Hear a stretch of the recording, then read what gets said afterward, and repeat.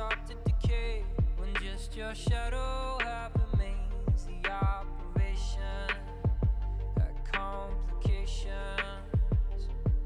and the part of you that died I'll carry all my life.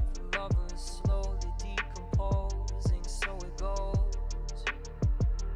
Could have been paradise, could have had diamond eyes that held so tight that I lost her. It could have been fireflies, but that fire died, dead and gone. I was wrong, love's a call. I'm a monster. Monsters.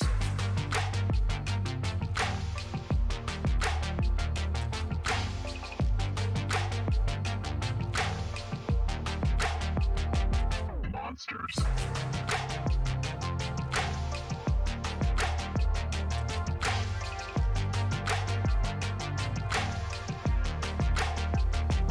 Monsters.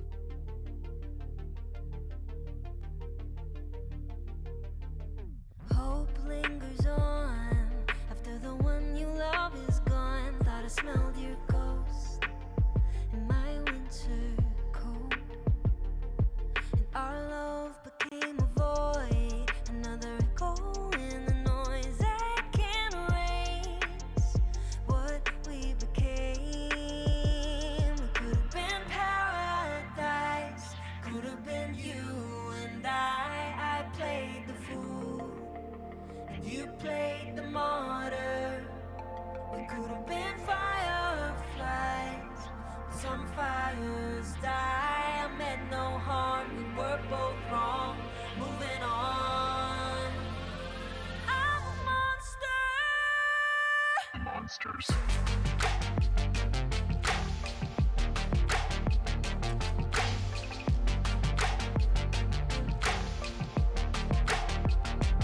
Monsters.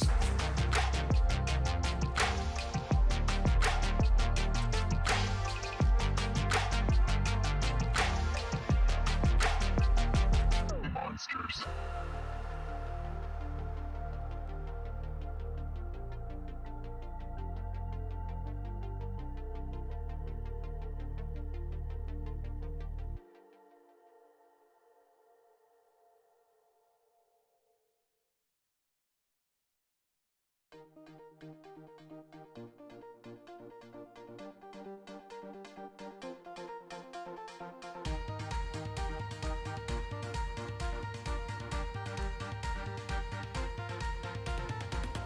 Take everything we got, give it an honest shot, turning it on and off, we've been sliding, riding the highest dream, keeping the fire real.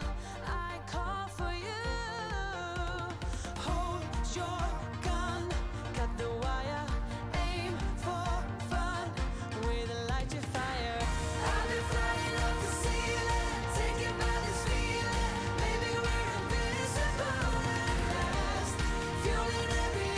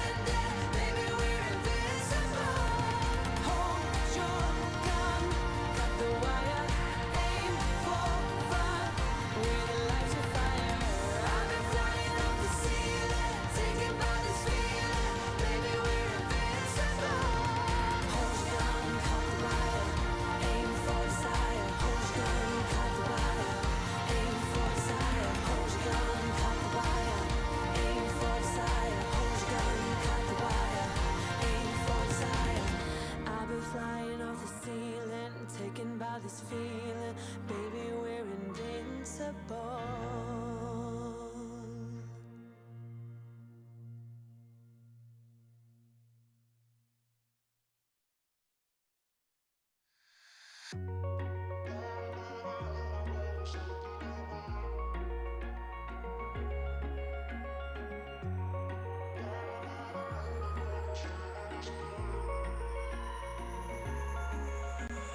Wish I could say I was finally over you, but that's not the truth. Everyone always keep falling in love again. The fuck's wrong with them? I don't understand. Maybe it will pass by, someone save me. Before I pass out, I'm too lonely to be done. I'ma drink at this place. Yeah. Why am I the only one who's left in the rain with nobody to hold on to? Why am I the only one who's feeling this pain when there should be two of us? And yeah, I know we both wanted different things, but letting go just comes easy to you, don't it? Why am I the only one who's left in the rain? If I had an option to be someone else, I would, and let go of you. I know that I'm obvious, fuck it, I'm made this way. But why didn't I stay when I had the chance? Maybe it will pass by, someone save me. Before I pass out, I'm too lonely to be done in my drink at this pace. Yeah. Why am I the only one who's left in the rain with nobody to hold on to? Why am I the only one who's feeling this pain when there should be two of us? And yeah, I know we both wanted different things, but letting go just comes easy to you, don't it? Why am I the only one who's left in the rain? The only one that's left in the rain.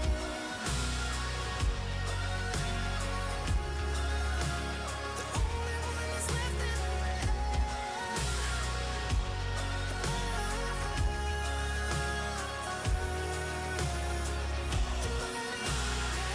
Am I the only one? Am I the only one? Am I the only one? Am I the only one? Am I the only one? Am I the only one? Wish I could say I was finally over you, but that's not the truth. Why am I the only one who's left in the rain with nobody to hold on to? Why am I the only one who's feeling this pain when there should be two of us? And yeah, I know we both wanted different things, but letting go just comes easy to you, don't it? Why am I the only one who's left in the rain?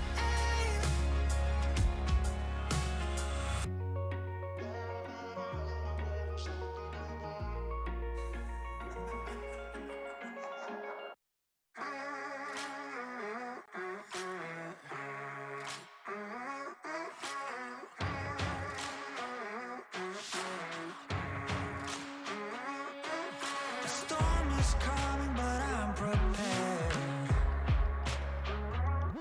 I'll be gone for a while, but don't be scared. Right now, I don't know if I'll ever arrive. Where the grass is green, we're still alive. I hope I'll see you on the other side. I know that I'll be paying for the ride into the black hole. Sing for my soul through the black hole to make myself whole.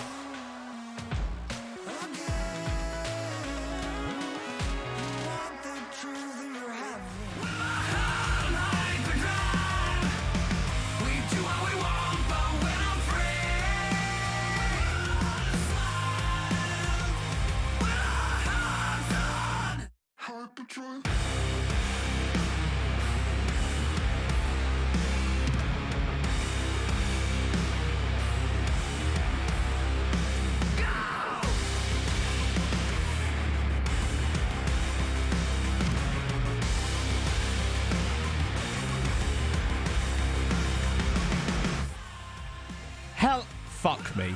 Fuck me in the face. Really, Matt? Really? All right, cool. Guess we're starting off like that today, friends. Terrific work.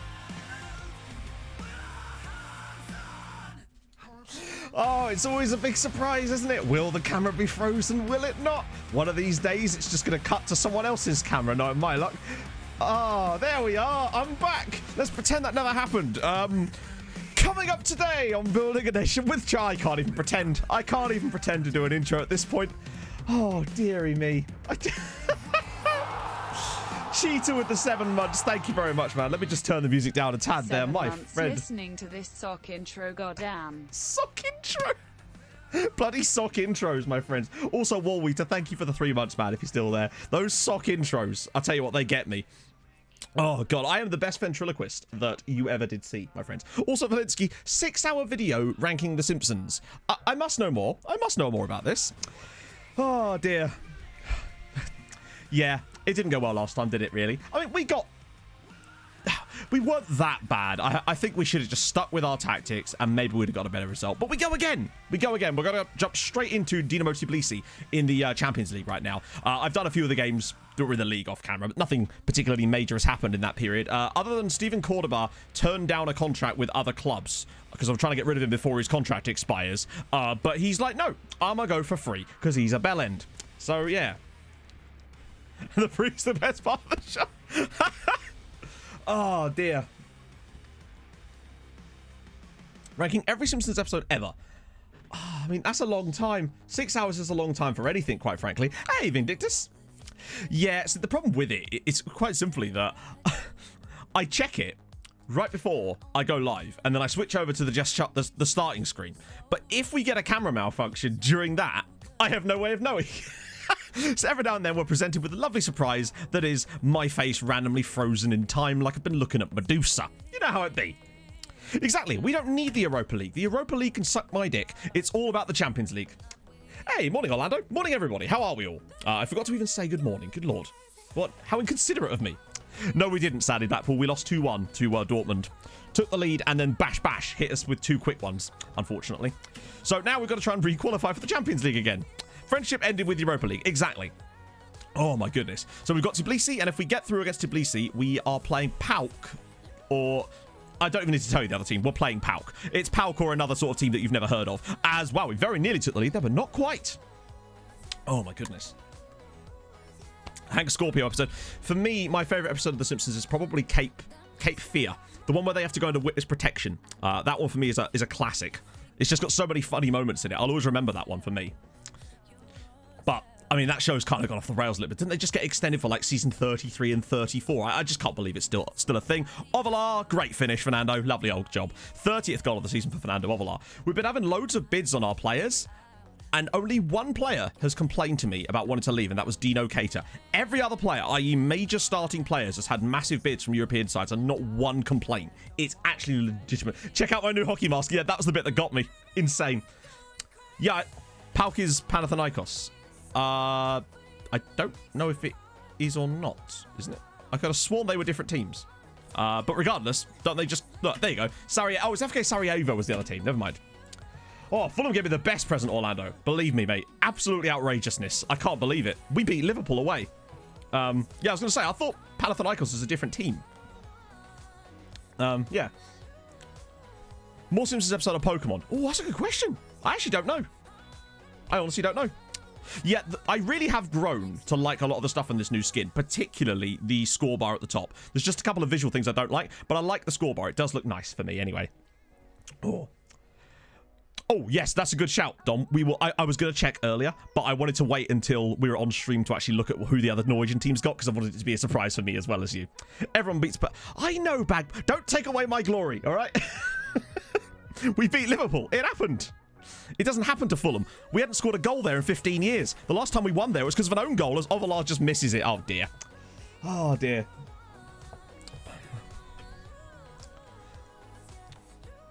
Find pretty much all you want. Oh, I don't need those, Medi. I have a Plex server and a Usenet subscription. It's all good. I have Matflix. Oh, dear. 900 episodes. Jesus. That's quite a lot of it. I mean, like, I'm not great with math. D-Girls, thank you for the follow. But that seems like quite a lot of episodes. At one point, I did try and watch the old Pokemon series. Like, this is a while ago, like 5 or 6, maybe even 7 years ago. And I don't know, like, as an adult, it doesn't quite hold up the same way you would expect it to, obviously. But nevertheless, still fun. That's insane. I have a fridge. Oh, no, get it on the fridge wall, Weeter, for sure. Let me be the gateway to your cheese. Joking. Yeah, no, I actually, you're right. Yeah, Brazzles. I got a notification from FootMob before stream saying that Yogi Love is going to retire. Oh, not retire, sorry, but resign, which is interesting. So who takes over then, I suppose, is the question. Hey, Michelle. How's it going, man? Obrigado. Oh, 1,000. Are we counting all, like, the special promos? Wow, that's a good save. That's a good save. Morning, Dan. Oh, mate, Reece, you nailed it, buddy. I mean, I know that it wasn't a huge surprise, like Liverpool being bad at home, but I think still, everyone probably still expected, if they were being honest with themselves, Liverpool to be better than that against Fulham. I realise that Liverpool have not been in the best shape lately, but come on. You'd still expect them to beat Fulham. But honestly, I don't even think it was... Liverpool weren't great against us, for sure, but Fulham were actually genuinely really good. We handled that game perfectly.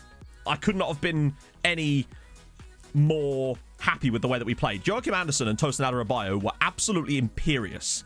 And yeah, everyone just did their jobs perfectly. That second half was absolutely, like, exactly like Dan said, absolutely nerve-wracking. When I'm nervous, I talk a lot and I just try to make conversation to pass the time. I did not shut up for the entire second half. And also, my stream was like 3 or 4 minutes behind. So when it got to like late, like near stoppage time, I asked Emma, I was like, oh God, please tell me we're still winning. She's like, yeah. So I can relax for the next 4 minutes. It was great. I get to see all that late stuff without having to worry. Oh, it was incredible. Oh, morning, Joycey. The math thing's just a thing now, isn't it? I like it. Mathematics was my father. So no, the thing about the Anderson deal is there is no option. However, if Fulham were to stay up, you could bet your ass they would be allowing as much money as physically possible to try and get that deal done. Anderson and Adarabioyo, hello. Okay. Sorry? Just leave, that's fine. Alright, fine, sure. Yeah, this is the qualifiers. This is the second qualifying round. It's not until next year that we get our big bump. I agree, Dan, honestly. And do you remember when we first signed him? There was a lot of, like, everyone was hyped about Adarabioyo because of the deal that we actually got on him. Because Blackburn fans, if I recall, said that he was really, really good. Better than Senderos. I'm better than Senderos, James. Hey, Rob. But when he joined... Oh, morning, Victor. All the talk was about Adarabioyo because he is, obviously, he did well at Blackburn, I think it was, and he looks like a really solid player, and we got a good deal on him. I don't know how City let him go that cheap. But it was all to do with that how Anderson was just a bit of a busted flush, wasn't particularly a great player when he was at Lyon, and then all of a sudden, bam, absolutely incredible. Kararud, thank you very much for the Twitch Prime, my friend. That's extremely nice of you, buddy. And, oh, well, we nearly scored just as you did that, but thank you very much, man. That's incredible. Better than Dennis Odoi. As a person, possibly not. Dennis Odoi is one of my favourite Fulham players of all time. I love that man. That header against Derby is... Oh, shit. Okay, I'm actually... Upper body injury? Oh, God, he's not torn a titty, is he? Like, it's funny when it happens, but not that funny. Elton John's coming in. Could be cracked ribs, yeah. Yeah, it is absolutely insane. Those two are brilliant together.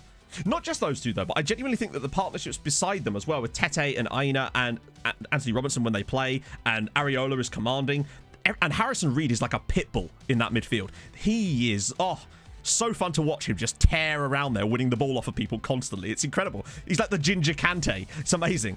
Cater, backfoot, and Kobo! It's tipped over the crossbar. Swiss cheese is better than Centros. True. And it weirdly has less holes in it.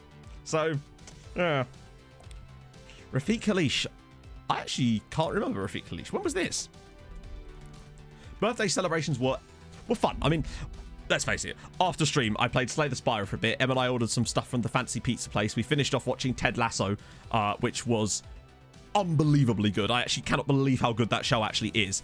It's like the most wholesome damn piece of television. You cannot not feel good watching it. It's incredible. I highly recommend Ted Lasso. And then I had a lay-in on Sunday. I read a book for a bit. It was great. Bobby Zamora or Dennis Adoy? Well, they play in different positions, you see. But for me, Dennis Adoy. Bobby Zamora wasn't actually at Fulham that long, if I recall, really. He did have an impact, for sure, though. As far as I know, there's no option to buy an Areola, too. The only options to buy Fulham have got, we've got one in Lamina, which I actually think means, it, as a result of that game against Liverpool, actually has been triggered. Back strain. So if Fulham stay up, then I think we're forced to buy Lamina. Not that I'd be complaining. He's done quite well for us this year. Player who scored the volley for Fulham was so good. Which volley? Because the famous Fulham volley was Pachim Kasami. But... God, for me, that, an eight, imagine if Fulham signed 8, can you imagine if Fulham signed Areola for £8 million? That would be stonks, my friends, I say, stonks. Anguissa, and the thing is, Anguissa has not even been in the team lately. That's how good our midfield pairing have got. Hopefully neither, Jim, because Ruben Loftus-Cheek has been nothing. He has been pretty anonymous for Fulham this year. I don't know where this idea that he's been good for Fulham has come from. I think it's just because of Chelsea people in the media, potentially, because he's a lone player from Chelsea. I don't think he's done anything worth talking about for Fulham this year, other than miss some really big chances. He's got 1 goal, and that was against Everton, which was a good finish, but I'm not a fan of Ruben Loftus-Cheek as, like, a Fulham player long-term. He seems like a nice guy and all, but I just don't think he's worth Fulham pursuing any longer, quite simply. Seri, I think Seri's gone on loan to Galatasaray again. He definitely wasn't registered in our Premier League squad, so we had to put him somewhere, quite simply. Who is Pete? Yeah, it's Keylor Navas. And let's face it, Navas is a fucking good keeper. But I still rather have nipples, to be honest. If it was Kasami, then Kasami actually didn't play for Fulham very often. He's just famous sort of for that 1 goal. Oh, is it Bordeaux?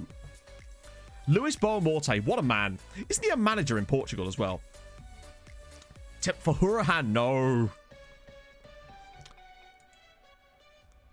Yeah, the Cavallero is not a striker. He when he's a winger. Oh god, hang on. Right, so the elections happened, and we have a new chairman. It's Kevin Hansen. So what that means for us, I don't know. Whether he's better than Hans Steen, or he can't be any worse than Jurgen Pettersson. So expectations, what we got? I thought they said win the Champions League there for a second. Well, that's quite tough actually, particularly as we're not even in the guaranteed group stages there. We'll see. Big old Kevy, what was his surname? Kevy Hansen, was it? He really hang on. He dated Nicole Scherzinger. How do you know all this stuff, Dan? You're like a Fulham encyclopedia. I love it. But no, Cav is... Yeah, oh, that's annoying. So I tried to sell him. Bids were put in. He rejected the contracts, and now he's going to leave for free. Bell piece. Is all I can say. But then we already knew that. Ah, dear. Time for some bop. Oh, if only I could, Ollie. If only I could. Oh, Norway team Storm. Yes, sorry. My apologies. Right, let's get cracking. Mario Lemina went to Galatasaray. How do you mean? Where? What, in my game? Dino Keita. Right, okay. Let's go. Should say a sub. I can see a sub badge being flexed in 9 months. Oh, no, 10 months. My apologies. Or has it not come up in the feed yet? It can be a bit weird like that. Ooh. Hang on. Hold on. Armor. I'm sure this is... Armour Ed Doom? That might be right. I'm so sorry I butchered your name there, my friend. Right, so it's Europa Conference League, right? Oh my lord, there's some big scores. I'm just trying not to look here. So this is the round they go in at. Mulder 3-0 again. Oh, they beat Lubin. Oh, my Polish boys. What else we got?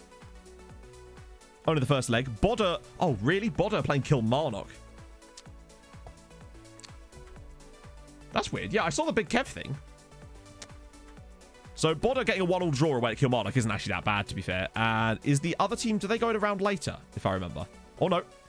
Christensen. Oh, that's easy. Playing against Salgris. This is good news, chatto. So, second qualifying round, we're 3-0 up, 4-1 up away, and a 1-1 draw for Bodder in their away game against Kilmarnock. This is really strong news. We could actually genuinely have 3 teams in the third qualifying round this season. Imagine if we actually got all of them through.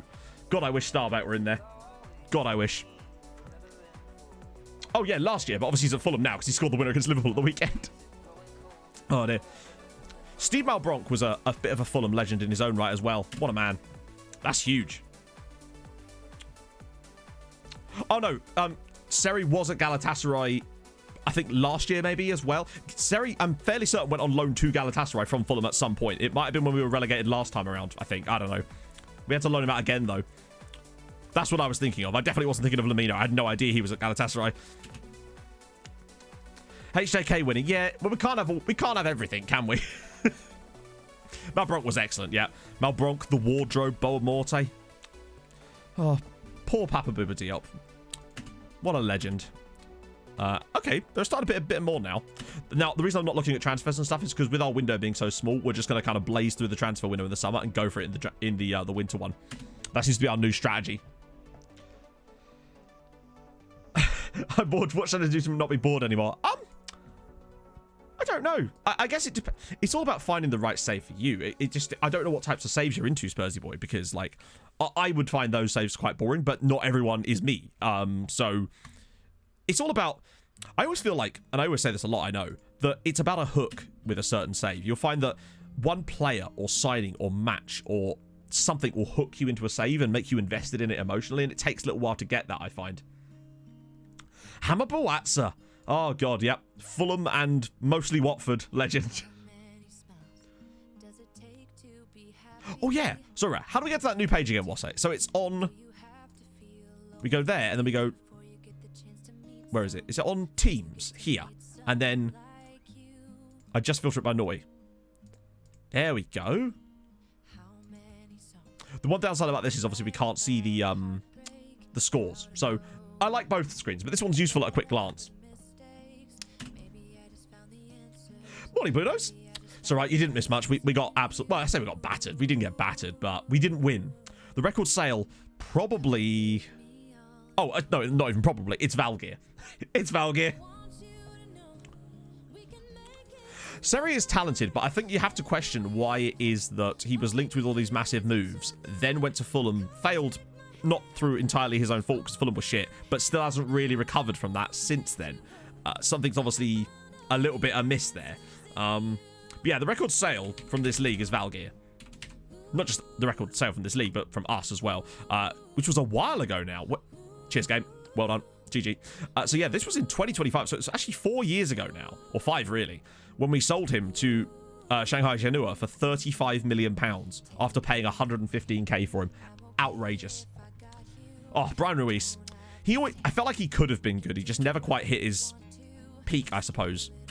Another one of those sort of players that Fulham didn't really need at the time. 81 grand a week. All right, well, I can now sort of understand why he turned down Hertha Berlin, as it were. Yeah, we still don't know how we made that. Like, we still don't know quite how we did that deal, considering no one's offered us more money than that for even our good players since there.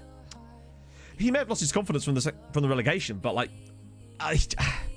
it's been 2 years. Something has to change there. Yeah, new screens are great. Well, I mean, you're the one that showed us that thing that we could have the match analysis thingy on the side, which I didn't know you could even change that. Chelsea want tally. I want them to piss off.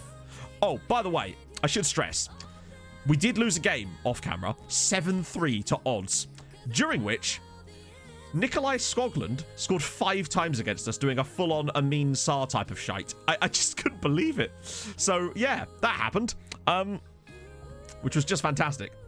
What song? The song is I Found the Answers in You by Loving Caliber and Mia Niles. That is the current playing song. Yeah, Berbatov as well. World class, but sometimes you just need a bit more than that. I mean, he could be amazing, but, I mean, when was the last time he was amazing, I suppose? After a certain time, you have to kind of be like, well, I don't know. Maybe there's a reason he didn't sign for those clubs. Wow, hello. He does have a release clause, doesn't he? I'm almost... No, he doesn't, or does he? No, he doesn't. Facundo Cochimano. He's certainly an interesting one, for sure. Why on earth did it... Hostility? I'm so sorry, Seth. Twitch has decided that you were being hostile, sir. Yeah, so much for the unbeaten season, indeed. Hertha Berlin. Hang on. How else were people pronouncing it? Caliber, but like spelt the American style. That is a very good footballer name. Facundo Cochimano. It sounds like a guy that Wigan would have signed like 15 years ago. I like him. We'll have to keep an eye on him maybe for the January transfer window, for our window. Particularly if he doesn't go in this one. I think he'd be a bit of a no-brainer to try and bring in, frankly. Oh, he's 19 though. Shit. 19. I'm sorry. Seth, it's fine. I'll forgive you, buddy. I'll forgive you. Yeah, the 19 part could be a problem. But I'm still going to put on the shortlist. Because we're actually going to have more... Did that even go on the shortlist? Or did it just randomly select Argentina for some reason? Does anyone else find this visual problem where you click a button and it doesn't actually click the button, it clicks the thing behind the button? Like, very annoying. Oh, yeah, no, I only know that because I've heard people say it. Hello, Senegalese central midfielder called Papa Diallo, who still plays in Senegal. I think. Interesting. Few potential young talents in here, actually, as well. I did another one of those... Hello, sorry. Oh, why have you got 5 feet? It's a Liberian, chat. A Liberian that's gendered at Sparta Prague. I mean, we still scouting the shit out of him. But god damn it with the finishing of strikers that can't finish. And he's not very brave either. Oh, the new George Weah. You'd love to see it. Right, we're definitely scouting him. That's for sure. Let me just get back to the list. Hot diggity dog. That's about as obscure as they come. Oh my goodness. Retrain him. Well, he has to be good enough to retrain. We don't know what he's good enough like yet. That's like, I love that there's a Libyan guy as well that's at Benfica. That's pretty sick. I did the standard obscure regen search as well before stream. I don't think he's come through that though, because there wouldn't have been enough time. But there's a few certain options here. This guy, Yaya Bar, which is a great... Oh, he's a bowling midfielder too. Of course. Once we get our youth intake, we'll have to switcheroo and do the old... Hello, Em. Oh, yes, right, don't worry. I'll get onto the checker player thing. I just wanted to deal with one thing at a time. Ooh. Thank you, Em. What's that? Ooh, a donut. Thank you. Ooh. Yeah, exactly. He could be rubbish and I'd still be... all right, okay. I cannot be the only one like this, right? That I'm instantly more interested in a player if that player has an obscure nationality to go with it. Like, if I've got a choice of, like a 7 out of 10 or a 6.5 out of 10, but if the 6.5 out of 10 is from, like, Timor-Leste, I'm suddenly way more interested, you know? Calba, thank you for the follow, man. Oh, goddamn, that's hot. Youth coaching and recruitment. I think they're, like, both maxed out, aren't they? From what I remember. Right. Firstly, let's just do Joe Willock. Oh, no, we already did that one. Right, Joe Willock. I thought he had an imposter for a second there. So there's Joe Willock at Sheffield United. Oh, dear. Exactly. It's part of the fun. It's the reason I signed Johnny DePestra for Bolton. So, yeah, Willock's been at Sheffield United a while now, actually. Oh, I'll show you, Fishy. So, yeah, that's... Oh, Micronesian wide playmaker. That's the dream. 10 Macau... Believe me, if I was completely on that train, my entire team would be from Sudan. So, £48 million, though. Sheffield United got a talent there. That's the most surprising thing about it, to be honest, yeah. Considering he's got 10 goals and 117... Jesus Christ. Looney Hoon coming in with the pitch invasion with the party of 63. Oh, my goodness. Sorry. While you're here. Oh, shit, he's gone. Can anyone remember his name? Damn it. Hey, let me just check the shortlist. Where's he gone? Where's he gone? Where's he gone? Yeah.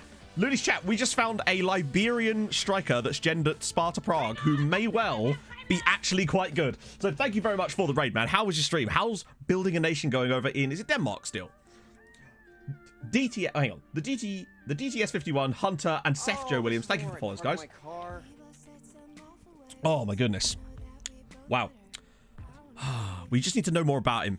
Like, is he retrainable? This gives me hope. The pace and acceleration, though, we'll see. Doesn't have to be as a striker, though. 1 cap in 1 game as well for Liberia, too. You'd love to see it. Like, we could have found the next George Weah. That's the dream. So, yeah, as for... where are we? Yeah, so basically, the way you do it, Fishy, is... So, presumably yours looks like this. You just click list, and it displays it like this. There is definitely some benefits to the cards thing, but it takes so long to go through everything. So it makes it difficult. Zen Guffer with the follow, and Reva with the 4-month resub. Vinche Shearer, Ticket 2 Ultra, Ticket 2 Ultra, Scooter 1, We gonna be a Poutine, while. Scooter 1, Poutine. Robbo 2 yard, I Robbo 2 yard, I 6 sausage roll, Just 6 when we sausage thought it was done. roll, Looney 7 mug, Looney 7 mug. Thank you, Reva, for the 4 months. Scuds getting the gifted sub and pass Brock Twitch. Thank you, Anonymous. One day I'm going to find out who you are and buy you a beer or the beverage of your choice. Thank you very much, man. That's awesome. Oh. Well, to be fair, that's the max of 10 finishing. Likelihood, it's more likely 6 or 7 at the end of the day. These guys I'm going to give a little scouty scout to as well, just because they're sort of... Oh, wait, hang on. Not you. Because they're sort of on the fence, perhaps. Rwandan! Jean-Paul Habamahoro. Great name. I mean, does that make him worthwhile? Nearly. Oh, Cyprian isn't as good as we thought. Still not awful, though. God, this River is going to be insane. If River is subbed, you can expect emote spam. We love to see it. I think... Do you know if there's a train coming anytime I think, Danny, the hype train conductor thing is actually not for someone gifting you a sub. That's for you contributing to a hype train in some way, even if it was just resubbing yourself. Kenny Jim, thank you for the follow. Right. Pavle Tinto, that's a cool name. It's sadly not very good. Oh, for some reason, the game generated a load of American Samoan players out of nowhere. Look, I'll show you. Oh, they've not come through in this report. But out of nowhere, they just generated a load of random American Samoa players. It was so strange. If we miss the occasional one, we miss the occasional one. So, sadly. It really is much, much easier, Fishy, for me. It depends on what kind of scouting you're doing, really. If you want to be more in-depth, then actually the other one might work better because you get more data. Wow, look at all this. Considering how much we win, it's weird that they consider there's so many problems with this system. Let me just turn off these squads since we can't really use them anyway. Oh, by the way, Everton bid 8 million for Phil Foden. So that's something, I guess. Also, I'm training all of our central midfielders to try killer balls because I genuinely believe that that is the key trait for midfielders on FM. I moved, for those of you that might not watch my Bolton series, I moved a player back into midfield last night that had one of those roles. Oh, shit. Sorry about that, Wassa. Hang on. Can I click it? Oh, I can't. Hang on. I'm going to accept it. Put the Yatsu in the chat again because I can't click it from the player request, sadly. But yeah, I pulled a guy back, and I think that's what makes midfielders work on FM21, genuinely. Spurs put a loan bid in for Mbete Tabu, and my fucking assistant decided to reject it on my behalf, even though it was a good offer, and I didn't realise we had him set to do that. Could be, Ollie. It could be. Phil's staying until he retires. He's never retiring. I'm going to, like... There's a few OP, like... Let's see what we got then. Mirko Reynoso. Well, his name sounds... Oh, my lord. At first, I was like, oh, yeah. And then I saw him, actually. Shit, the bed, he's good, isn't he? 19 composure. You love to see it. Decision's really high as well. Places shots. Comes deep to get the ball. I suppose depending on where you're playing him, that kind of works. For my strikers, particularly in a one-man system, I don't like that. But then that's just with the Bolton tactic, and it's batshit in it. So, wow. Fair one. What was the fan saying? Hang on. Can't believe people would travel 3,440 kilometers to see a game involving our awful team. I'm sorry, good brand. Were you not in the final of the Europa League? Were you not at the final of the Europa League last year, mate? Goodness me. I'm certain there's a few different PPMs that are very... Sorry, not PPM. I'm still going to call them PPMs. That are very useful, but the one for me that made a difference with the Bolton save was Kang having that likes to try killer balls or whatever it's called. I moved him slightly deeper because we had no spaces for him, and all of a sudden, he was just racking up results. It's insane. Only 6 out of 10. True. Oh, it legitimately is, Dan. It's insane. I'm getting myself prepared for summer, apparently. Bring back the vest, I say. Shadow Strikers, yes. I liked playing Ivanov there, and I found that, who was it? There was someone else we used to play there with the Bolton save that had that exact same trait in that role, and they were brilliant. But for my... I suppose it is because the Bolton tactic is so bizarre that I feel like... Right, a normal tactic is like you're buying a brand new car, you can service it anywhere, the parts are cheap, there's loads of garages. With that Bolton save, it's like buying a vintage car with that shape, as we're about to hopefully take the lead. Like, the parts are really expensive. You have to use a specialist insurance company, and no garage is going to do any kind of work on that car. That is essentially... Bala is a Shadow Striker, but I'm talking about back in the day. But the reason that Kang has basically been forced into that position is because of Bala. And now it feels like they are unbelievable with Kang behind Bala. Oh, my God. Wow. Dynamo Tibli... Oh, it's offside. Never mind. Never mind. No worries. Oh... I know half, so what I really should be saying is, God, how dare you, sir? No, seriously, it was a fun old stream, essentially. We had a final, we lost a final, I drank a load of gin, and we had a bloody good time. Yeah, I find that...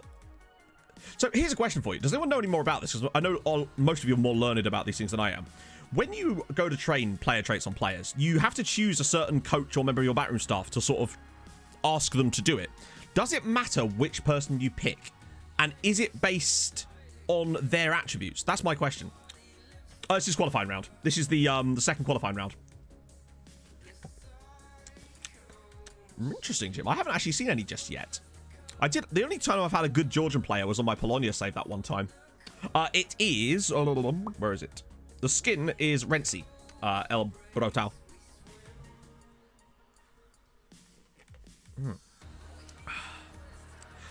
So that does happen on Twitch sometimes, Dan. I've noticed that when I've been watching streams. Unfortunately, it is a Twitch issue. So there you go.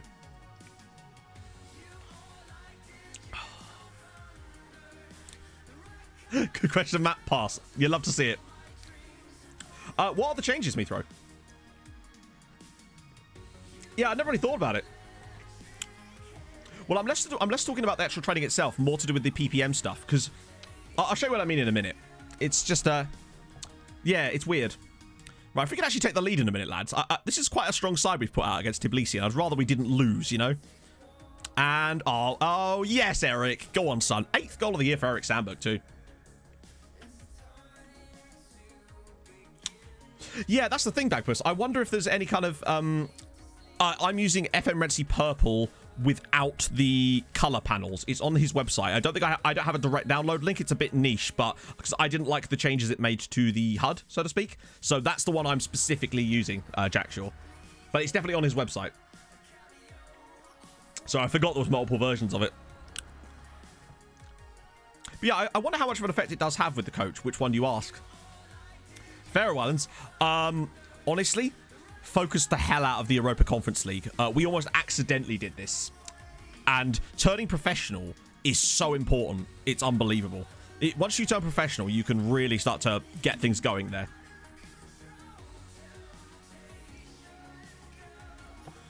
Oh, yeah, I'm not interested in what they want to say. Sorry, what I meant, Jim, was the...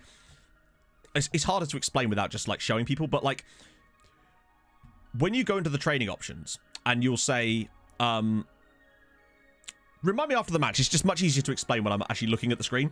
Because it gives you a choice of different coaches, and then you can choose rather than asking them what to do. But I'm wondering if it matters, because say I want to train killer balls. Does it matter which coach I ask to train killer balls, or is it just simply ticking a box, so to speak, you know? Honestly, the thing that made me go away from TCS was quite simply, I didn't like how many changes it made to things like the... I quite liked the purple vibe and the skin, so I didn't like that it changed too much about the original skin, to be honest. That's weird, Jim. Just as well we've actually got transcode. It's one of the few perks that you get as a Twitch partner is you do get priority transcoding, so you can watch the stream in different quality settings. Although apparently they've been removing some, which is dodgy. Yeah, I mean, he's been proposing that for a while, but it's just a different arbitrary line, isn't it? Because there was that brilliant example that someone put on Twitter. I think it was involving a Raheem Sterling goal that would have been onside under those rules, where it was like blatantly not, but it is what it is. So, yeah, they're all semi-pro, El Brotal, but what you really have to do is work very hard and get... Wow!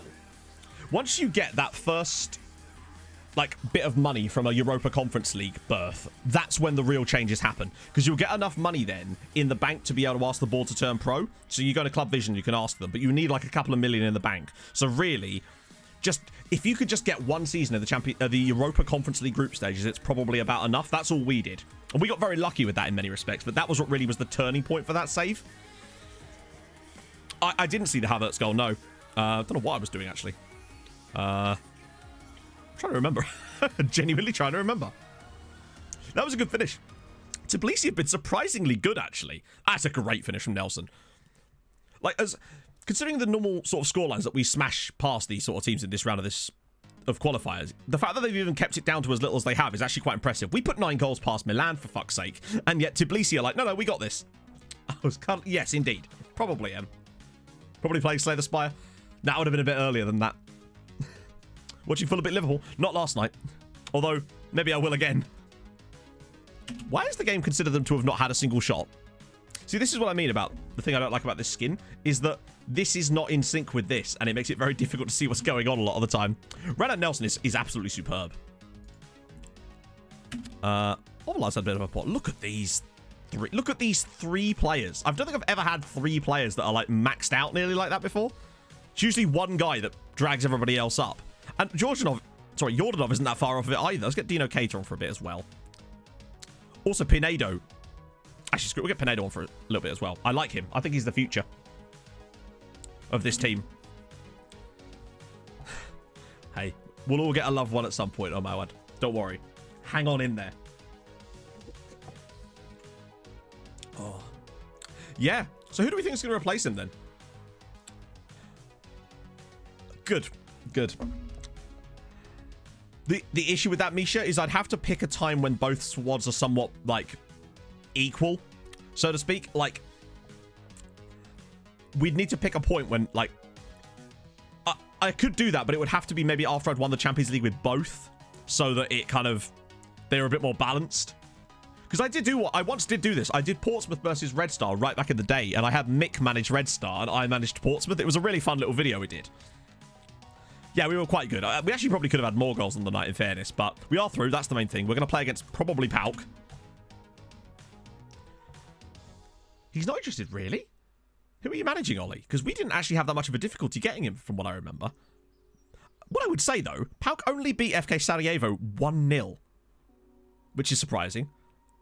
There's a few sort of interesting teams coming through here. Partizan really did struggle as well. Okay, I'll take that. Ralf Rangnick. Interesting. Go for Klopp. But, I mean, is that a thing it's likely to happen? Oh, wow, okay. He can be out for a bit. We'll play them. Right. So we need to go to Thursday. I think we should get past Pauk relatively easily. You're right. Yeah. If they could only beat FK... Didn't we beat FK Sarajevo like 10-1 a few years ago?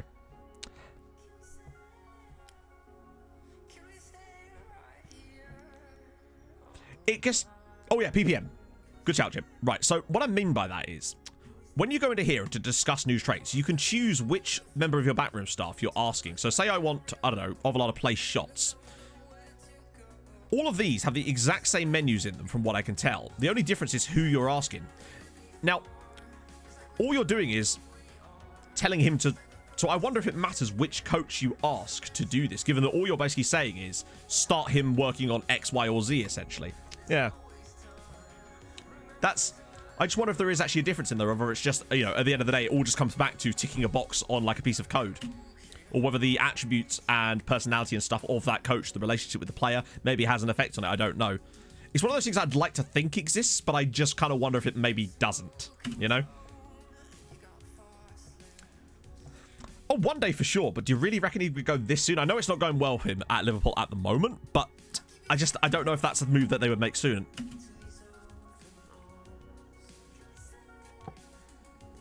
So what is his potential range then, Mushrak? Because the one we got is pretty good. I mean, we can't argue that Ovelar has probably been the greatest player of this save. Like, there's been players that have come and gone over that period. No. Like, Classy, Net, and so on. But no one's really had the consistency of someone like him, quite simply. Well, yeah, that's actually the main thing I'm curious about, Jim, is I find that they always get the same response, which I believe is just basically, if the player has certain attributes, they will give you a response based on those attributes, essentially. But what I'm really interested in, as you point out there, is whether who you ask means that they're more or less likely to be successful in the thing you've asked them to do. That's interesting, and I don't know how you'd really track that. I guess you could experiment with it, but then you'd need... It can definitely be experimented with, I suppose. maybe that's worth a video at some point. Try and figure that out. This is season 11, Sam, now, I think, technically. Or are we still technically season 10? It depends on where you consider our seasons to have started. We kind of lose track. We're still in season 10 of our league, though. So let's just say season 10. Wow, that's nothing. Chelsea, piss off. Ooh. Right, have I got any more player requests? I want to make sure I don't skip any. Julio Villalba. Cool name. I love anyone called Julio. Oh, he's FC Köln. Striker. Oh, he's Paraguayan. It's probably Ovalar's partner up front. Oh, dear. No, sadly not Starfish. We lost 2-1. Close one, but not quite there. Yeah, that's what I mean. You'd sort of have to create branches and just... I guess you'd have to simulate over and over and just sort of see what differences were made. Like, about when they learned it, if they learned it, how effective it was, which coaches did better, which ones had certain attributes. It's interesting. Because the Norwegian league kind of operates differently, Sam. So I think it's actually season 10. Technically. Hello, man. You right? Yeah. Goob. When I went to the baker's, I got shouted at by a man. Why? Because I went down the bit you shouldn't go down. What bit? No, the bit was like, this is a private estate. Bullshit, is it? I've been walking... And I walked down it, and his wife came out, and he was like, oh, it looks like someone else who can't read. And she's like, yeah, I know. And I was like, oh! Ah, yes. The old, I think my house, because it's on a public footpath, means I own the rights to the footpath. Yeah, but also, they got a sign up that says, you know, private thing. Yeah, but they don't... They it's still public highway. Yeah. Putting a sign up doesn't suddenly make something private. So, I'm sorry, just because you put up a sign of some being cute, you know. Yeah. Anyway. That's true, actually, Starfish. Yeah, we would have done, wouldn't we? I hadn't even thought about that. That was the main reason I wanted to win, because obviously coefficient, but we'd get pot 1. That's the main thing. You have him alongside... Oh, my God, your Paraguayan frontline, Joey. That sounds amazing. Well, that's what I don't know, Snoopy. I wonder if that's true, you know? Haven't eaten it yet, Misha.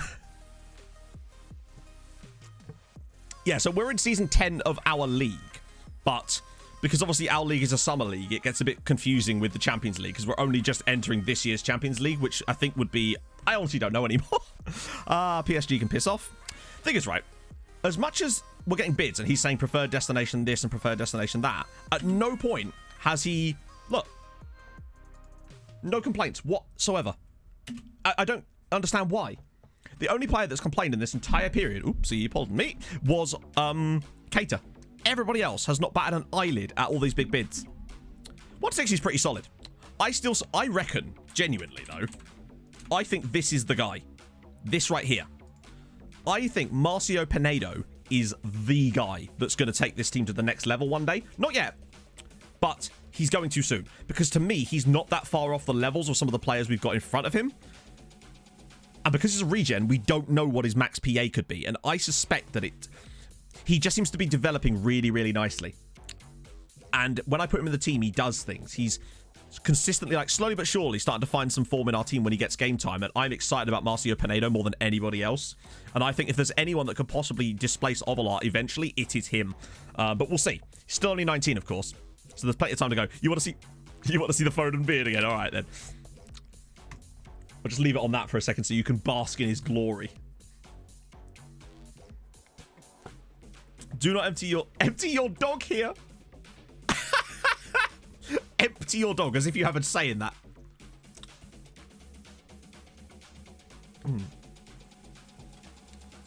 Adaptability, interesting, yeah. Oh, is that one of the hidden attributes? Interesting. Yeah, that's the idea, Bullseye, but no one's... We tried to loan him in the other bit, but he just wasn't having it. No, I think Ovalar still has better finishes. Big sales. I mean, who are we going to sell? Like, I tried to sell Cordoba, and he turned down all the contracts and then signed one with Monaco on a free. Foden, he was free, Danny. He joined us for free. He was released by Man City, was out without a club for 9 months, and eventually we ground him down until eventually he could join us. So, yeah. The thing I like about Pinedo is, like, obviously his attributes are good, but it's how often he scored when he played for us, whereas a lot of our other young strikers that we put in genuinely wouldn't be quite as consistent in that. So it's just interesting. I like to judge players attributes are important, but when you actually put them in your team and how they perform in your team, for me, is far more important because I often find the stuff that just seems to make things work, whether that just be the right combinations of attributes. It's interesting. Oh, dear. Here's how hard it did. Me too, Matt, to be fair. Why would we sell Foden, though? Like, we had an £8 million bid for him from Everton, but, like, to me, what's the point? We've not got anyone to sit there and suddenly replace him, so I feel like that would only weaken us, and I don't think we're in huge financial harm right now with our 16 million in the bank, and we're going to probably get another 13, 15 million when we get to the group stages again in a minute, so it's... I don't want to sell if I don't have to. No, right, this is the thing. His agents slowly come to like me a bit more. When I gave him a new contract, obviously Owen Stanley got a massive cut of that, so it kind of turned him around a little bit. Because he's the only person I've ever had on FM that fiercely disliked me. So here's the coefficient situation as things stand. Yeah, that's the one that's actually ranking it on. So this is the current one. So obviously this year we've only, not gained much. But we're losing as well. Quite a good year. So we have to make sure that we're solid this year because I think there's going to be limited room for us to actually grow unless the other Norwegian sides pull their weight. That's the key. If they do well, then the sky's the limit, to be honest. Yeah, he's played for our third team. Oh, Dean Harrison. That was the guy at Aberdeen, wasn't it? I wonder how he's getting on. Still there. And don't get me wrong, he's a good player. B. Hopkins, thank you for the follow, man.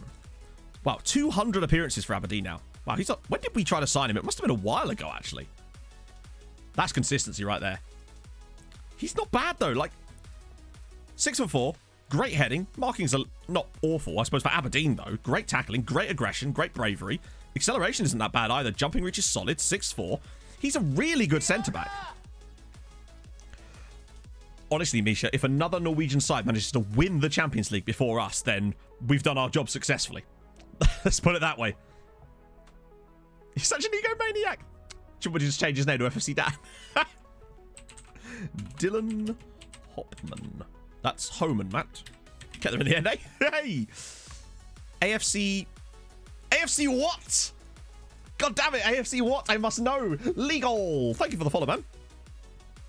So there he is. I like that he's in my face pack, although I'm guessing that's because he was at PSV at the start of this save. Oh my goodness. I would, Dan, but I can't disrupt the fine karmic balance of Phil Foden. I just quite like the idea of it. It sounds like a fake team that's used in a movie. Do you know what I mean? Oh dear. Balanta. Is he still in Switzerland, or has he moved again? Wait. Oh, this guy. Wait. Hang on. So he's retired already. Wow. Okay, he was older than I thought he was. I remember this guy being... When I first played FM, the very first season of FM, he was the wonder kid. The wonder kid that everybody wanted. Kind of faded a bit now. Like the one that everybody signed at the start of their saves, essentially. This was him. It's weird to see him retired on this save. It just shows how much time has passed since I started playing FM, doesn't it? Yeah, it was FM 14. I think it was FM 15, actually. It was around that sort of time. Yeah, Quintero. Balanta was like the player for that role. It was insane.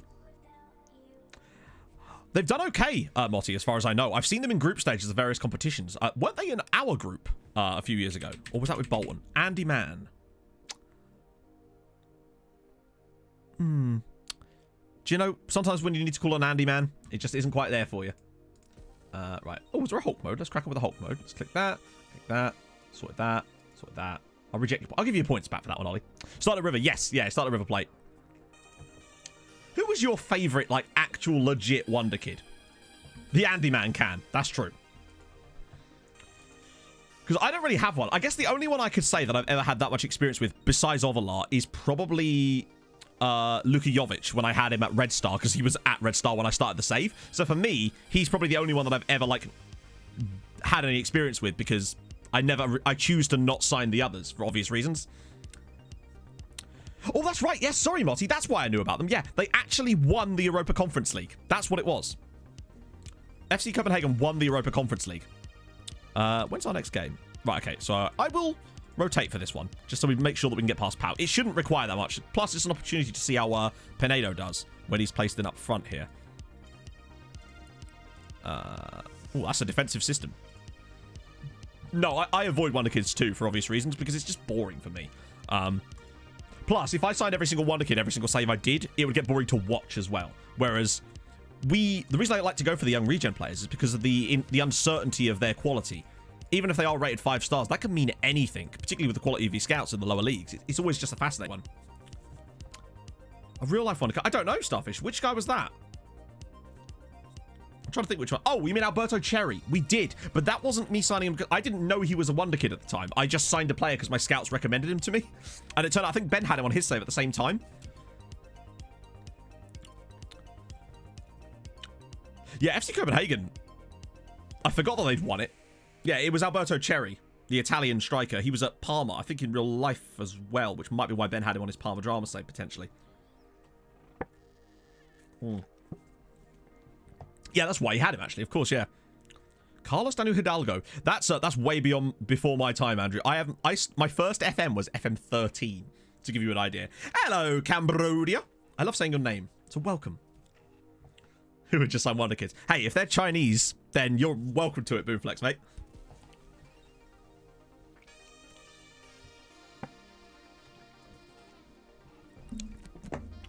Did Ben shout you out years ago? Not to my knowledge.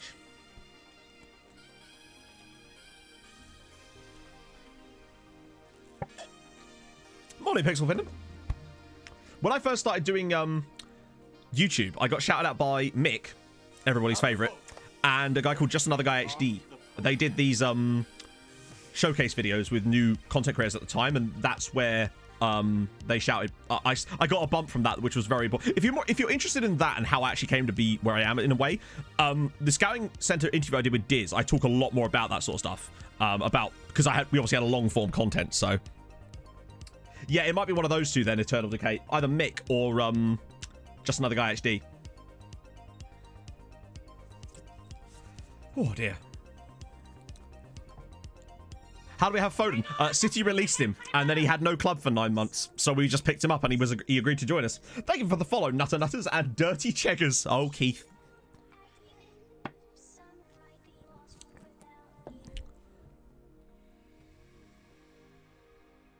Imagine that. Yeah. Has anyone else seen this? That Marek Hamsik is joining IFK Göteborg. That's sick. My Swedish boy's doing mad things there in the business. Jeffrey Carrots, thank you for the follow, man. Mick is a top tier content creator. I wish he'd do it again. And a top tier human being. Just the nicest guy. Yeah, Cavalcanti, by the way. I'll show you him in a minute. Remind me after this. He's already got 20 goals and 10 assists this season. He's got like 20 goals and 10 assists in I think 23 matches now. It's insane. He's probably the best player we've ever loaned out to any other club. And if Starbet get into Europe this year, I will be extending that loan, if at all possible, for next season so that he could hopefully bang them up in Europe. Because when I see a player that goes on loan from us doing so... What a finish, by the way. Doing so well at another club, I always want to continue that loan spell so they can continue playing that well for them because he could be a game changer. Really nice finish from Pinedo. And this is what I'm talking about. When he plays in our team, no matter how young he is or whatever, he's just... Other players have taken a while to settle and not scored straight away, like Jonathan, for example, and Jordanov as well when he first joined us. But Pinedo is just good finish from Jonathan there, but it's offside. Yeah, what is the idea going on with Göteborg then? Because, like, obviously I have a lot of love for them. That scarf you see on the wall behind me, the blue one, is a Göteborg scarf, but yeah. I guess it's, I mean, wow, we've had 3 shots on target and scored all 3 of them. God. It's like we're playing Barcelona away. Oh, I didn't know it. Sorry, I just realised the reason you were bringing up Cavalcante because he scored another 2 goals. I'll show him properly after the game because it's actually insane the record that he has this season for Starbeck. And I'll be super annoyed if they don't get into Europe with him because he's potentially going to be in the running for top scorer in the league this season for them and has already smashed in a shitload of cup goals to go with it. So I'm excited about what he can do for them. Hopefully he just performs well enough that they'll want to extend the loan and we can just get that deal done as quickly as possible because he needs football. And I don't think he's ever going to be good enough for us, but by God, is he clearly good enough for them. Asilovic. Oh, good strike. It's an interesting point. But then surely you would, I suppose, it's easy to say, well, surely you join someone like Malmo, but I guess if Malmo don't want him, then what can they do then? Still, it's cool to see a Swedish team being able to pick up a signing of the quality of someone like Marek Hamšík, quite simply. I have a lot of love for IFK. I would like to do another save with them at some point. My save with them in FM14 was very short in the end because, you know, the new game came out as Pinedo slaps home another one. Get in there.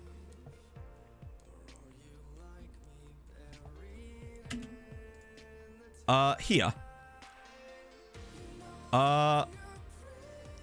This one here, Ice Battler. This tick box here. Oh yeah, so Emma's got me for my birthday. It hasn't arrived yet. Yeah, what is that? What is that about, Ice Battler? It's a gin glass, but it's got, like, you know, my logo has a like sort of version of my face in it. She's blown that up, and it just says on the glass, "This is my re-gin face." So that's good. So yeah, what does this ticky box here that has nothing on it do? What is that supposed to trigger? Oh yeah, he'd do well in the Netherlands, but I think it's just cool to see him go somewhere different, to be honest. Select all. Oh, okay.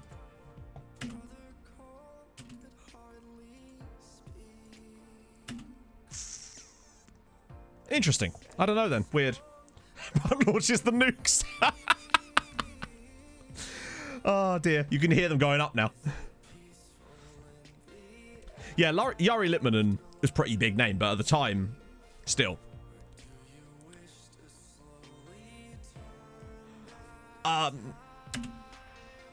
So firstly, Danny, that's awesome. I hope you keep doing it. Were you streaming FM or were you streaming something else?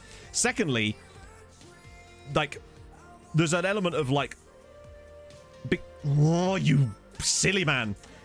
It's easier for me to keep things going for 4 hours because there is a constant stream of consciousness going on in the chat, which is very well, not easy. It's very useful to be able to feed off of that and create talking points based around that. John with the Twitch Prime, thank you very much, my friend. Hope you're well today. That's extremely nice of you. Hope you're having a lovely, I forgot what day it was for a second there, Tuesday. Had to grab my Tuesdays in there. Let's just get Ren and Nelson on for the last bit here. Oh dear. It's a joy to watch. But any Finn is always nice to see doing well. Morning, Viking. Gonna make an FM channel called... It has to be Useless Chicky Box FM. Morning, Superman. So a 4-0... Wow, we weren't actually that good in this game, to be fair. Then again, we still scored 4 goals, so what am I complaining about? Hey! Up in the Championship, Norwich, definitely. Anyone but Brentford. I don't know. Looks like Norwich, though. Seem pretty likely. And they did win in the end, Starbuck. Good stuff. I'm good, Superman. We are ploughing on in our hopes of doing something solid in Europe this year. So another 2 goals for Pinedo. Right, so what I was going to show you was Cavalcante. This is a guy we've had on loan to Starbeck this season. Let me just move myself to the right so you can see just bask in his glory. 21 appearances for them this season, 22 goals and 10 assists. He's contributed to 32 goals for Starbeck in 21 games. This guy has been ruthless for them this season. I'm so happy to see a loan player from us doing this well out on loan. To have that many goals in that few games is outrageously good, and I'm so pleased. Because if they do get into Europe next year, I'm extending that loan, and he's going to be able to hopefully do this for them in Europe next year, because sometimes players just synergize with teams, and he is clearly doing that. Going to work cool to my attractive colleague. Ah, TMI, Dan. Oh, we did, Yelphy. It was very nice. It was nice to just relax for a little bit. Right, yeah, so that's Cavalcante doing mad things over at Starbeck, so that makes me happy. I don't think we've had a loan player be quite as successful as he has been in that period. When you look at our current loan spells. Rodrigal, though, actually, I tell you what, look at this. 7 goals and 6 assists for Rodrigal as well at Viking. That's pretty solid. You'd love to see it. Our reputation is national at the moment still. So 3.5 stars currently. But we're doing what we can. There's not much more we can do at this point. Wow, look at all these club legends. But still, the only club legend that is a player of ours is Fernando Ovalar. And then most of this page is... In fact, none of these guys, weirdly. Fernando Ovalar is the only player that's managed to make it out of favoured personnel. Asare, Jordanov, Higita, the neck still, Nelson, the meat. Oh, the camera's frozen. GG's. One of these days I'll figure out where to fix that, but today is not going to be that day. Oh, dear. Gotta keep the jank alive, eh? Oh. Right, yeah, so that's the situation as far as that goes. After European final. Yeah, you'd think. I think we'd have to get a couple of them, you know? Beta camera. I'm not sure what you mean.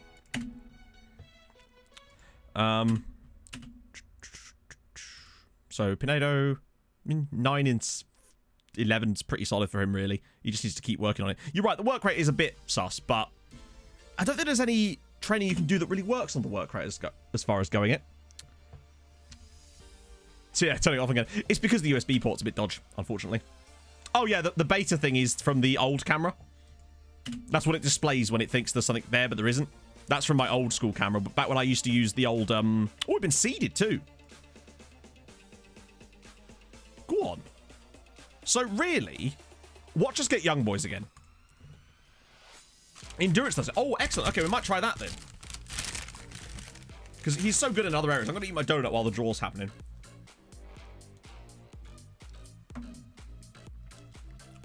I told you. I told you we'd get them again.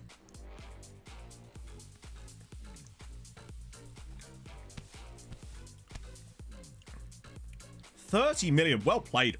One of these days I'm going to get one of those clauses to work. The old donut mukbang. Mm-hmm.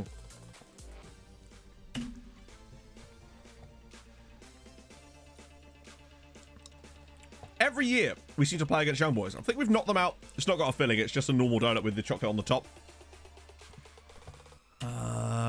Cavalcante scored 2 goals. Zahir's doing okay for Mulder as well. Hello.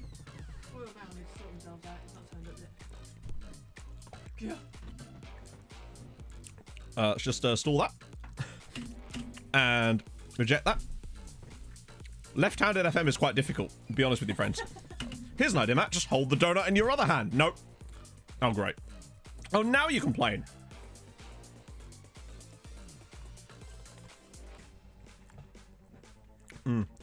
It's just a very normal donut, but they're just so tasty.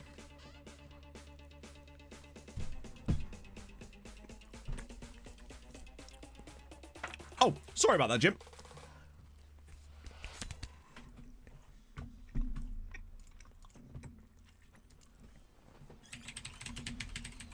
This is what happens when Vaughn isn't there to be my brain. Wait, is that him? That's right, she didn't squat, guys. The stream lives. Em, can I have a refill? Just water. Thank you.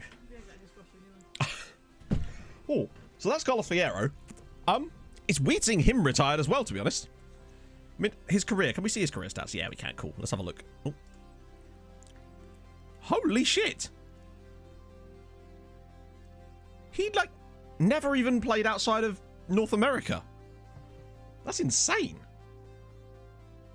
They must have changed something about him, right? Basically, yeah, Misha. Essentially, yeah. Man's got some serious knowledge, though. He's basically just, do you know anything about America? Yes, all of America. Every single part of it. That's some pretty good knowledge. It's a shame. Oh, he's a scout. We've just got better scout. Like, once we get some more spots, I'm going to stop caring less as much about this attribute and more about these stuff. I mean, he's an okay scout. He is, ironically, bang average.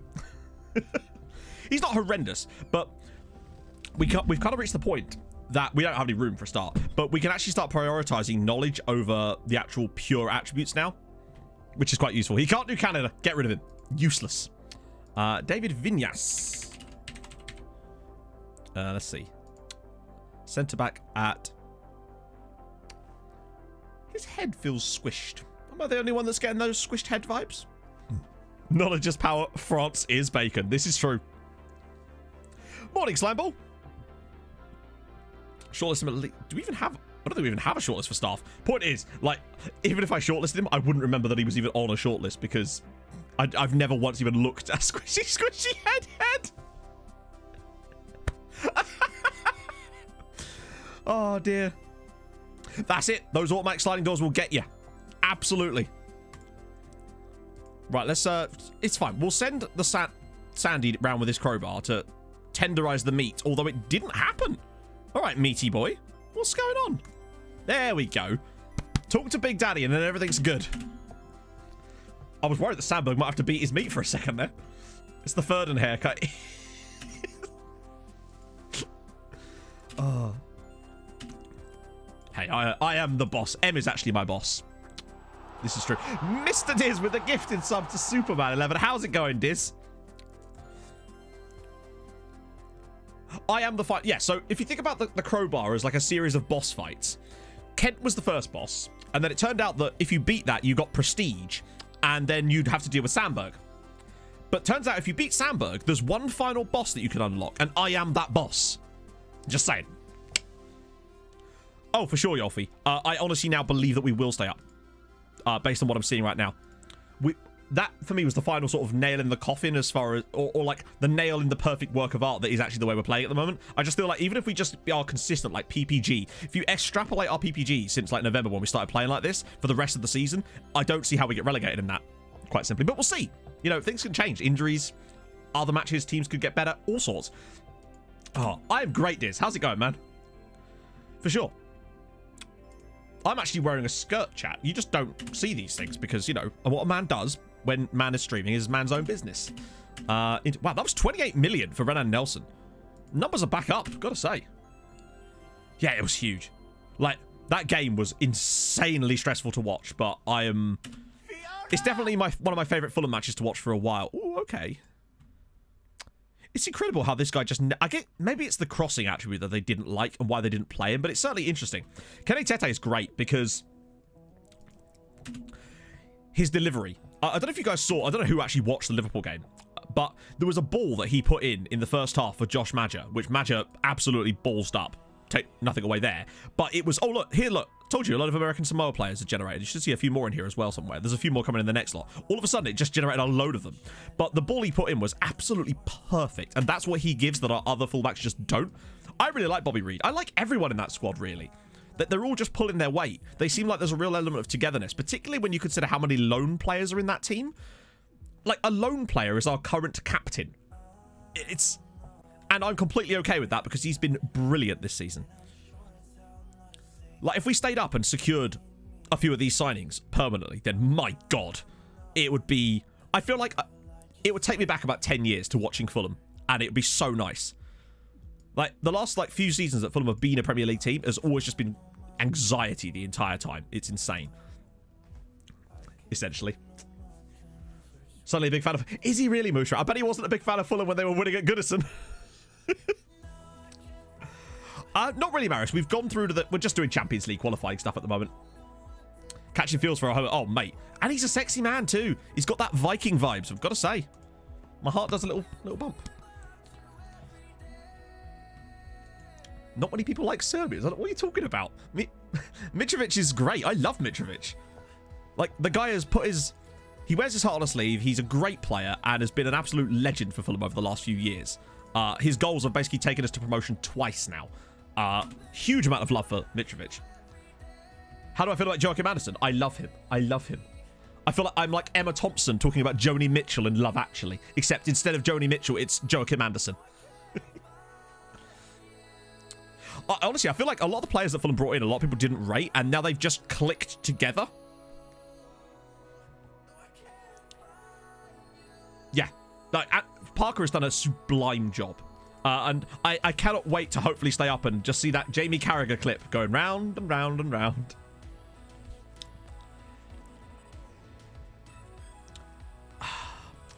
I mean, if the deal was right, Jim, then yeah, I'd love to see Lookman join. He does need to work on his final, his final product still needs a little bit of work, but everything in the build-up is really, really good. And if he could sort out his final product and just get that little bit more clinical with his finishing, then Christ on a bike, he's a player and a half. Oh, dear. Oh, I saw it. Don't worry, Ollie. I saw it. Yeah, I mean, that's got nothing to do with Mitrovic personally, is it? He's just a person, same as everyone is just a person. Nationality shouldn't define people and things like that. Oh, if you want to see the Carragher clip, look on my Twitter. I retweeted it from the Fulhamish account a few days ago. Basically, it was him saying that I've never been more certain in anything in my life Fulham are going down. And we might still go down, but hot damn if it isn't funny.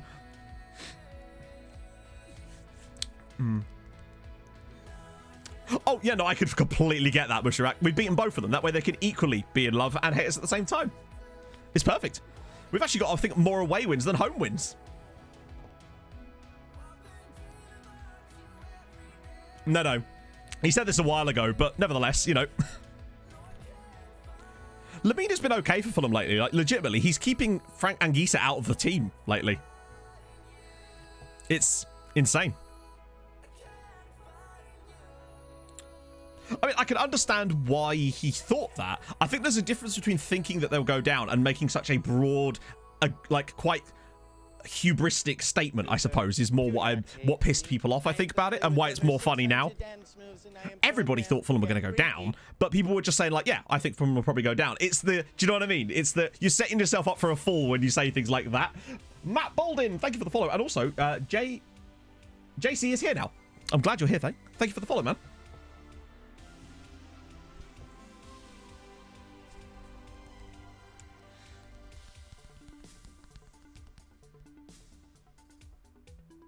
Oh, yeah, no, of course. But like I said, I think a lot of people thought Fulham would go down, and they would say things like, I think Fulham might go down. It's the way in which he said it that makes it more funny now that it's like, you know, all sorts of people said that.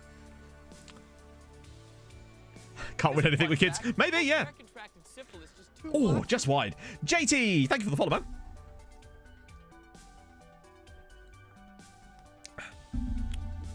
Yeah, Lamina's from Southampton, so we, part of Fulham's deal, allegedly, was that I think if he played 20 times in the Premier League and Fulham stayed up, then that triggers the buy clause in his contract. And I don't know how much that's for, but either way, the goal he scored yesterday was a brilliant finish. I think some people are criticising Salah as well. I don't really know what more he could do in that situation. The ball bounces up really awkwardly, and other than maybe sticking his head on it just to knock it to, I think it was Robertson, I don't want to know what more he can do in that situation. But maybe he could just be a bit stronger when Lamina challenges him, perhaps. But I don't know. I didn't see his stream last night, Cheetah. But well, actually, I was in there for a bit. But I always have him on. Whenever I see Mike stream, and I always stick him on. Got to give that boy that extra view. Man needs partner soon. Fresh print. Oh, God. The Barca game with Bolton was insane. It reminded me so much of the Milan game we had, to be honest. Isailovic is through, and this is surely going to be 3. Yes, it is. Go on, Vlado. I still think that it's... Like, objectively, it looks like if Fulham were to stay up over a certain team, it would be Newcastle. However, Newcastle do have this weird habit of pulling out random wins, as we've seen. Burnley, I think, again, are still just that little bit better. And Brighton should be miles clear of where they are. But at this point, like, they're the XG champions, of course, or up there. But like, it's weird how the entire season has just progressed like that, and how they never seem to quite get what they, in theory, deserve from games. It's weird. And at some point, you have to question if there's genuinely a big problem there. I don't know. It's weird. I don't think they need to get rid of Graham Potter, by any means. But I don't think he's doing anything wrong. I just think that they can't finish. It's insane. Like the lack of finishing ability that they have in their front line is astonishing, considering how many chances they create in games. They are literally a striker away from being a comfortable top half team, given the way they play a lot of the time. Newcomers to Football Manager. So the best thing I'd say, Jat, is that if you're brand new to the game entirely, the best thing you could do would be either to manage the team that you support, because then you have all the knowledge of that team, or pick a massive team, so it'll be a nice, easy little run-in. Or if those things are the same, then even better. That would be the best thing I'd say. I actually made a video about, like, things I wish I knew when I started playing FM, but that was, like, the main advice, really, was when it comes to choosing a club first, choose one you know a lot about, because it will give you a little bit of a leg up and you'll know a bit more about the mechanics. You can learn it a bit easier that way if you already know the players are. But also, if you guys have any other tips for Jat, as far as like newcomers to the game, drop them in the chat right now. I'm sure he'll find that very, very helpful. Yeah, I mean, who is Brighton's top scorer this year? Is it Welbeck or Mopé? Because Mopé's a decent striker. It's strange. Hey, Millie. It's going all right. We are looking good to qualify for the Champions League, as per. But still a bit sour after the Dortmund result of the weekend. But we go again. 6-0 up in the first half. I've just noticed that, by the way.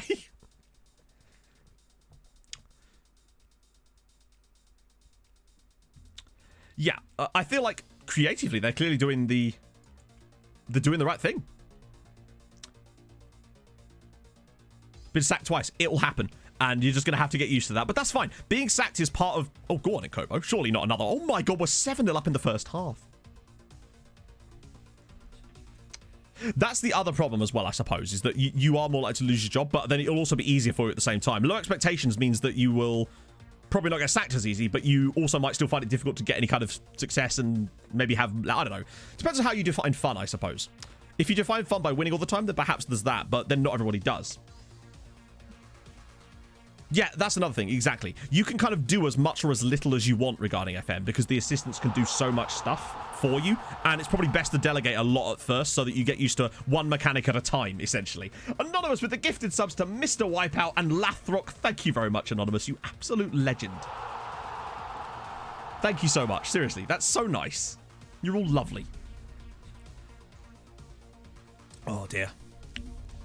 And yeah, you were also... Thank you so much as well over the weekend for, like, the birthday messages to me and to Em as well. It was very sweet of you. You're all lovely. Particularly on the video as well. If you haven't played FM... Yeah. It happens to the best of us. I haven't actually been sacked that much since I've been doing YouTube, but then I suppose... I got sacked at St. Pauli, and I got sacked from a couple of clubs, I think, on my first Outcast to Icon saves. Well, I mean, you're like me then. You enjoy the... Oh, my God. It's 8-1 in the first half. Not winning sometimes is more fun because you get... Like, for example, us losing that final against Dortmund last year gives us the satisfaction of hopefully one day pulling one over on them and absolutely getting our revenge. And the wins feel so much better if you lose. If you win all the time, then the wins don't mean as much for me. Oh, my God!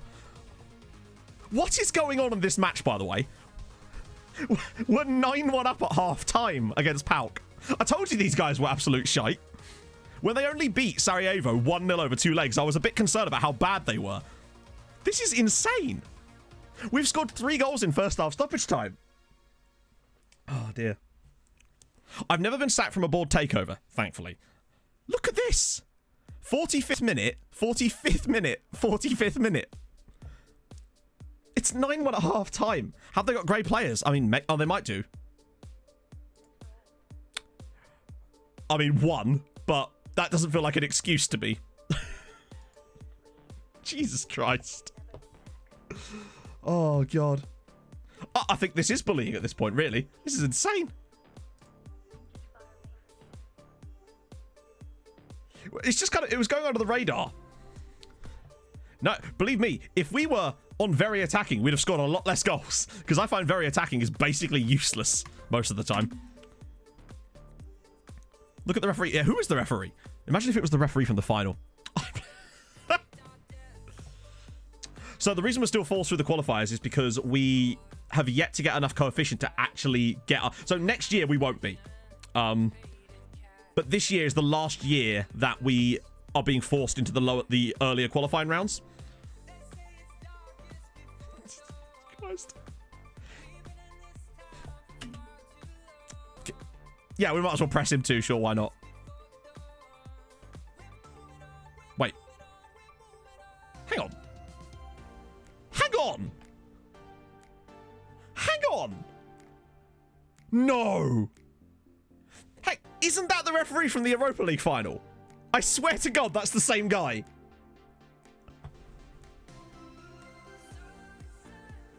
That's the same guy. It's the same guy that refereed the Europa League final. That is. It actually is. I don't know how we can find out. We can't really do much from it, but it is, yeah.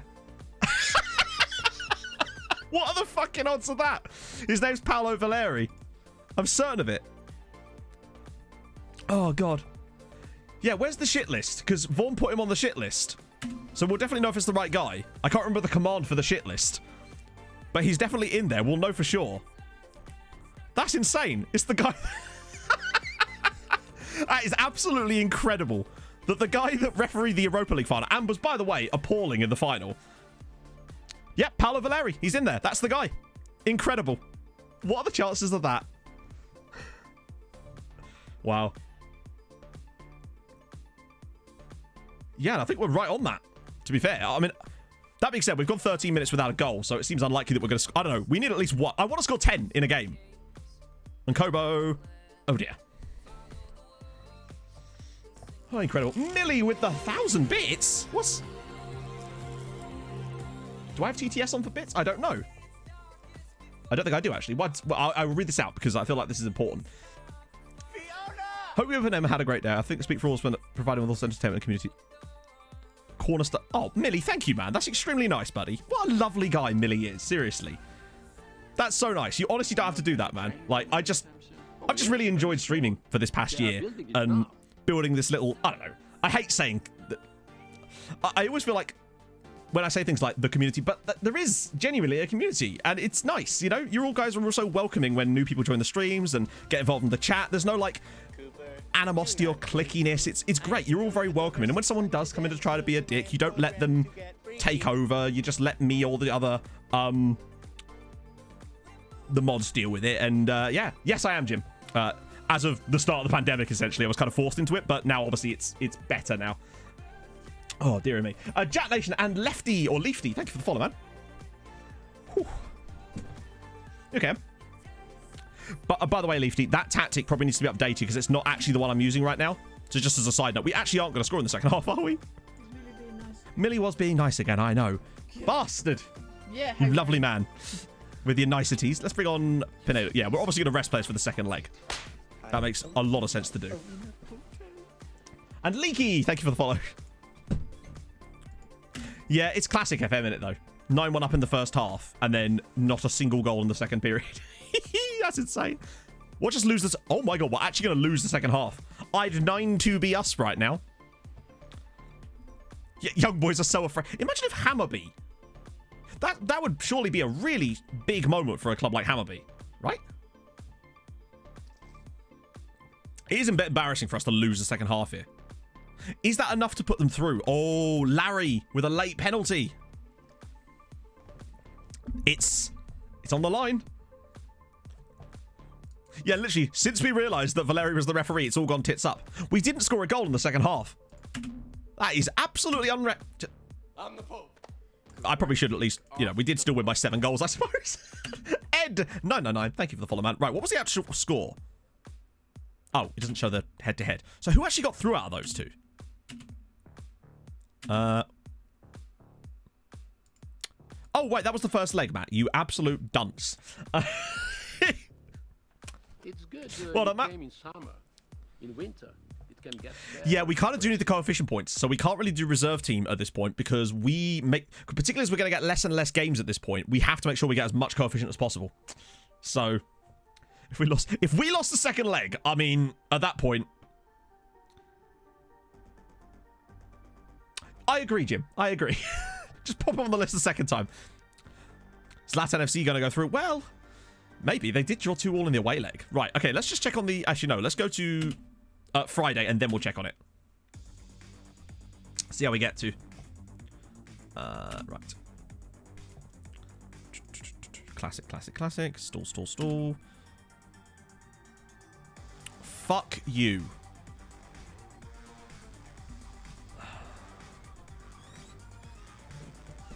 Hell? Boo! Really? The board? Right, you should be okay.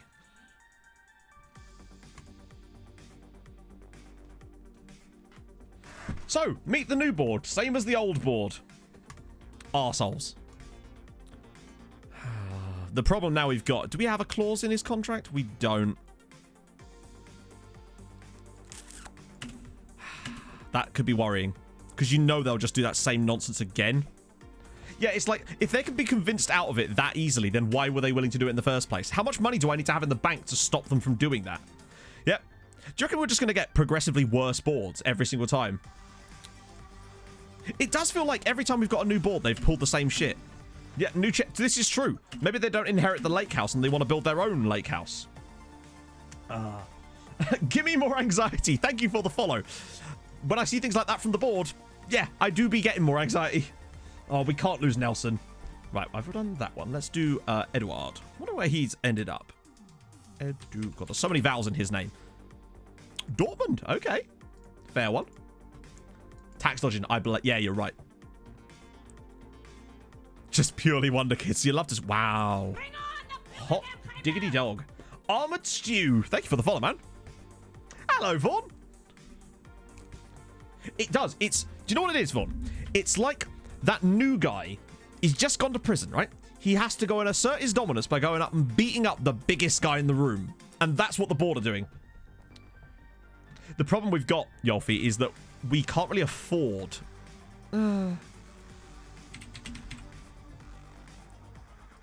Should we try it off from a new... My issue is that he's going to want too much money. Let's see.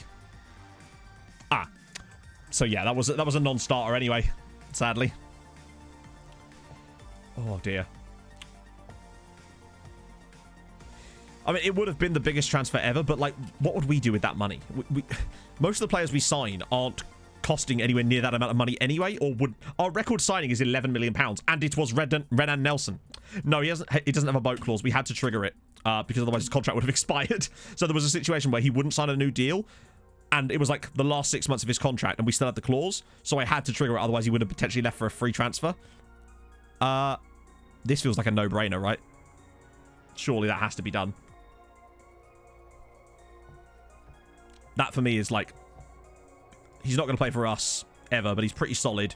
Could do a job for a club like Vålerenga. It's non-negotiable. I say we do it. So, yeah, that's a bit annoying that he doesn't have a boat clause, but it is what it is. Right, let's have a look. 10 million. I mean, it's a lot of money, but... Actually, sorry, I just realised he's not a striker. He's pretty solid. 30 million still feels like a lot, though. But he does have a try to kill a ball, so you should be fine. Just by that alone. Like, with the fact that he's got that. Decent-ish dribbling. Jumping reach is a bit shit, but then he's 5'7", so what are you expecting, you know? Still pretty cool, though. Right, there was one more as well, which was Mohamed Diomande, which is a great name. Sorry, Diamonde. Oh, wait, maybe not then. We might be struggling with this one. Mohamed, to his full name. I'm sorry, Kitcher. Couldn't quite get there. Yeah, I mean, the fact that we've been... Wait, did they just accept another bid? So I tell the swamp donkey to sack it before I give her a tonk in the tradesman's head. No, that's the old bid. I think we're fine. I think we're fine. Diamande. Let me just try again. Oh, yep. There we go. Tropad Imorte PT. I'm guessing you're Portuguese. Obrigado, my friend. Just keeps getting pulled. He's a busy boy. Hey, he's top shagger. Josh Madger. Just saying. 3 teams for Renan. Oh, where? Pizarro. Am I missing something here? I think we're okay. Oh, that was Pizarro, I think. No? I think we're okay. For now.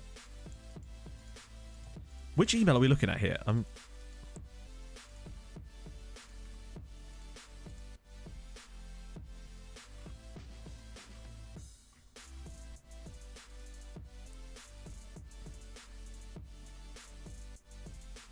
I think we're okay. Wait. Whoa. Augustin Parra? Sorry?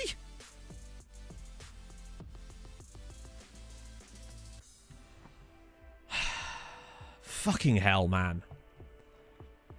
Non-nego...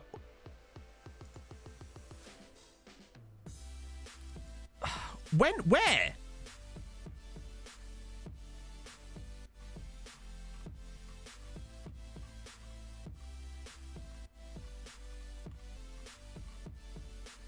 I'm trying to even see where this bid is. Like, where did this bid come in?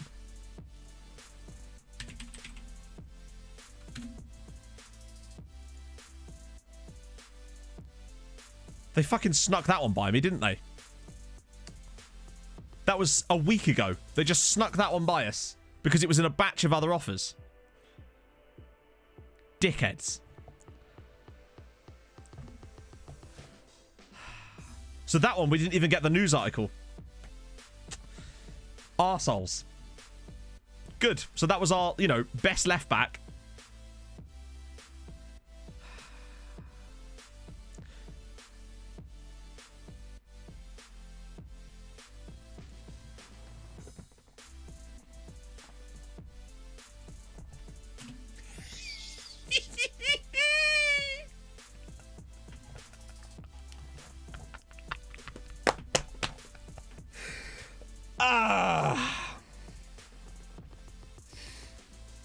Excuse me, chat. If you need me, I'll just be sitting with my ginormous cock.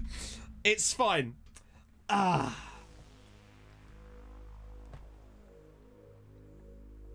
Don't mind me. I'll just be here if you need me. It's fine.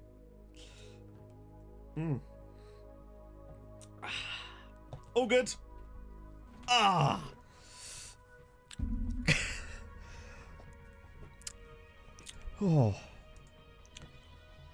Well. Yeah, we'll reject that anyway. Oh, the boat clause is so good. Yes, Vaughn, thank you. Oh. That's why we put the boat clauses in. Quite simply. The power and love. Oh, lovely old job. We just need to make it out of August without losing any more of these.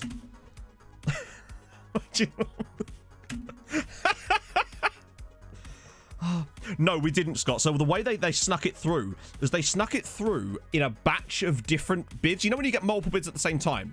They snuck it through by accepting one of those and not giving us a separate news article for it. That is... Oh. If we get out of this window with power intact... God, they've tried it twice in one window. The problem is, though, if they come back, we've got no...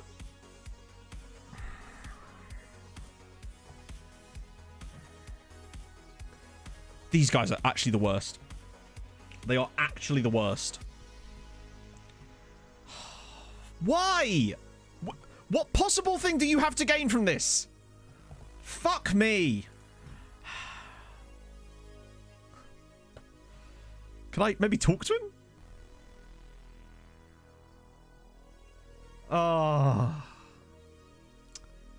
Arseholes. Right, I guess we could try to renegotiate it. Why is there not an option here for... No, actually, I don't accept that you have to say... Why can you only protest once? That makes no sense to me.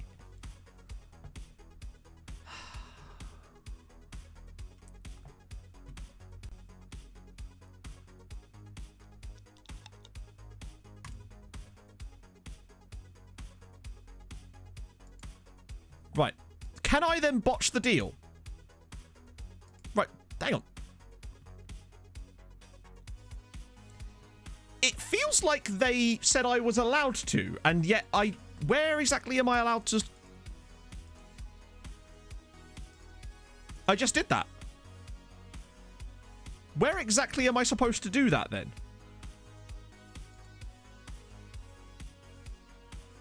But it specifically said that I could do it, right?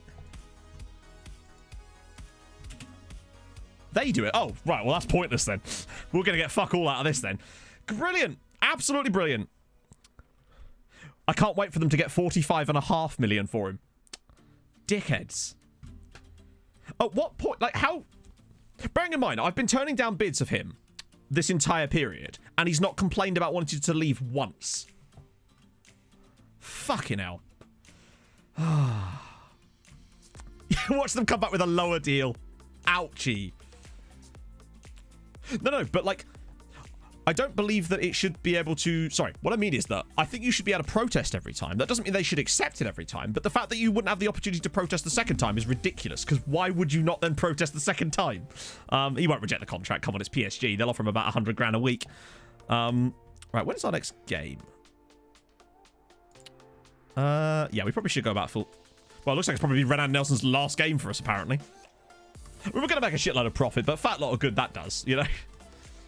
We've managed our money quite nicely so far.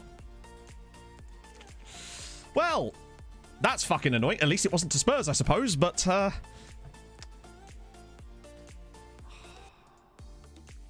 They better get decent money for him, then. Because the thing is, I could have negotiated 60, 70 million probably for him. If they're willing to bid 45, I could probably get nearly double that with how the AI transfers are. Like, to me, if you are asking to renegotiate, why can't they let you renegotiate it? And so that, say that if you don't renegotiate it properly, you get fired or something. I don't know.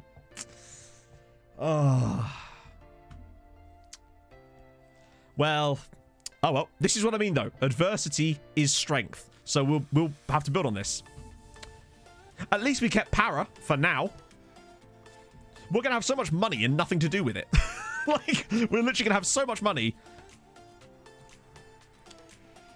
Saying about Spurs? What do you mean, Misha? When did we lose to Spurs? I don't think we've even played Spurs in this save. Oh yeah, we have to check Norway. I forgot about that.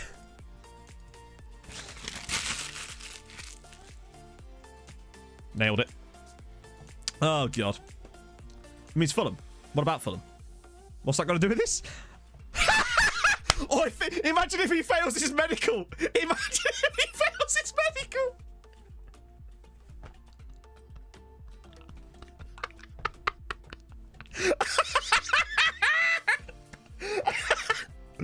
Oh, God. I hope it's a serious injury. Oh, God. Yep. Who was that? I want to know who was injured. That is incredible.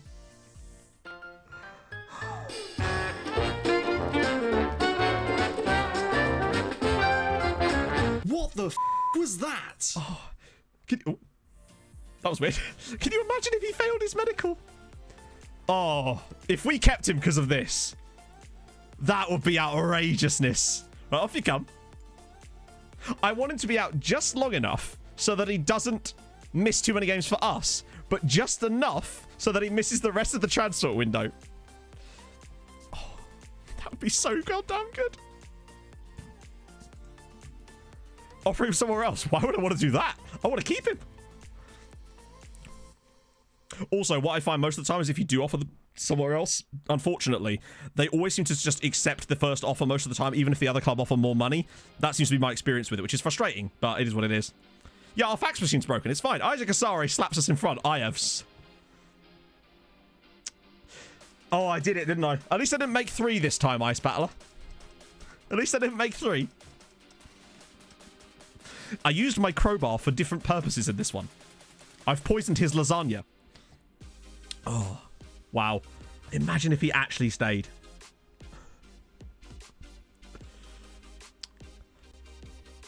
Well, I mean, we'll play him there if he was to leave, obviously. That's going to have to be his role. But not just yet. At the moment, I'm still trying to retrain him in that role. And I know you have to play him there to help with that, but we kind of need him. I would give... Do you know what, right? If Bran... Right, okay, chat, how about this? I have a proposal. If that tackle ends up costing his move to PSG and he stays at the club, what do you say to us picking a random Bron youth player and buying him off of them for £1 million as a reward for allowing us to keep our player? What are we saying to that? Pianedo's just slapped us 2-0 up, by the way. What a man. Yeah.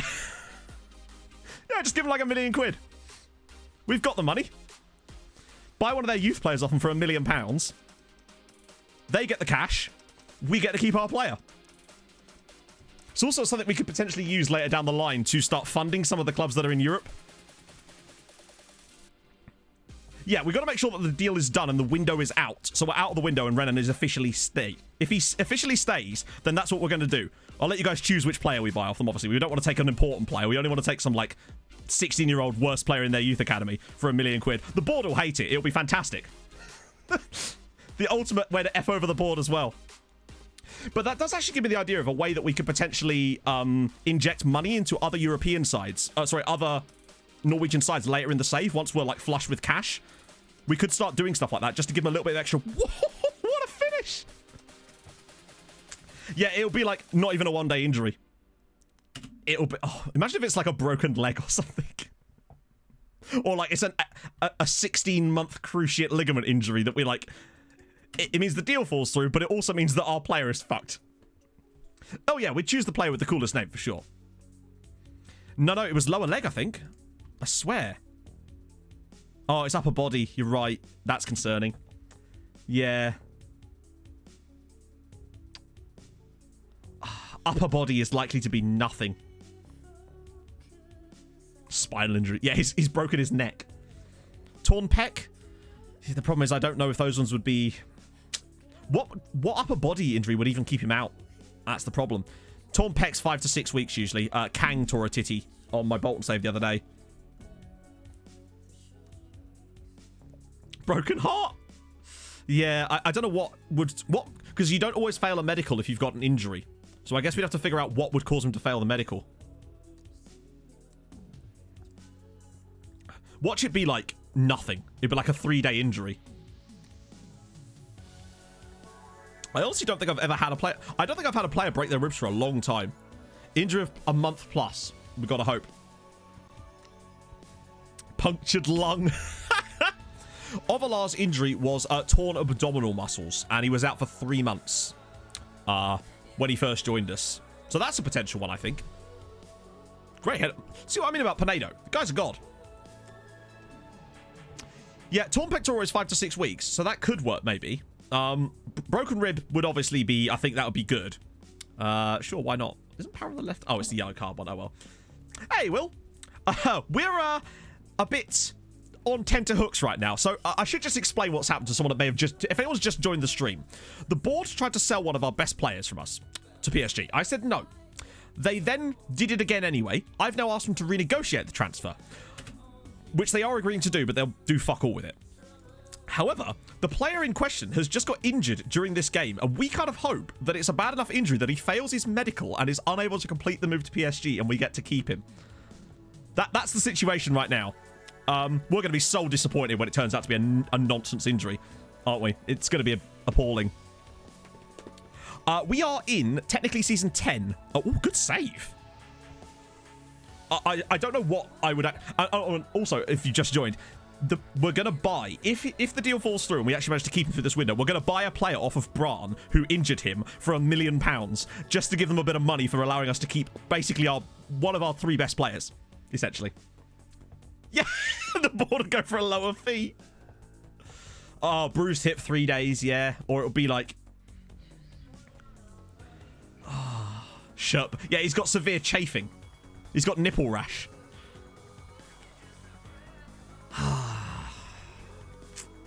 Right. Let's go. Come on. Give me that long-term injury. Good, you came in summer. In winter, it can get very depressing. Gamers Nation LS. Thank you for the follow, man. Come on.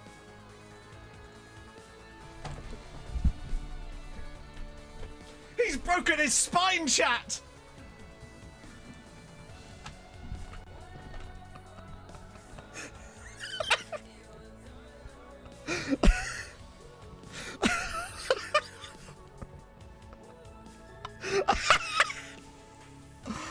Oh. So, specialist seems right, yeah? We'll specialise him, because that means 2 months out. It's enough for the window to expire. And also, if it's a recurring injury, we've got to be careful. Do club doctor. Really?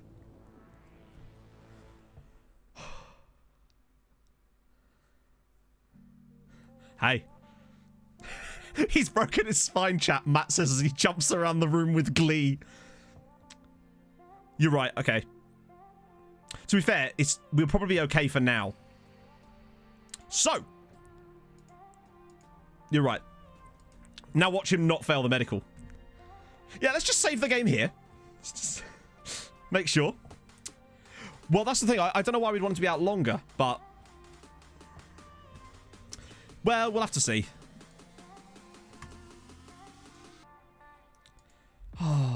If he actually stays... So, we've got to make sure that he actually stays.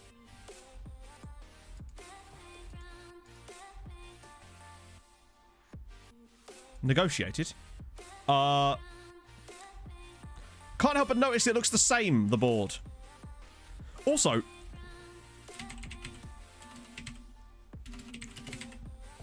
Fuck me.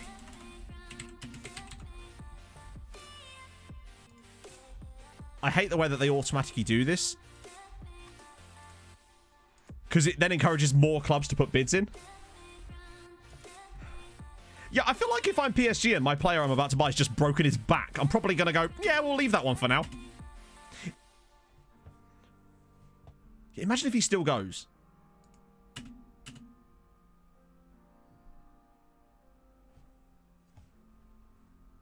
Hi, sorry, PSG. Did you miss the bit about the broken back?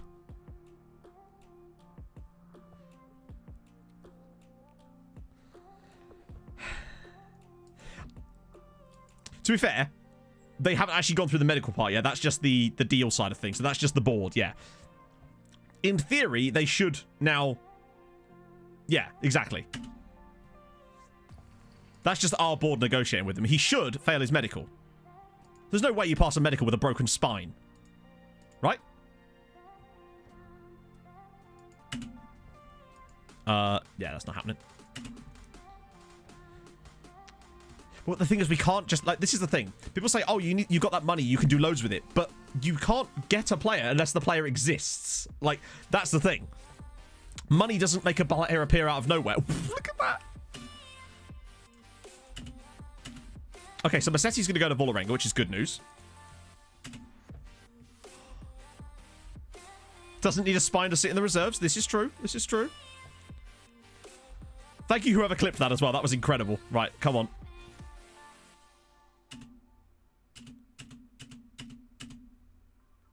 I'm, like, desperately reading these now. Not that we could have made any difference.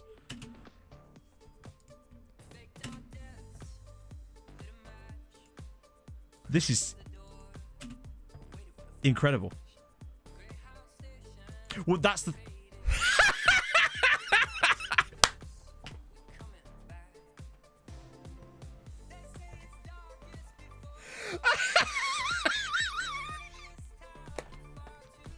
What an absolute saga. That is incredible. I've never seen anything like that.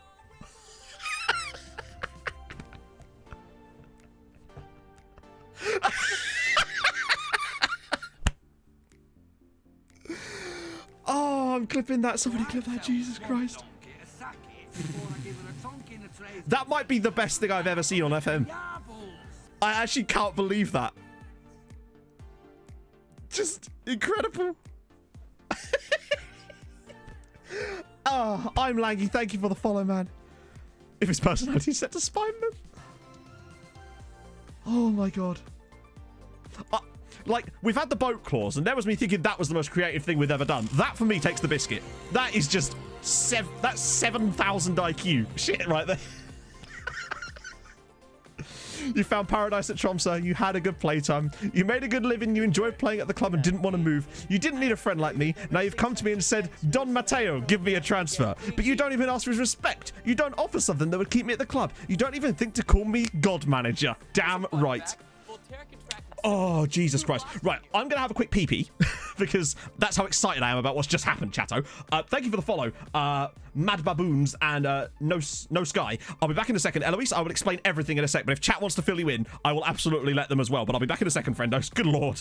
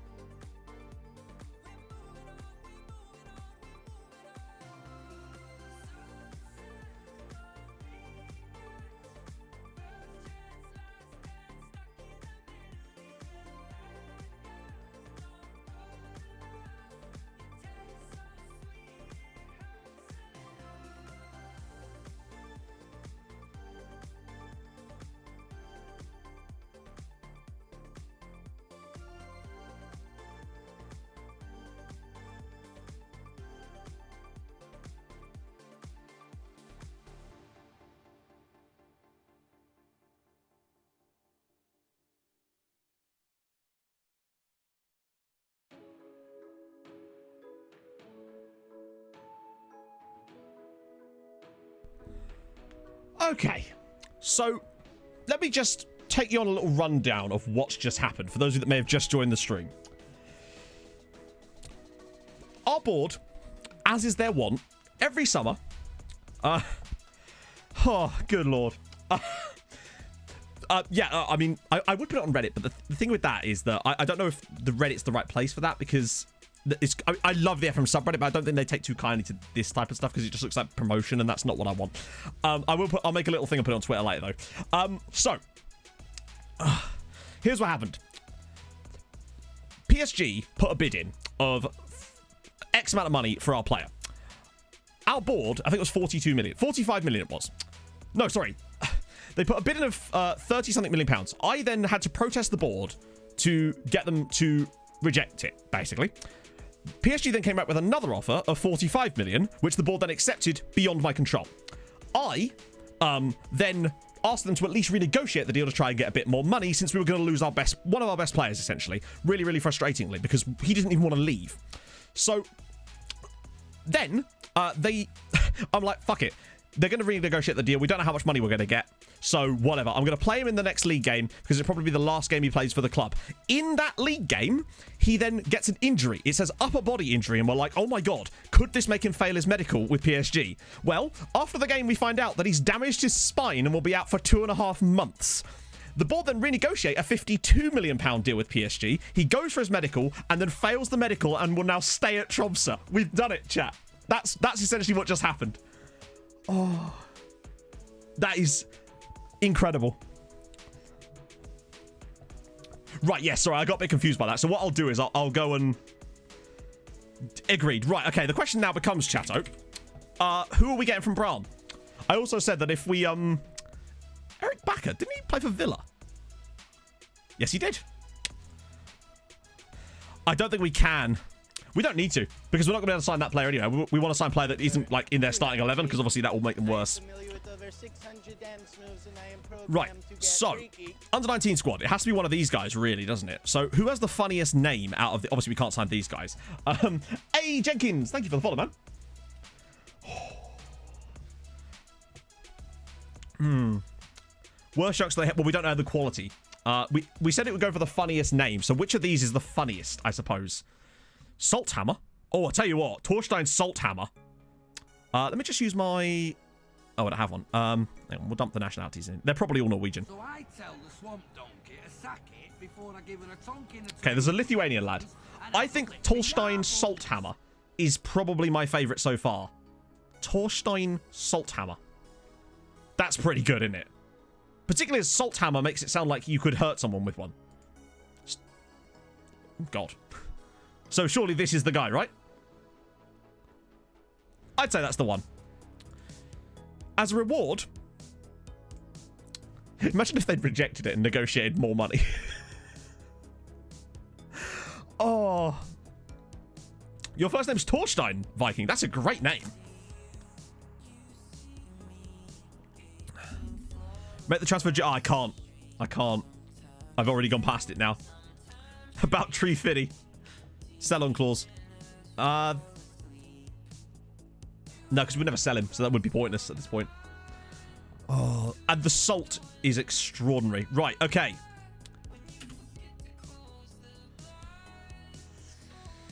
I swear to God, this board is actually trying to destroy me. Right, okay, again. No. Fuck off. Jesus Christ. Right, hang on. We can still do this.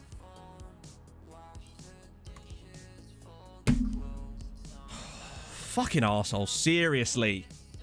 Well, we can't do anything with this one. We've just used the... It's our only left back. They're literally about to remove our best left back. That's less money than the previous one.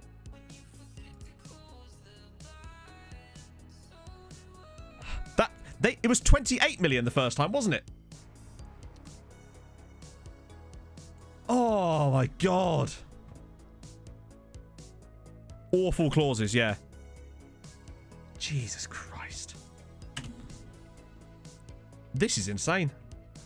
Money in the bank. We've got currently 16 million in the bank. Oh, God, this new board's even worse than the old one. It was 28 last time for Para, I think. Yeah, sorry about that, the Levy. We've had a bit of a mare at the moment. We're just trying to get through these currently. So I do get to them. It's just that I try to not break up the flow of what we're doing too much. So Sivertsen is at Leipzig. I'll drop Tromso mode on there while we're at it. So yeah, Sivertsen's... He's actually playing for Leipzig. Wow. I wasn't expecting that. Yes, it did, Heisel of Doom, and now the board have decided to remove yet another one. Insane. Yeah, so Renan Nelson's injured, and we'll keep... Obviously, if you gave me a choice between losing Nelson and Para, I'd still rather keep Nelson. However, we do have other players that can play there, whereas now we're going to have virtually no time in the window to actually replace Para. That becomes the issue here. Right, let me just... Right, so Dane Scarlet. Oh, my God. I'm still very happy that we've managed to keep that. Doesn't look like Dane... I think it's because of the regen thing when we first started it. So, yeah, he's still not played very much. He's moved to Everton and has not played. Oh, dearie me. Nah, Nelson has no defensive capabilities at all. Oh, yeah, the board will rate it. Watch the board rate it like a C now. That would be incredible. I'm still going to buy the player from Brand, though. I don't think that will actually work.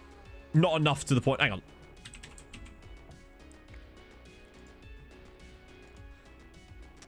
To be fair, I'm already on double intensity. I put him on endurance training as well. And, like... Yeah, I don't know what more I can really do with him, to be fair. We do, but that's January, not now. And we can't get him any earlier because of his age. Maybe. We'll have to look. Was I in the middle of doing something before I switched away from that? Oh, yeah. Okay, we've got some more transfer requests. Sorry, player requests. Is he still at United, or is he... Oh, no, he's at Sheffield United, isn't he? Of course. We'll have a little... That's definitely not Dane Scarlet. No, it's because of the regen faces thing. Before, when Z first released it, they didn't have that cool way of only isolating regens without the editor. So you had to just filter it by age, and it caused all sorts of problems at the very beginning of the saves. So yeah, that's the reason some of the really young players at the very start of the save have weird faces. So that's Isaac, who, again, I don't think that's what he looks like. That's just a regen face again. Unfortunately, Phil, I can't click on that link, sadly, because... oh, hang on, we've got more player requests now. Hang on. Fanat. I think there's no way in hell that he's going to be in here, unfortunately, but... Russell Ham. That's... Wait. I don't know if he's going to be in here either. Russell Hammond. No, sadly not, Scott. Ah, okay, got it. Goddamn, he gooed. He extremely gooed. You can swap him. Maybe swap him. I'll give you a broken Renan Nelson. Oh, 10-13 lives. Thank you for the follow, man. Right, okay. Let's assess the situation. Who have we got out on loan, firstly? Since our transfer window is technically open right now. He's a right back, isn't he? Yeah. We've got a lot of right backs. Right backs is not an issue that we've got. It's the others. Right, okay, so let's see. Who's playing well out loan? Rodrigo's a left-sided player. He's a left-sided player. Goalkeeper. These guys aren't that good. Gum's a centre-back. Kenny Flart is a right-back. Marcuson's centre midfielder. Buano's centre midfielder. Ibrahim Ahmed. No. Wow. Oh, hang on. Figueroa? Not really, no. Oh, sorry. My apologies, chat. Sorry. That's why I tend not to show stuff like that on screen, because it just makes it quite difficult. On it. Oh, dear. Facing the game. Oh, he may not have spawned yet. That'd be what it is, although he should have done. Maybe it was just a spelling issue.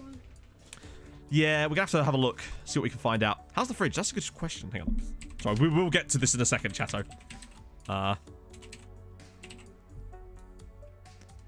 He's made 1 appearance for them. Homegrown loan player, left back. Yes, he was, but there's no way Milan will let us have him on loan. We could try. It's worth a go, but I think he'd just be too much. Sadly. So yeah, he's made 1 appearance for them so far. Oh dear. Right, okay. Guillermo. Thank you, man. Guillermo Mon. I haven't waved at chat today. Is it this one? Hang on. I assume it's this one, right? Right back. Okay, cool. So that is Guillermo Montoya. They'll want huge money. That's the issue. Yeah, we'll have a look though, because it's definitely worth a crack, regardless. Refrigerator Inter, do that. I mean, he's not great though, is he? Prepared. I think we can probably do better just getting Giordano back if we could. I will scout him anyway though. But 25, you know, it's not really the sort of player I'm going to be doing. It's really outside of like if I'm going to bring in a player that's older than our thingy, then we can't be really. Oh wow.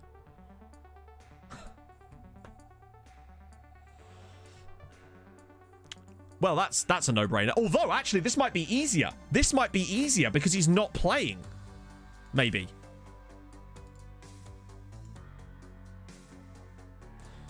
Yeah, no. I am not going to pay you £6 million to loan him for the season. Besides, we can't even offer any more than that. They want us to pay £80,000 a week. Jesus Christ. Oh, dear. Okay. That's fine. Yeah, I mean, the guy was a great player, to be fair, so I can understand why. I guess the first thing to do would be to... We really do just... But the thing is, it's all very well us looking for a loan player, but... What's to stop us signing someone permanently? Let's just... Because we'll have a lot of cash. First, let me just get rid of this, because this is just from when I was looking at the obscure regions. VG Direwolf, thank you for the follow. Bring back the boat. Didn't he move? Get some Pauk defenders in. Norwegians are outside the league. There's so few of them. Like, legitimately so few. It's not even worth it to us at this point. Like, I'd rather just sign a good player at this point than trying to find some Norwegian who's outside the league. Unless you know of any left backs that were. So let's see. Yeah, the boat's at Lille, you're right. Let's see what's on the loan market first. See if there is anything just to tide us over to give us a bit of time. Because we do have time. We don't like making... Oh my god. Right, come on. Right, unsure, just to be sure. I want left backs. Claudio Bro... I was going to say...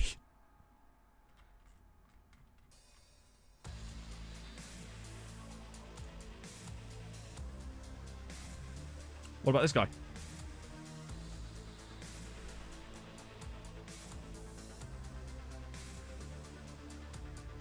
Regardless of every 17, he's not bad. Absolutely nothing in the youth team at all. They just don't generate the talent, not compared to the level of players we've got. He's, if anything, more of a signing than a loan signing.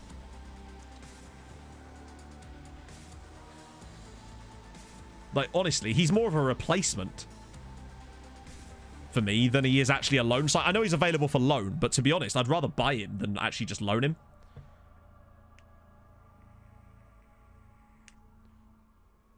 He's just like PowerPoint 2. Fiona! Quite simply. TDSC2804. Thank you for the follow, man. But Laurie Lip isn't... the star rating isn't that important. Like, Laurie Lip is a centre-back, so... Yeah, we'll have the money, let's face it. Like, resilient personality is nice. He's solid. And he's only 17, remember. And it would still leave us... I'm going to start moving on this guy now, because with that kind of fee... There's no release clause, is there? No, okay. Well, Stiffon's leaving at the end of the season anyway, so...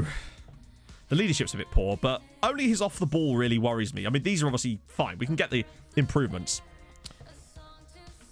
And he counts homegrown one day. Can't see a PA rating on him. Hang on. Oh, hang on. Look, it was 5 stars. In fact, it was actually the 4.5 one. Interestingly, don't see that often. Adaptability, language, no consistency problems. No, doesn't like big games, and he'll become homegrown. I think we may as well at this point, particularly if he goes, then it would just be a no-brainer for me, just a straight replacement. Obviously, he's not as good. Anonymous with the gifted sub to DM Captain. Thank you very much, Anonymous. Yeah, I like him. I like him a lot. What a perfect time to come up. We've been looking at him for a while, but we just didn't want to do much to him because we already had options in that part of the pitch, and we didn't have the money. Like, dropping £6-7 million on a player like this before, when we only had 11 million in full budget, was a little bit like, oh, we've got to be careful here because of obviously the board. But now that they're going to do stupid shit like that, yeah, but we can just get a loanee as well, Mushrak. Now that we've got this guy, we may as well take him. Here we get the chance. Hey, Stu, how's it going, man? Okay, so yeah, they want about 5 total, probably. Yeah, he is a left back, but I'm mainly looking at him potentially to play in central midfield. Oh shit, I forgot to remove that clause. Fuck. Hang on. No, wait. We'll do it again. So rare that I always forget that. So let's try that again. Let me just put this as a million so I get a better idea of the actual number. Make it a bit easy for myself here. So yeah. So they want 7.5. They want about just under 5 million. Yeah, I know we're not getting him now, but we're still getting him now. But I don't know. Why would we not sign him now just because he doesn't join till January? Like, I don't know why that would be a negative factor. We can still get a loan signing in for the rest of the season, but I feel like picking him up now is a good idea, personally. Player doesn't have to join us now. I'm good. Well, actually, I say good. I'm not brilliant, Stuart. The board have just sold our best left back for pennies on the dollar. Right, okay, so yeah, I think we can get in front of about 5. If I do 2.5 and 2.5, I could probably get less than that, actually. Let me just try that. That might be a little too less, yeah. Oh, what? No. Sorry, what? I'm sorry, what?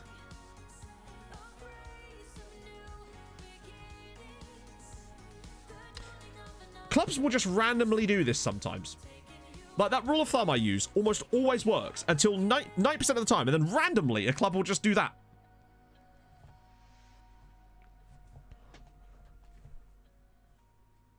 No, there's no release clause. He's fully scouted.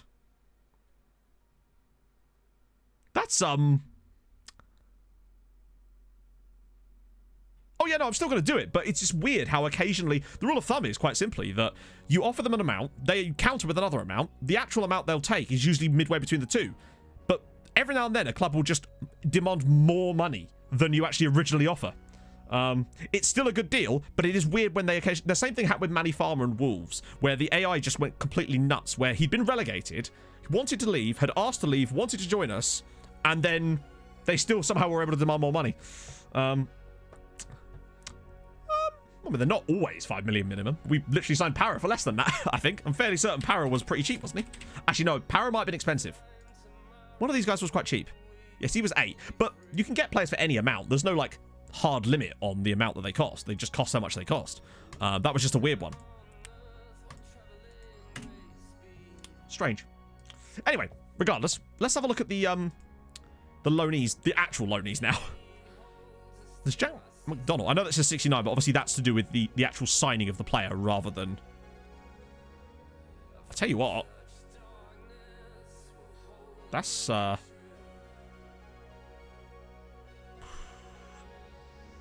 about him for the rest of the year? Money's not too much. Wouldn't be homegrown, but we don't care. He's listed for loan, or I assume he is. Sorry, what? £3 million a month? Get fucked. What the hell? Yeah, I'll give you £12 million to loan a 22-year-old. What the hell's the point of that? Yeah, do they want him to be loaned out or not? Like, nobody makes that deal. What's the point in listing? Oh, he's not actually listed for loan, in fairness. Yeah, you're right. This is the club. What on earth? Okay, that's fine. Wow, there's not a lot of players listed for... Look at that. There's only... Hang on, wait. Yeah, there's only 230 players. Isaac Bergman, where? Where was he listed for loan? Was he listed for loan? I didn't see him. If we filter loan listed, we'll be in a real bigger trouble because there's barely any players even loan listed. From Iceland. Yeah, no, but like, where is he listed for loan? I didn't see him listed for loan. No, don't think he is there. Oh, dear. In the standard database, I think third tier branched. Because I didn't have to use a special database when I did Uniao. So that's my guess anyway. Because if we list it by purely loan listed players, you'll barely find anybody. But what it might... Hang on, let's just sort by value instead of recommendation. Because we don't know much about a lot of these guys. Okay. So these wages, hello. Here we go. Oh, hello. Kjetil Granum. A Norwegian 23-year-old at Arsenal. The guy they signed from Mulder a few years ago. Well, this would be perfect. Unless they want absurd money. Oh, yeah, Jimmy, we're going to make about 20 million on the guy, but 20 million pounds does not equal... Like, us getting 20 million pounds for a player is great and all, but unless there's a direct path to reinvest that in a player that is actually... Like, I'd much rather still have the player, if that makes sense. That's the way I like to think about it a lot of the time. Yeah, what do they want, then? That's fine. Easy. What we saying? That seems fine for me. 14k a week. It's only a loan signing for the rest of the season, but for me, that's a no-brainer for us because he's Norwegian as well, so he'd count as homegrown. Not that we need that because he's actually replacing a player that didn't, but like regardless, that works perfectly for us, I'd say. Cheers, Arsenal. Arsenal coming in clutch. Insight. Thank you for the follow. So while Spurs were busy screwing us all those years, Arsenal were like, lads, we've got you. Oh, exactly. So that's even better for us, really. With Para qualifying as homegrown, that means that we actually don't have to worry about... Oh, I thought that was the Argentinian dude. I was like, what? Okay. You know what, mate? You can have whatever you like, buddy. Perhaps not a yearly wage rise, though. I'm not silly here. My boy. Oh. Torstein Salthammer. You're a legend, sir. I hope that's me. What a great name. Salthammer's just been like, hang on, sorry, who? Are you sure? Homegrown players is an issue, right? Okay, yeah, that's fine. We'll give them the Norwegian cap clause. Norwegian cap clause? That'd be something.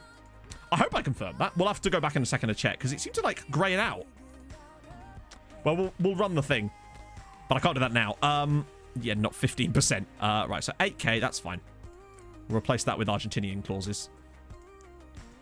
9k.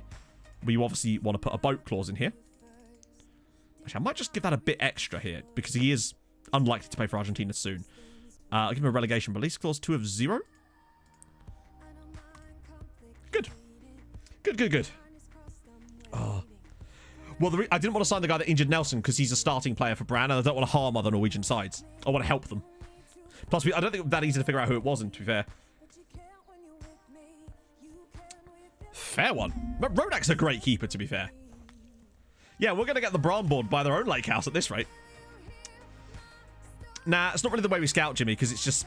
We find the players and then they join us. I just don't like doing that specific type of scouting. It's just less fun.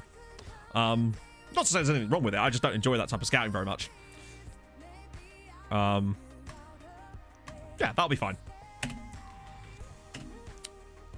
Good stuff. So if we get Granum and Argentinian man and Radaby at the end of the season, then I'll be fine. Frustrating to lose Para, but I guess at least it'll maybe... Oh, right. Now that we're actually here, we probably should have a look at how the other Norwegian sides got on in the Europa Conference League, shouldn't we? So let's just go back to the second qualifying round. No, that's Champions Path. So, I want to make sure they all got through, hopefully. So Mulder went through 2-1. They beat the second leg. Bodder did go through. They beat them, and obviously Christensen would have surely got through very comfortably. Yeah, 7-1. Good stuff. Hang on, one sec, Phil. I'm getting there. I'm just trying not to disrupt things. Okay. How are we getting on?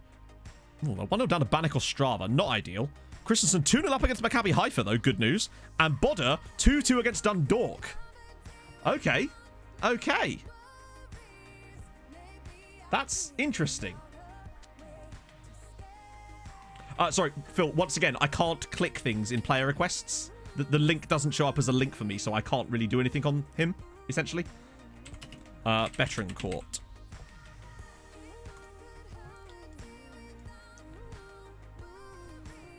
No. So what you've seen what we do with scouting. We go through and we do our scouting manually because it's just more fun. Oh, hang on. Right, so that's Veteran Court. Let me just get this loaded up in the background.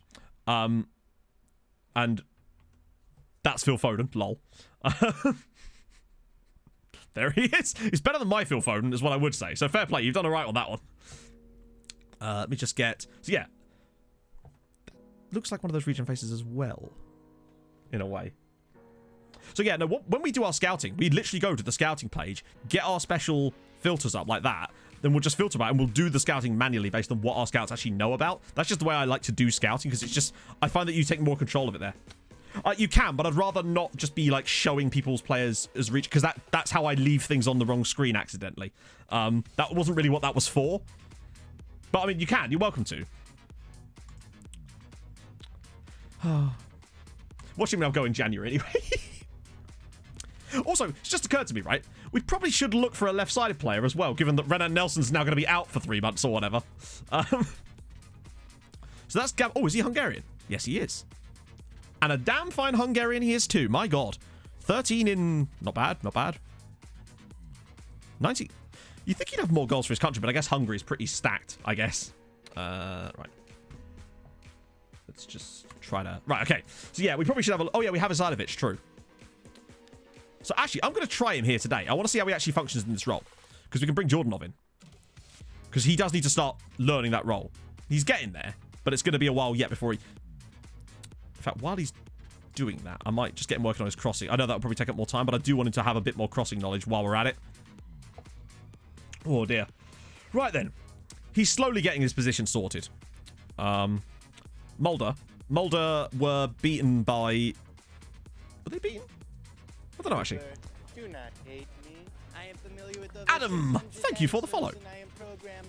So Jean Valjean,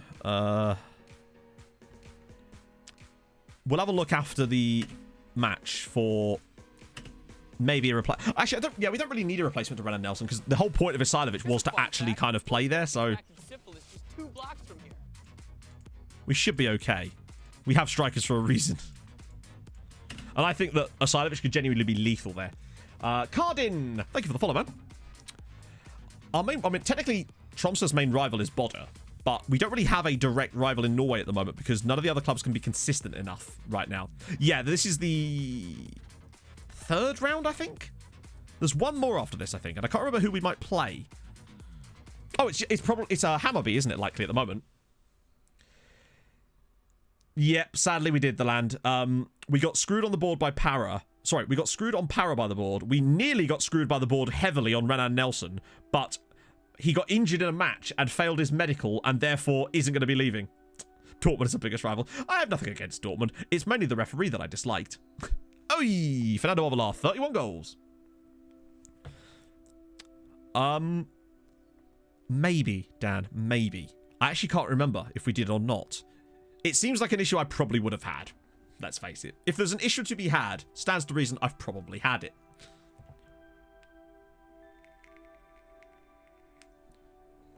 Basically, yeah, Liam. But, to be fair, we can't do that as well, because... Well, actually, in the Champions League, we kind of can. But we can't do that in the league, because in the league, you have to have every player that you use registered, no matter how...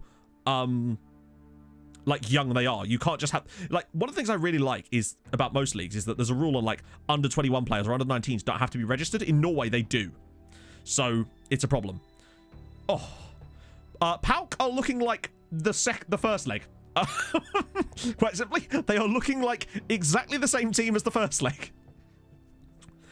I think odds are on there because they beat us 7-0 that one time. And Amin Sarr scored all 7 goals against us, I think it was.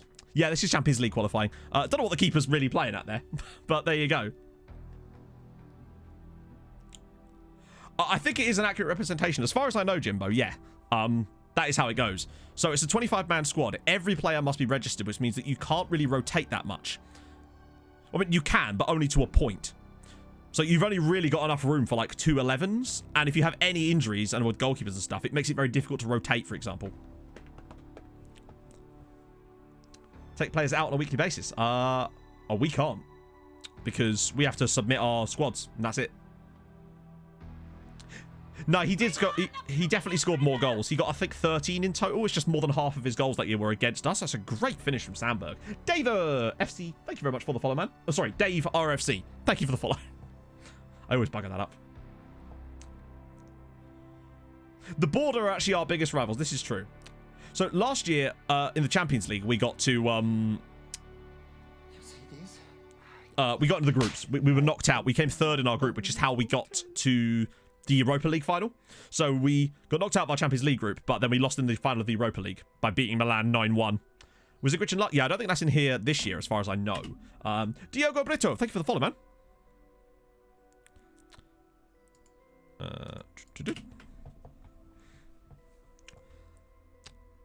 So we don't have much of a problem with it because a lot of the time when there is an international break, the only time we have an issue is when there's a major tournament. But most of the time there is a league break for that. So you don't lose that many players. And given our strength in the league anyway, we don't tend to notice much of a dip as it goes. I honestly don't know, Brandst, to be honest. It's been a long time since I've even thought about the Euros. It feels like one of those things that's more of an idea than it is an actual physical thing that could happen at this point. Do you know what I mean? We'll have to wait and see. With England, I've always learned not to expect too much. End the save there. I mean, what more can you do at that point? That's why I quite like the idea of building a nation save, because this gives us something to do. Say one year we went on a mad run and won the Champions League. It means we wouldn't then just have to end the save at that point, because at that point we would then turn hard into the helping other clubs. And if we get enough money at that point, I'd be happily doing the sort of thing I'm doing with Bran right now, where we can start to just give other clubs money to see how they deal with it. And that means they may not have to sell their players as much. They might be able to buy better players, all that sort of jazz. That's a great goal. Get in there, Sandberg. Sugar Day? Exactly. Because we're going to have a shit ton of money by that point, so we may as well use it and get the other clubs some football. But I just want to really pay attention to situations like the Cavalcante loan spell at Starbeck, because if he does that and they get into Europe, I want to make sure that he's there next year so that they can continue it. Yeah, Sandberg, I've had him working on his finishing. Now, obviously, situations like that, I don't know how much is that relevant, but I've really got him working on those finishing, and it does seem to be improving his goal return for us too. He's up to double figures this year. It's not bad. 13-2. This might be our biggest ever European tie victory. Even better than Milan. I'm a benevolent god, exactly. How did you win? Oh yeah, because the Club World Cup's different now, isn't it? Well, that's exactly what I mean, Walter, because if we do get to that stage, we're not going to be able to spend that money, so we may as well invest it into other Norwegian teams. You know, buy a couple of their youth players off them for £5-10 million each, and give the teams that are in Europe a bigger transfer budget, basically, to try and enable them to succeed. That's something we're going to have to look for later in the save. Obviously, still right now, we're mostly focusing on our approach, but now that the other teams are looking a bit more competitive in Europe, so notice how in the Europa Conference... Oh my god, I've lost her again. Oh, the other teams are actually looking like they might qualify. If all three of those guys reach the final round of qualifiers, firstly, that's great for our coefficient, because they'd all be getting wins in the process, but also, if, say, 2 of them reach the group stages this year, it will be a step up from last year, and that's the main factor for me. Right, we'll get Asari onto the right-hand side for a bit here. Vlado... I'm going to leave Vlado on. I want him to get minutes in that position, to be fair. We'll get Foden into the other role and get Erlen Joe in. Right, we've got so many right-backs in this squad. That's certainly not an issue. But I'm excited. The Norwegian sides, we've had them go... we'll check after the match, Mandar, but they're definitely looking better. We might actually have 3 Norwegian sides in the final round. Maybe, PK, but remember, when you enter at later rounds, you get less games, meaning that you have less chances to gain coefficient points as well. Jean Valjean, he's Brazilian. So this season, yes, we get an extra European spot. Well, so technically it's next season, I think. Wait, hang on. No, you're right. It is this season, isn't it? Yes. So if you look at the Elite Syrian, there's now 5 European spots. So we get Champions League, Europa League spot for the first time, and then 3 Europa Conference League spots. So it is slightly better, which isn't too bad. Yeah. Any Dutchies? You know, I don't think we do. We nearly signed a Dutch guy, but he was just way too expensive. See, look, yeah, Hammarby got through. They actually knocked out Young Boys. That's extremely impressive for Hammarby Idrottsforening Footballsforening. Yeah, Hammarby. Definitely Hammarby. I'm going to go with Hammarby. It's not quite Idrottsfjordar, is it now? Raise his fitness concerns. Yeah, get fucked. No. Oh, yeah, Jamumi. We had Jamumi. He was Dutch. Yeah, that's the thing. Rosenborg's still struggling. Starbait looking a bit better, though. I mean, they would do, I suppose, with Jan Cavalcanti doing mad things for them. Okay. Right. We can't... Hang on. Their games are played on the Thursday. We need to tick over. So we've got Hammarby next, which should be... I mean, I know they were good enough to beat Young Boys, but honestly, I think Hammarby are... It's cool to see Hammarby doing so well, though. Yeah, Jamesi was never really a realistic signing for us. Let's face it. Recall from loan. Absolutely not. He's doing so well on loan. I want to keep him there. Nope. I love how Ovalar just has no interest in joining any other clubs. Oh, shit. I forgot about that. I'll sort that out for the next stream. Right.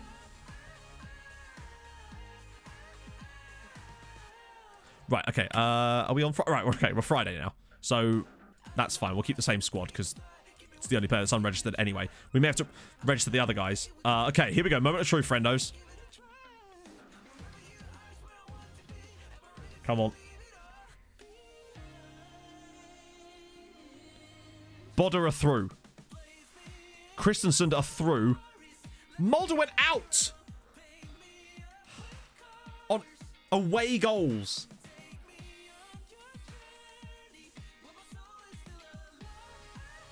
Oh. On the plus side, though, Wolfsberger smashed out HJK, so it's fine. Okay, okay, sure. Did say I'm probably going to switch these on for the next stream, but there we go. Chat teams are pretty good. Banneker Strava certainly no much, you know. This is not on away goal. Like they went out on away goals, but this is not the away game. That was actually a home game. This screen doesn't display it properly, basically. It's stupid, I know. The teams remain on the same side of the screen on both ties because of the way it's set up. Oh, it's going okay, Silent Hawk, I suppose. We've pulled off an absolute 5-head move, but also got a bit screwed at the same time. I think there's very little chance of us losing the para. Sorry, him getting injured as well at this point. So, right, firstly, now let's check coefficient. I think this might be the first time we've had 2 of them get to the final round. So, club coefficient now. Norway, 3.25 already. That's pretty good. Not really, Brazos, to be honest. Our fixture congestion's fairly minor. No more than any other team most of the season. Sweden. Yeah, Sweden have... Okay, so how are we at the moment for next year? So, at the moment, we'd actually go above Austria because they're losing a 12-point season. That's huge. Ukraine, unfortunately, are losing a really bad season, so they're going to be quite strong again. So, all in all, it's not too bad. So, current, obviously, this is completely ridiculous at this point. So, 1, 2, 3, 4, 5, 6, 7, 8, 9, 10, 11. Ooh. To be fair, we've been ahead of Scotland the entire save. Well, not the entire save, but most of the save. Any funny manager appointments? I don't really know. We haven't really paid much attention to them, to be honest. So that's a good start. But if both of those Norwegian sides... Hang on, did we see who they were playing? I didn't even look at that. Who are they playing in the final qualifying round? Because if they've got winnable draws... Oh, shit. Hang on, I want to go to state. It's just easier to see. So... Christensen are playing EAK, and... that's not looking easy. Bodder away at Vitoria de Guimarães. That's not easy. And AK... Christensen looked pretty solid so far, but yeah, I think they might have done all they can. I think if they go through, then brilliant. But I think that's pretty tough for them. You never know, though. You never know. Maybe if they can just win the home games. Perhaps. I don't know. We'll see. Yeah, what we'll do is we'll switch... When we're actually playing our tie, we'll switch the live score panel over to the Europa Conference League. Cavalcanti wants to move loan clubs. There's nothing we can do about that, though, sadly. Right, good. Work permit. He'll get my work permit, no problem. Granham's coming in. Excellent news. Stall that offer. Lovely old job. The thing we can't... Oh, loan has gone again. Okay, camera. Cheers, fucking hell. It's a bad day for camera freezes today, chatto. A bad day for the camera freezes. Let's deactivate, reactivate, and we're good. Oh. See, I spotted it early. No one had even mentioned it that time. God, got on it. So, Granham's in. The board are complaining. Don't really give a shit. To be honest. Obviously, we can register him for... Oh, hang on. We have to take someone out here. Who do we take out? Wait, hang on. Why do we have to... Oh, because Para's not gone yet, is he? We'll have to wait until he actually leaves. Because Para's still in the squad at the moment. Oh, yeah. He's not joined us yet, though, has he? E. What did the board say? Is there an F? Can you get an F?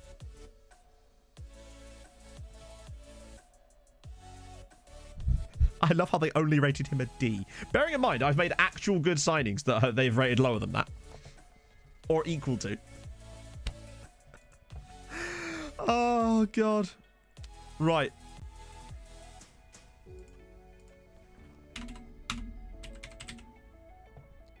So that's Torsten Spinehammer.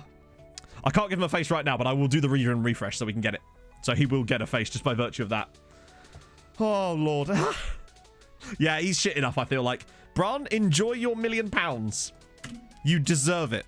So essentially, Roy, we were about to lose a player. Renan Nelson was about to go to PSG for £52 million, and I didn't want to do it because the board basically forced him out from underneath us. I played Renan Nelson. Bran, against the league game against Bran, they injured him, and he's damaged his back, and he failed his medical, and now won't move to PSG. So I said that if it turned out it was a serious enough injury to fail the medical, I would give Bran £1 million for injuring our player. That's true, so we need to get better at doing that sort of stuff to structure those deals a bit more. At least they're not looking like they're going to get relegated, so maybe we could give them the impetus for a good little run. Or at least, you know, maybe they could sign a couple of good free players or something. Right, so when's our next game? Is it... Okay, it's Hammerby in 3 days, so we'll do a quick rotator-roo again here, because, hang on, I did click it, right? Yeah, okay, cool. Also, by the way, Holm has killer balls. Which makes me wonder... 18 assists in the league last season. Just a thought. It's just interesting how well he actually played in those roles when I actually gave him the right positioning. 18 assists. It's just interesting. Right. So I want to see... I've got all the other midfielders working on it, and I want to see how well they develop it. Sign a new deal now. Probably not until after the window. If he stays for the rest of the window, then we'll try and get him on a new deal. That's weird, Mandar. It shouldn't be. As far as I know, the player search window should display all of your scouting knowledge, unless that's just all the scouting knowledge you actually have. I want to see your killer balls. But I'm curious to see what it would be like when Phil and Sandy... Phil might not get it, but Sandy should get it. So Sandy's balls are going to be terrific. Because he's already a solid player. So when he gets that tries killer balls, I want to see if he becomes Kang. Quite simply. Only time will tell. But that does seem to be the game changer for me.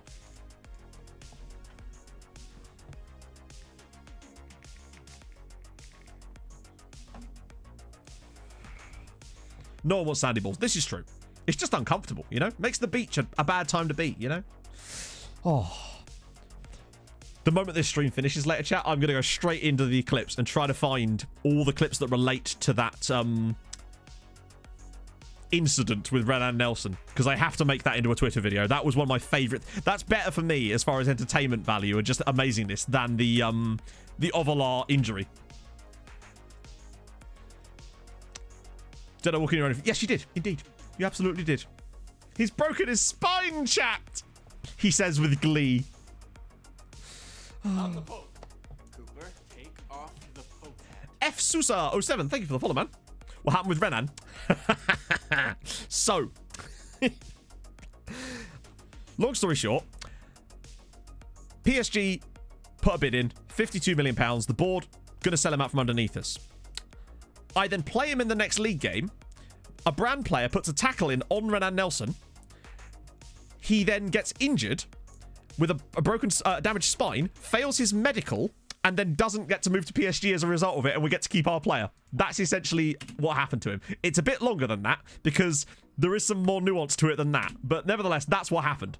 And also, as a result of that, we gave Bran £1 million just for free for injuring our player and allowing him to stay at the club. Oh. No, that would have been amazing. Well, we don't want to sign the lad that fouled him because he was a starting player for Bran, and we don't want to weaken them. But we have bought a shitty youth player off them for £1 million so that they can then reinvest it. That was who Martin Spinehammer is. A lot, though. Yeah, but, I mean, again, £50 million is a lot of money, but, like, okay, now what? Like, £50 million is meaningless if you don't have anyone to spend it on.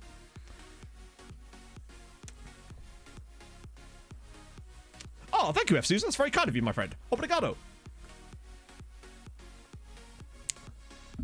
I think some people get caught up in the money more than the value of the player. For me, the player was worth more money to us than the £50 million that we would have got for him, you know? Yeah, exactly. I like to think that Bran saw what we were doing and was like, you know what? We're going to help him out here. It's a shame that doesn't tell you who actually... Yeah, it's weird. This must be the latest into a game in the league that we've... Oh, no, they're down to 10 men. It's about to go off the rails for him. 4-0 incoming now. You jinxed it, Chatto.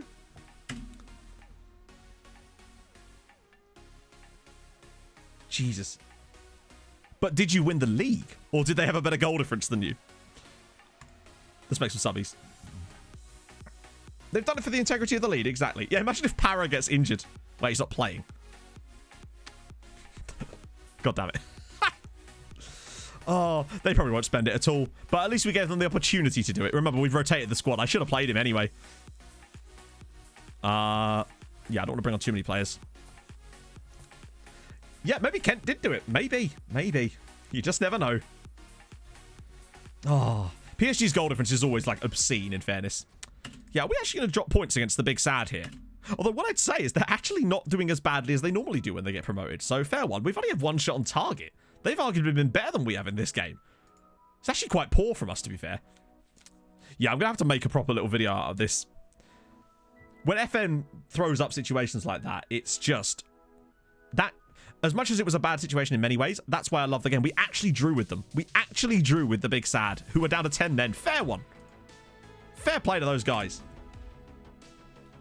That's impressive. They deserve that point.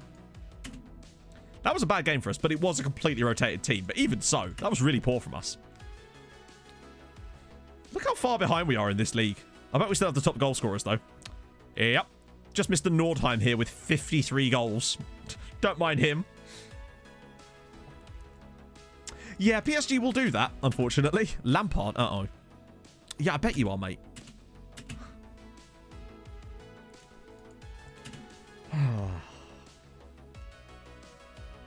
Because of the volcano exploded. Yeah, I mean, we don't really want to lose Renan Nelson. Like, man is an excellent player. And when he returns, we're going to get him on that new contract, get him another boat clause. I think something we should prioritize in our contracts now is, even if we have to take a year off of their actual deal, just to make sure we get that at least a 1-year extension clause, because it will cancel any deal. Anyway, what are we doing, Vaughn? Oh, he didn't, did he? I don't think so. You came in summer. In winter. Nah, we're fine. We're fine. I don't think Pizarro's had it. I think we're fine. Redman, thank you for the follow. Let me just make sure, though. I hate it when they do that. Heck, that's probably part of the reason why we ended up losing money on the other deal. No, we're fine. We're fine. Oh. Karamoko Dembele. That's the guy at... Is he still at Celtic? Yes. Okay. Okay, he does not look 26 there, I'll be honest. Whew. What's a Tigre? Oh, cool. I suppose that's the thing. It's all about motivation with all of these saves, isn't it? It's going okay, Big Methuselah. Sort of. Board of buggered us again by selling a player out from under us, but we also pulled an absolute 500 IQ at the same time, so... Yeah, I think it's just... I mean, the only other player we've had the board accept a bid for was Para, but by now it's too late to do anything. Although that does seem to be dragging on a bit. Imagine if he turns down the contract. That would be the ultimate just F you to the board. Oh my god. Anonymous with the 5 gifted subs to Sweden, Blobsnail, Cashley, hang on. The Briz Gaming and Kieran. Thank you very much, man. Yeah, imagine... That would have been the ultimate, like, Uno reverse card, Owen, if it was that. Because then PSG would be the one sending players out. We'll do a Tromso mode as well, because that way we'll get some nice red subbies here. Thank you so much, Anonymous. That's extraordinarily nice of you, man. No. It was definitely deliberate, Richard. Give me this. Go, what's Cavalcanti done now? Scored again? No? Maybe? All I know is he's very good, isn't he? Into one Ovalar. They've offered less money this time, though, because reasons. Oh, I just want to get out of this window. Imagine if Torsten Spinehammer injured his spine. Oh, Dino's happy to stay. Good stuff. I like how they're always happy to stay once they realise no one else wants them. Welcome to the island of forgotten toys. Population us. Oh, good lordy. That's insane. Right. Well, then maybe offer actual money then, Spurs. Not that I'd say yes, of course, but still. Imagine if he'd actually got a serious injury. Is that a real name? No, his actual real name is Salthammer, which... I actually, for a second, thought that was Para. I thought for a second that was Para. Also, are they still arguing over Augustin Para's contract here? Because they've been at this for a while now. Like, a legitimately long time. Oh, can you imagine if that was him? Yeah, no, his name's Salthammer. Which is also excellent, but not quite as cool as Spinehammer. I love that they now still want him even though he's injured. Good lordy. Yeah, our injuries are... Yeah, there he goes. 20... Bearing in mind, they actually... And I actually loathe this shit. When the board accept a bid for your player, you protest, they then cancel the bid. The club then come back in with a lower bid, and the board accept that one from underneath you.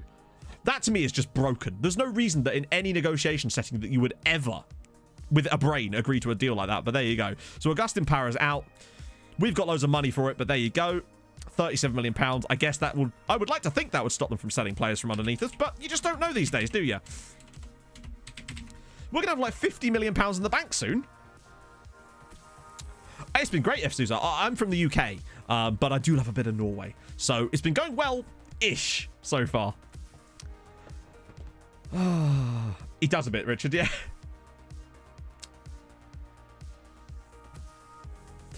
That's true. When he doesn't play, inevitably, for Bayern Munich, we could have just tried to loan him back, to be fair, but I suppose it would depend on the wages.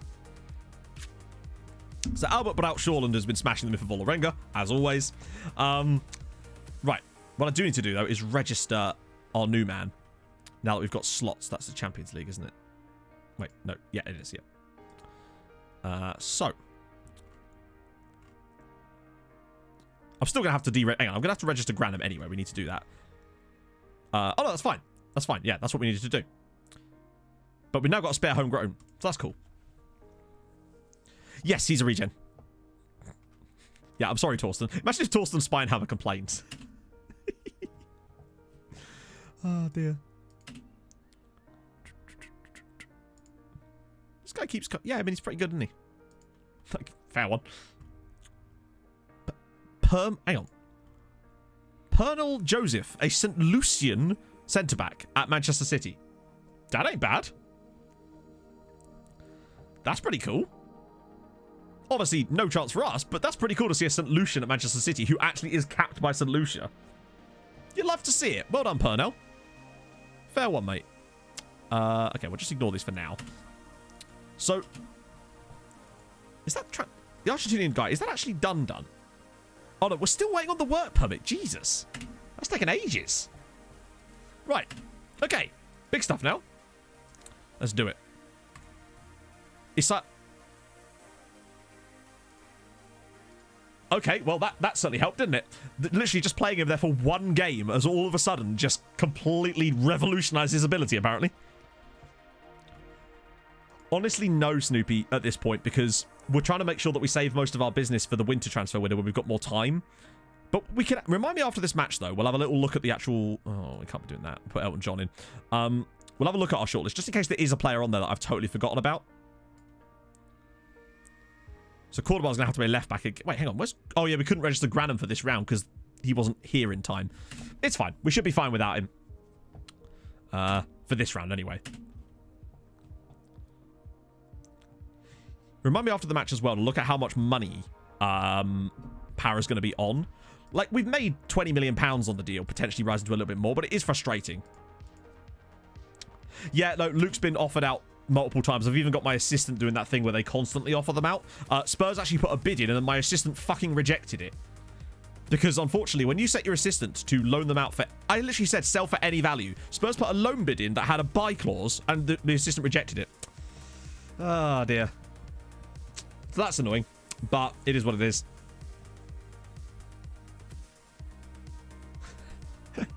Foden has no choice. But I'm really glad that Asilovic is getting more competent there, because I genuinely feel like part of the reason we signed him was to... What on earth? Is it just me, or has Sandberg all of a sudden just started throwing goals into the back of the net constantly? This might be his best ever scoring season for the club. He's already up to 12 goals.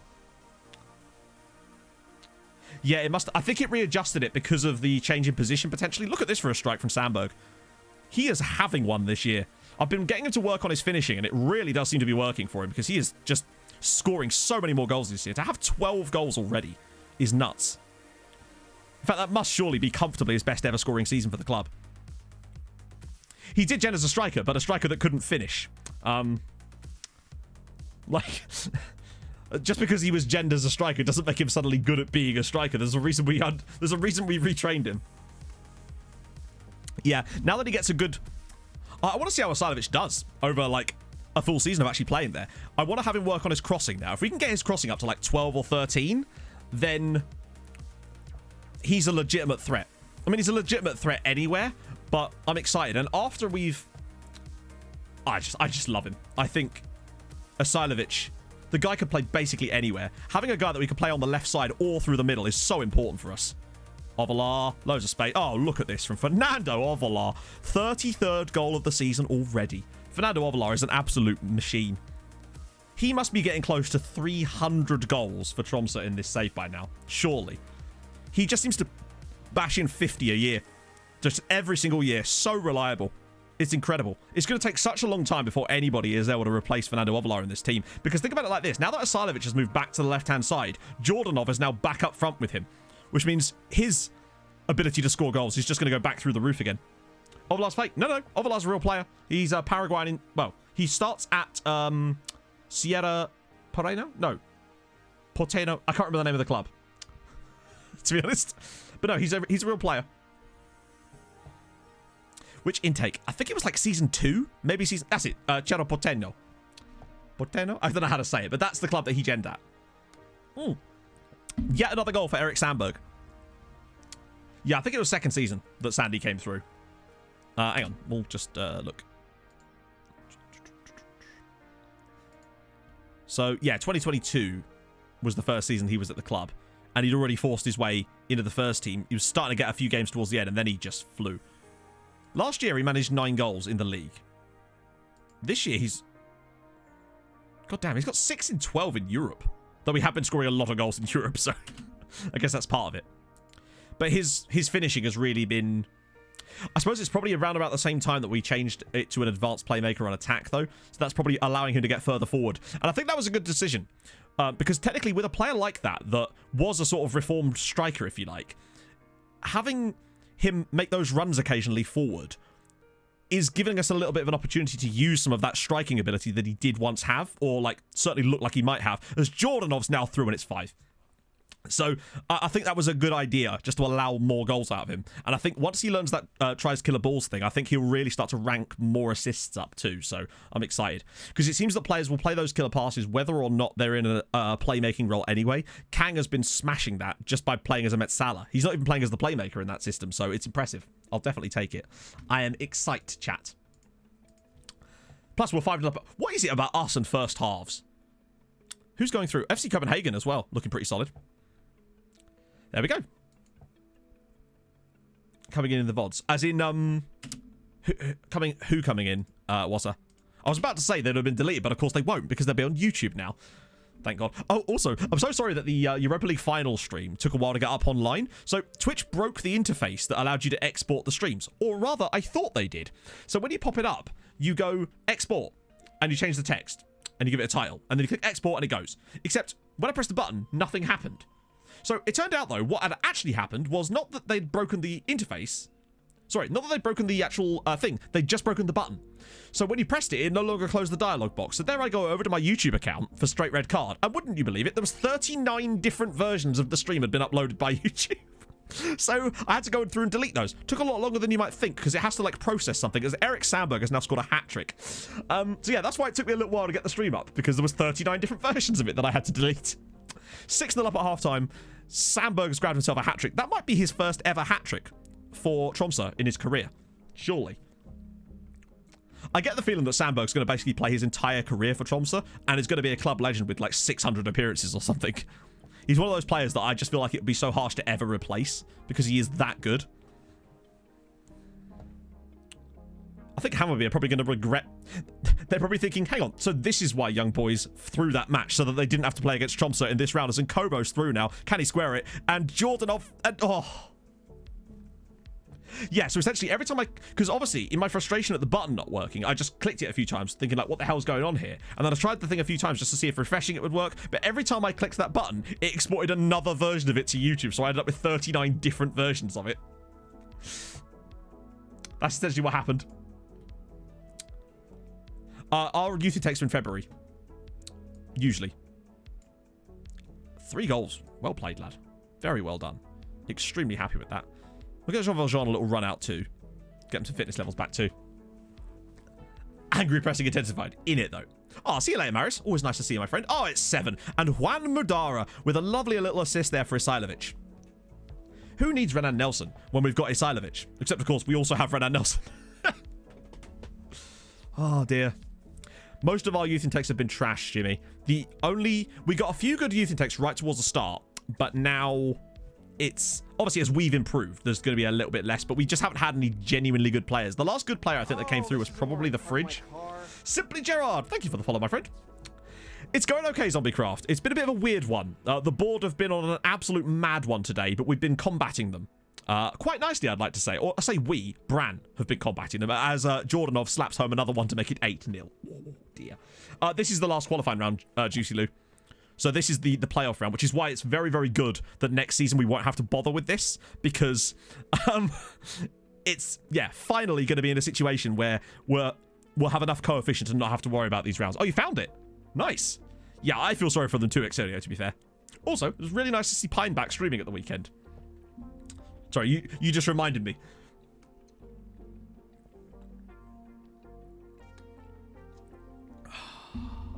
It's very good news. But we still haven't managed to hit 10 in a single game. We were 9-1 up against Pauk at half-time, and we still didn't manage 10. Oh, go on, Geordie. Can we do it again here? Geordie Jordanov makes it 9-0. What a finish from Geordie. That's a finish and a half. I hope so too. He's a lovely dude. Well, that's the other thing, Wasser. When Sandberg first joined the club, he was good, but we didn't expect him to be, like, outrageously good.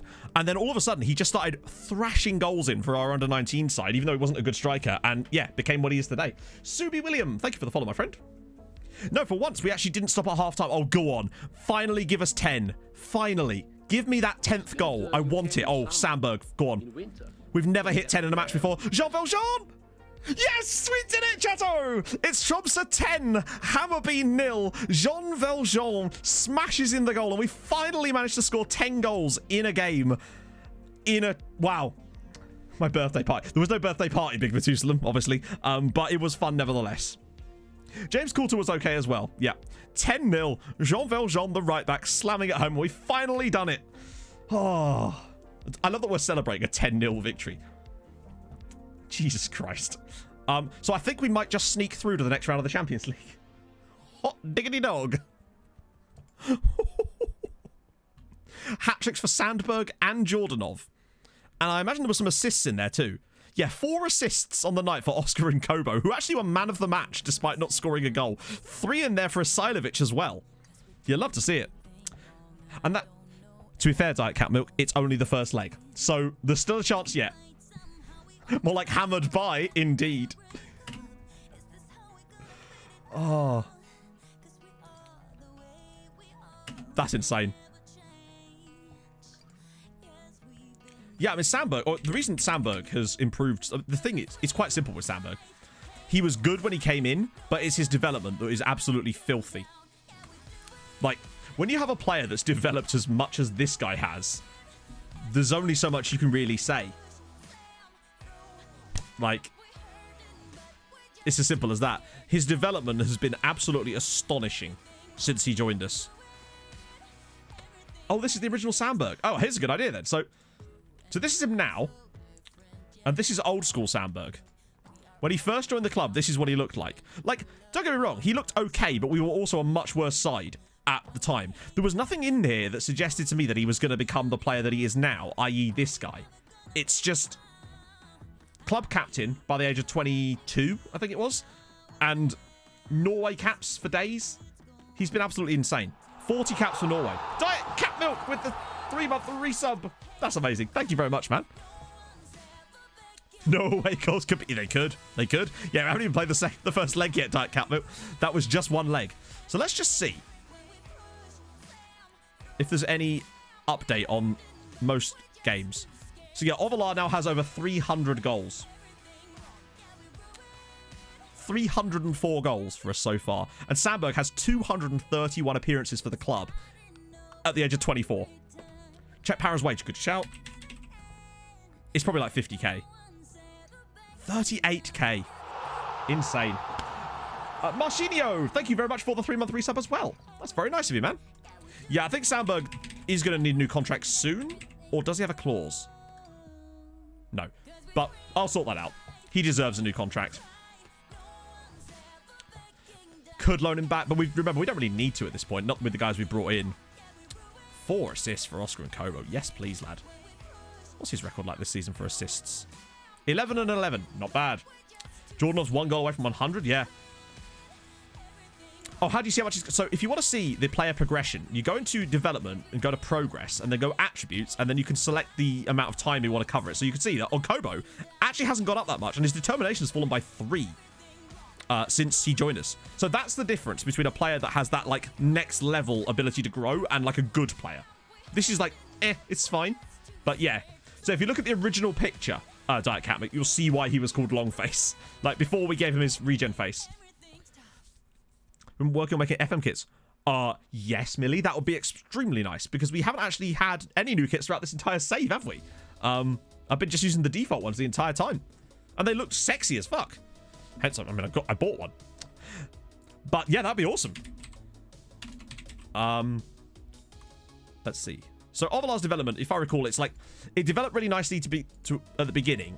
I mean, you can see he's still gone up dramatically, but it was mostly over the first sort of 3 years of him being at the club, essentially. Since then, we've had sort of mostly things like mental stuff has definitely been improving in those last few years. His decisions has really improved nicely too. So his finishing's only gone up by 1.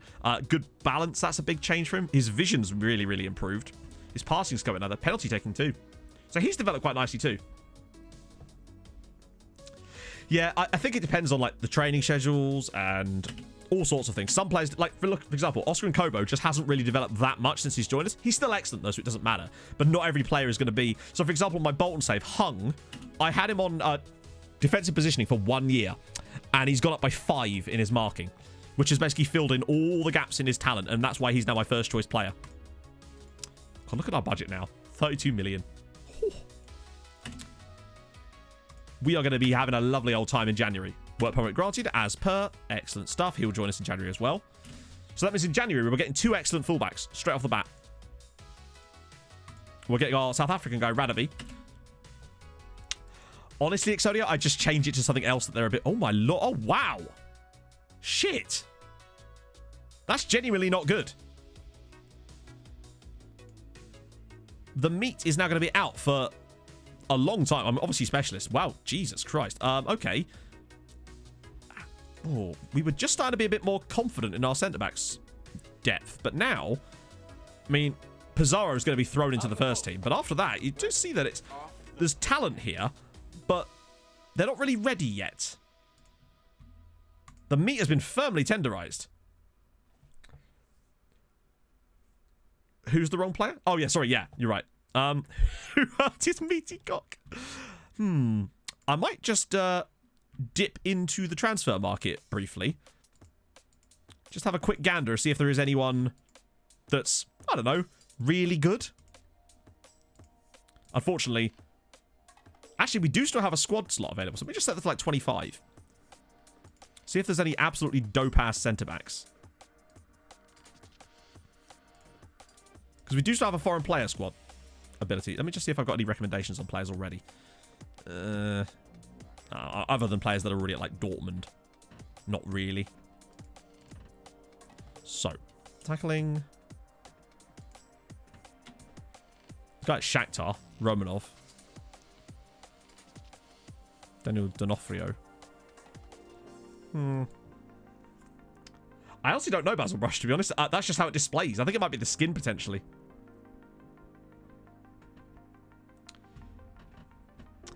I only really use the depth page just because I can get... It's just much easier for me to see what kind of... Obviously, the star rank isn't the be-all and end-all, but I just find it easier to look at that page just to see if I do have any holes to plug.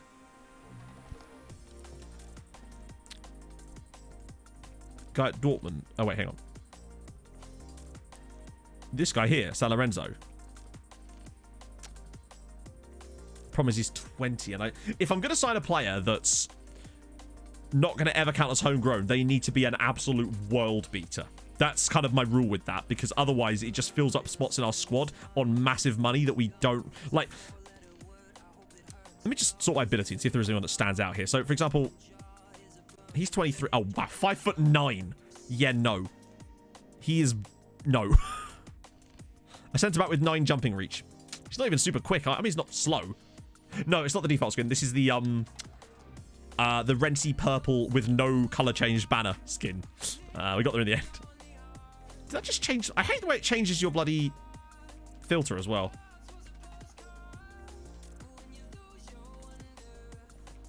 His tackling is quite poor. He's very tall.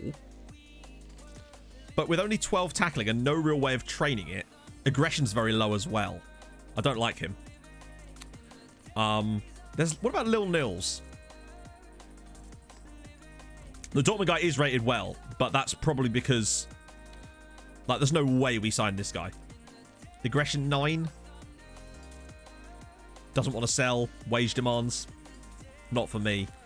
That aggression of 9 is a little bit sus. Great tackling, though. Morning, Supreme. I just don't think he's good enough. I don't think it's a good deal in there for me. What was it? Yanan. Who's our Nanat? So, how bloody dare you, Spurs? The cheek of it! On a free? This is why I hate it when our boards do shit like this. Jay Schultz, thank you for the follow. And also, Estoni, my apologies, or Donny. I didn't see that. So a free transfer for Yanan to Shakhtar, where he isn't even playing. The issue is, unfortunately, money, wage, goodness. Tottenham are just ruining all of our players. Lawsy with the follow as well. Thank you very much, man. Okay, so I'm going to have a very quick cursory glance at this to see if there is anyone that's, like, stood out massively. But other than, I mean, I know he's at Shakhtar as well, but what's his jumping reach like? There's Boris Romanov. Yeah, no homegrown as well. He's at 19 as well. Wow. Guo Chushuan. Aggression could be low as well. unfortunately. Obviously, definitely worth a scout, though. That's fascinating. Certainly interesting, nevertheless. Some of these guys, obviously, we're never going to be able to get enough information on until the end of the window anyway. His pace is bad. Yes, agreed. This guy here, though, Felix Rodriguez, 5'11", goddamn. Unless that jumping reach is extremely good. If his jumping reach is like 13, then I'm like, cool. To be fair, the problem we've got right now is most of these guys, we need to be looking for a player that can join us right now. And the issue is finding that person. Because most of them are either going to be... No one's really standing... Hang on, let me just get past this 2014 bit. Loan lists? Maybe a lone centre-back? Yeah, maybe, actually. Just to tide us over. I don't really want to be signing a permanent in this position.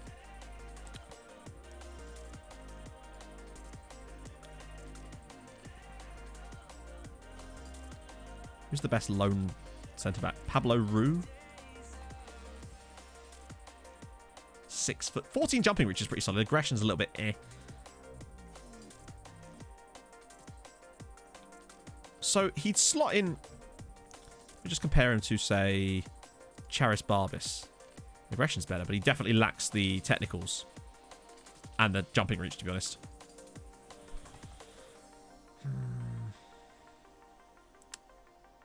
Take off the... Well, I mean, we've already got it set to 25. I'm like, anyone beyond this is probably going to be on massive wages for the most part. I don't see anyone else suddenly appearing that's... I mean, we'll have a look. Yeah, it's the same players. No real addition. So for me, a guy like this guy, Pablo Roux, who is Bosnian, despite... Hang on. So he's a Bosnian that spawned at Montpellier. Fair one. And now he's at Benfica. Let's compare him to the meat. Oh, no. Oh, shit, there it is. They don't always show up.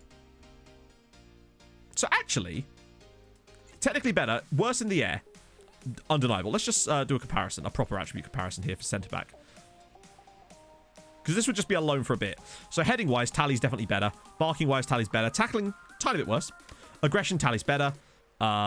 Bravery, though. Much braver is Pablo. The rest of this stuff, it's kind of close. Tally has better positioning, but still okay. Jumping reach, Tally's slightly better, but only minuscule. Like, him being 6 foot isn't that bad with his 14 jumping reach. Pace, again, slightly worse. Strength, he's a bit stronger. And he's either-footed, which is actually quite useful for us at this point. I'd be tempted to go for Pablo Roux for the rest of the season, particularly as he's only on $5 a week, and he's listed for loan by Benfica. Just to see us through to the end of the season. Because then either we have the meat back, which is likely, or we can find someone else in January. Because that's when our main transfer window is. Hello, Emma. What up? Yeah, go for it. Crack on, big man. Get them bubbles out. We do have bubble bath now, remember? We do. Exactly. Can you tell chat what my friends got me for my birthday, please? What do you mean? Well, you tell chat. Right. Asking me to talk on your behalf, woman. Lordy lord. I'm going to just put a loan bid and see how much they want to actually... That's doable. I'm happy with that. That's not huge amounts when you look at it. That's, yeah, that's reasonable for me. I'm okay with that. Right. Yeah, go on. So my friends got me like a care package with some nice like, bubble bath in and everything. And then they also decided to put in some sweets in the shape of willies, which is just what I wanted for my birthday. You know what, Dean? If it was matey bubble bath, I'd be well on board. Matey, as it goes. So, yeah.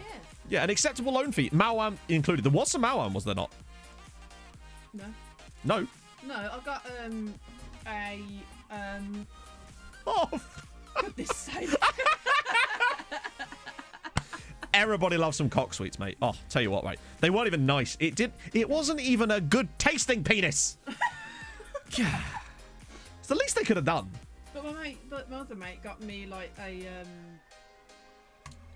like a hamper of loads of retro sweets. For sure. For sure. That was real nice. So we threw the rest of the cock sweets away. Ah, dear. I like my penis gourmet. I'm just saying, organic cock is the very best you'll get. Organic cock, the best a man can get. So yeah. That's what I got for my birthday. Oh, we can register Granham now, I think. Okay, bye. Bye. Now I've disrupted chat, I'll leave. God. Coming over here. Full fat. Oh, dear.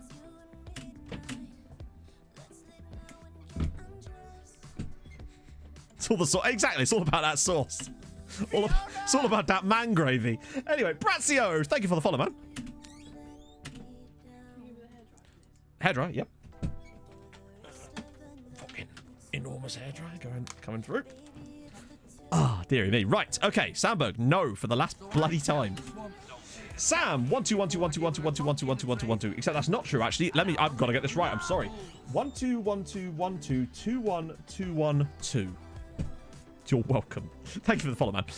That's a goalkeeper, although... Yeah, he is a guy who will probably... I think that he could potentially be a natural successor to potentially Oscar and Kobo on this right-hand side. So I think if he doesn't go to a big club this window, which it looks like he won't, January we're after him, for sure. I think he's definitely one for us to go after in January to really strengthen that side. Oh, an Ecuadorian. Hello. Jefferson Medina. Ecuadorian. Like it. I'm going to add him to the shortlist too, actually. Are they all... Carlos Larinaga? Nah, we don't really need... I mean, I know they're loanees, but at this point... Oh, what? Because of... Do you mean because of his age? So if we get him, he would still count, right? As homegrown because he turned 19 this season. So he could still count as homegrown if we sign him now, which means we kind of have to, don't we? Right, okay, in that case I'm going to do it then. Because I think long term he could be excellent. Just do the usual thing to get the point of reference.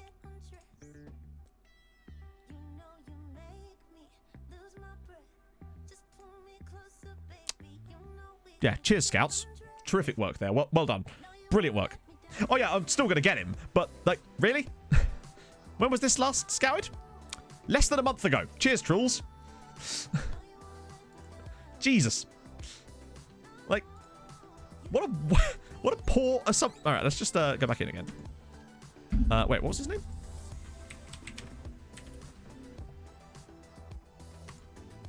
That's not him, Matt. There's a second man called Cochimano. Oh, this isn't where I park my car. So, with that in mind, that means that they essentially want 21 million in total. But remember, that's like 11 and 11 over like 7 years. I could probably break this down to like 10, followed by 5, followed... Yeah, go for it. Just turn my phone's Bluetooth off so it doesn't connect to the speaker.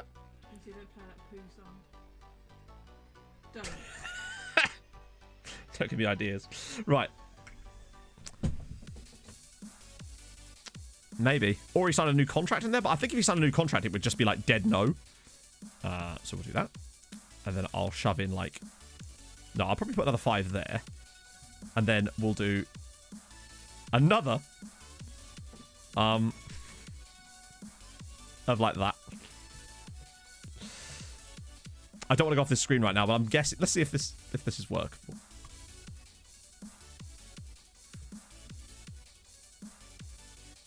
Oh, that seems okay for me. I'm okay paying 10 up front and then the next over like, what, 7 years? That's barely any... I'm all right with that, to be honest.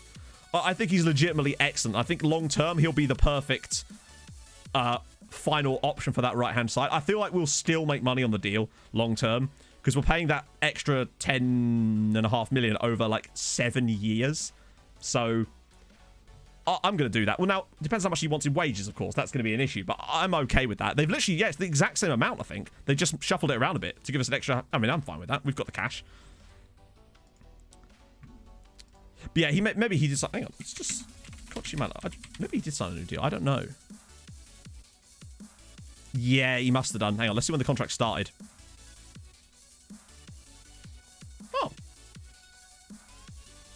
that's weird. No, he was already... No, I don't think he has signed a new deal. They've just... Yeah. Ooh.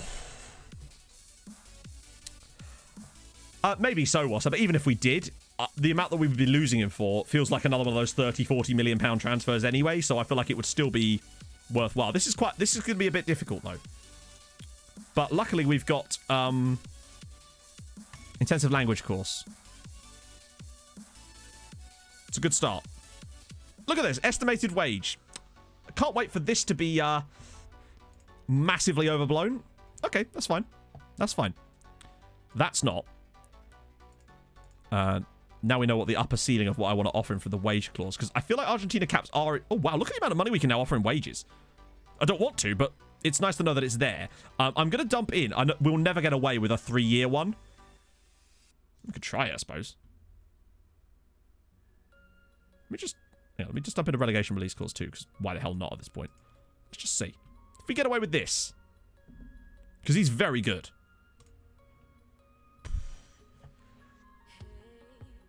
They are definitely from the original scout. I'm okay. I know it's a lot of cash, but... Yeah, but he's still a good value. Even with this extra fee, he's still a very good value player. But we're certain that he will get homegrown eventually.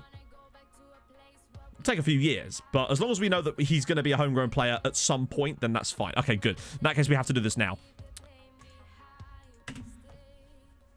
It's sad, but hey, he's got a cool name. He's, I think, the future of that right side beyond Nkobo, really. Like, he's a very good player. Imagine him and Renan Nelson playing together when Nelson's back from his broken back from carrying us all these years. Yeah, I think this would be a good litmus test, actually, for how far we can push the homegrown rules. So, I mean, perhaps it's a risk doing it on such an expensive signing, but nevertheless, I wish that there was a way of knowing that before you sign them. Like, I wish there was, like, a thing you could see that would tell you that information, whether they will become homegrown one day, but actually it tells you the exact opposite of that, frustratingly so. So, right, okay, we'll go full strength today, because the second leg's in the bin anyway. Although, yeah, this is what I mean. Look at this. This is a league game. It shows you how few centre-back options we actually have at the moment because of the situation we've put ourselves in. Wow, we really have nobody here. Jesus. Where is Pizarro? Yeah, indeed. Where is Pizarro? Is he suspended, maybe? Oh, shit.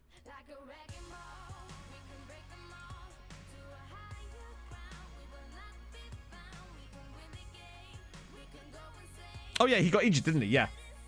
Spinehammer for his debut. So we do have a few players injured, of course, which is probably part of the problem. Oh, well. It's only the league. We'll win it anyway. Number... Who would get the number? Is that... Oh, yeah, Shetel Granum. Of course. Nope. Not allowed number 12. No. Back a loan player for where? Like, we don't have any centre-backs out on loan as far as I know. No, I don't think we do. I don't think we've got any. So, at that point, it's sort of served. And also, we still have to find a way to put them in the squad.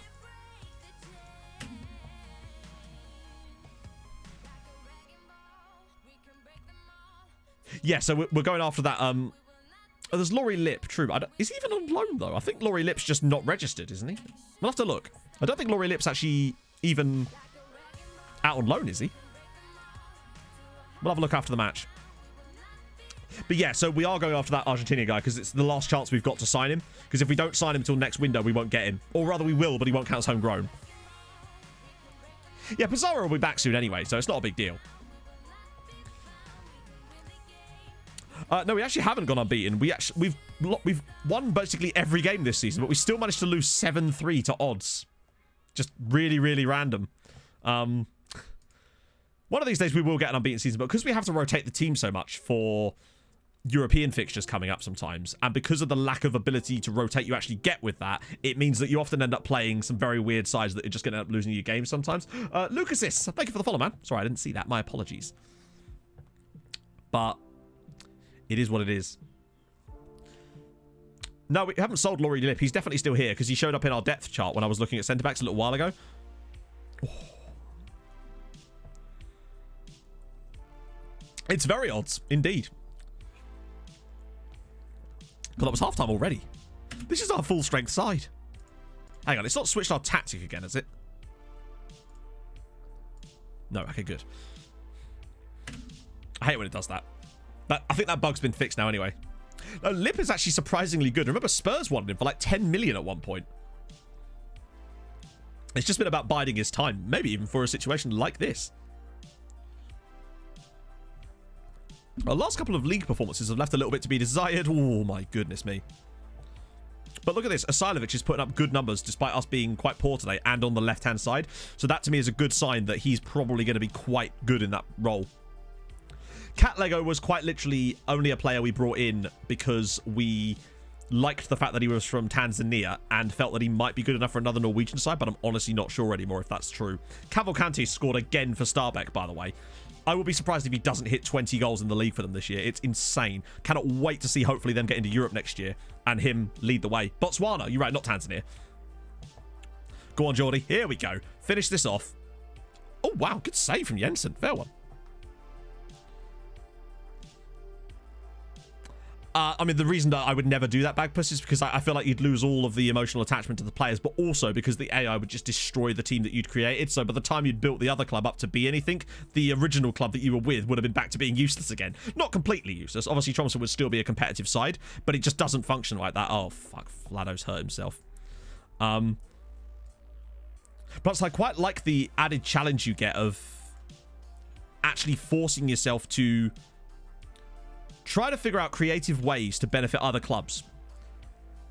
That's, yeah. That's what makes this save fun for me, is trying to figure out creative ways, like giving Bran £1 million for that random youth player, albeit we were doing that as more of a favour because of what they helped us do.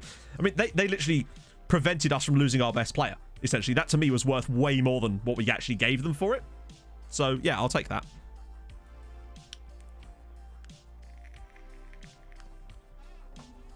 Oh, thank you, Wayne. That's weird. It didn't come up in the feed. That's strange.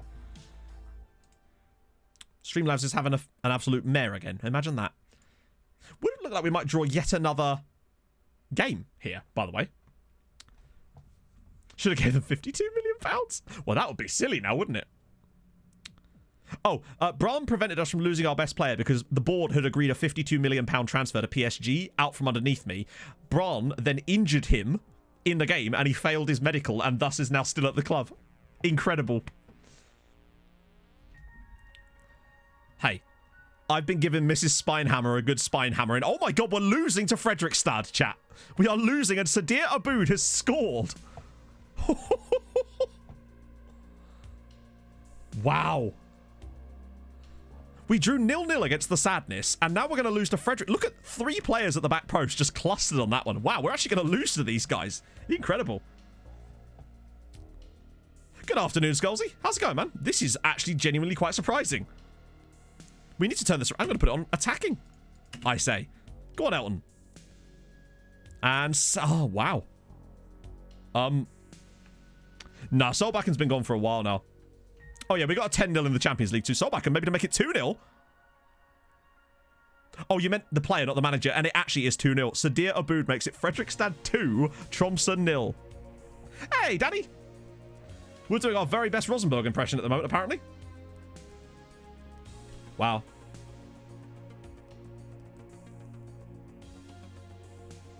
Sorry, what I should say, Jimbo, it was just my nice way of saying I don't want to leave this club as it's the club I chose to do the save with, and that's why I'm picking the team. I have no plans to leave the club, basically. So, yeah. Ain't happening.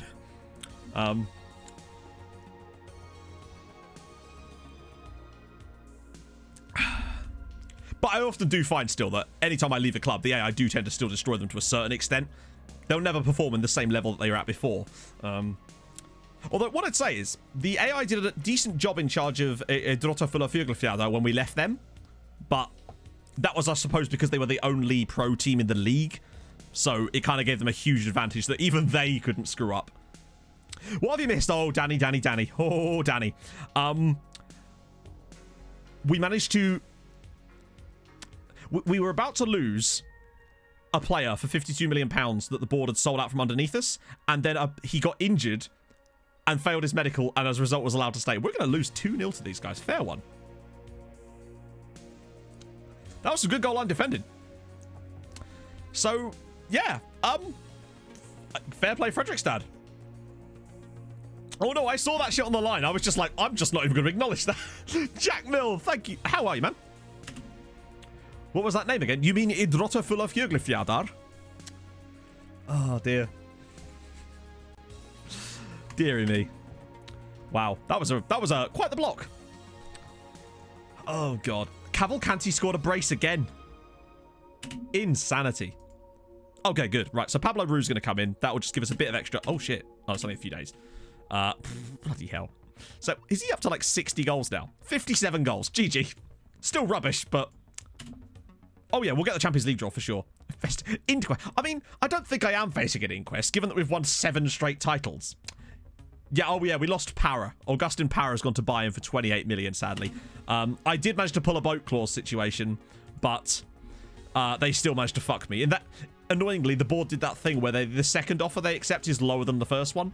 Just to extra screw you. My best Swedish pref... Bork. Right, okay. Who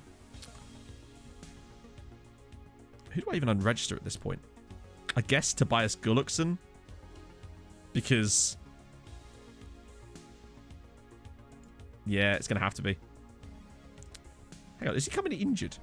Oh, that's fine. Yeah, it's going to have to be switched around like that. Gulluckson never plays for us, sadly. So, whereas Pablo Ru is at least going to get some game time over this next period, I would have thought. Like, so we'll get Asare, of all people, to welcome him, because reasons.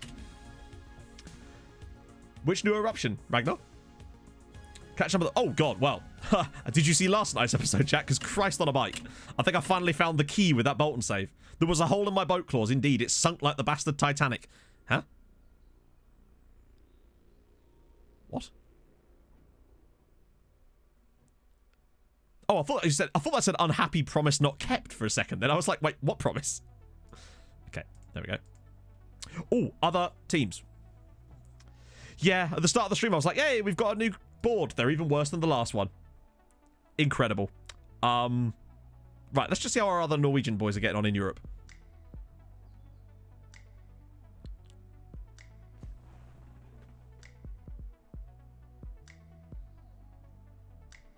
Oh my titty fucking Christ.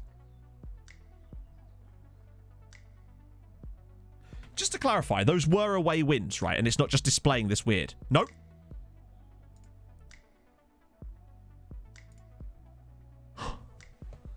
Wow. Both of them have won 2-0 away from home in the first leg. We could very well have 2 Norwegian teams in the Europa Conference League group stages. They've seen what Stabæk have done and they've gone, you know what? We could do this. Well, there's 2 teams. That is nuts. That is extremely good news, friends.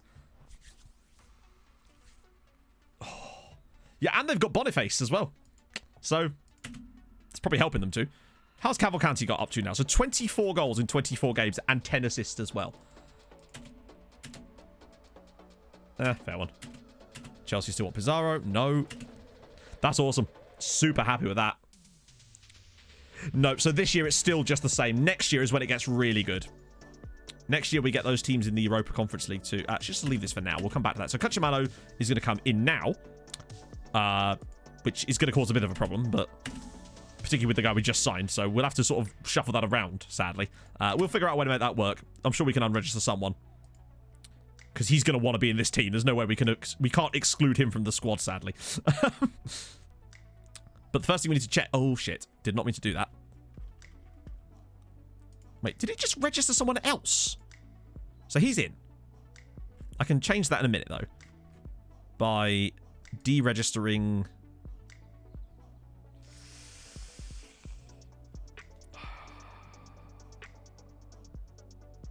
Honestly, I think I could get rid of Gustavo Young because Elton John is better than him. And now we've got to sort out the homegrown issue here. Who do we take out?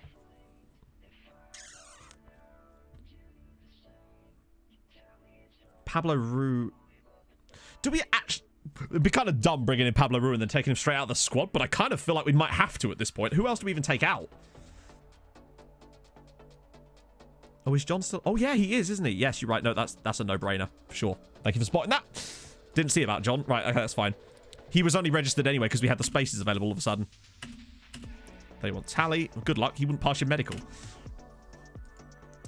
Nah, he wouldn't, players like that come in that kind of situation would not take kindly to being loaned out. They expect to start. I know it's only a squad player, but I think he could serve a purpose sooner rather than later, to be honest. Is that a record transfer? It is. Tottenham wants Sandy. Sandy doesn't want to go anywhere, as per. I'm super excited that those teams are actually going to be in the Europa Conference League next year, potentially. Or rather, they'll be in the... oh, yeah, homegrown, homegrown. Very important check now. Come on.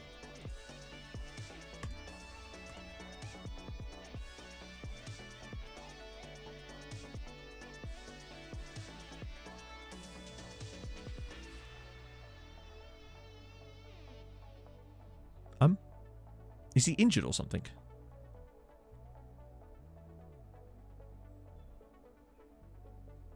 Maybe he's in the second. Let me just turn all the others on.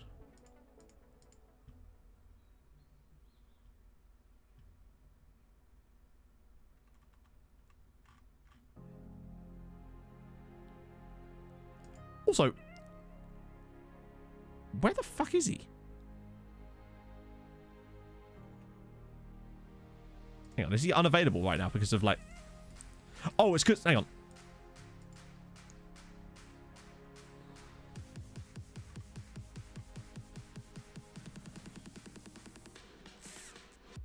Never will be homegrown. Also, why is he still counted as unregistered when we just registered him?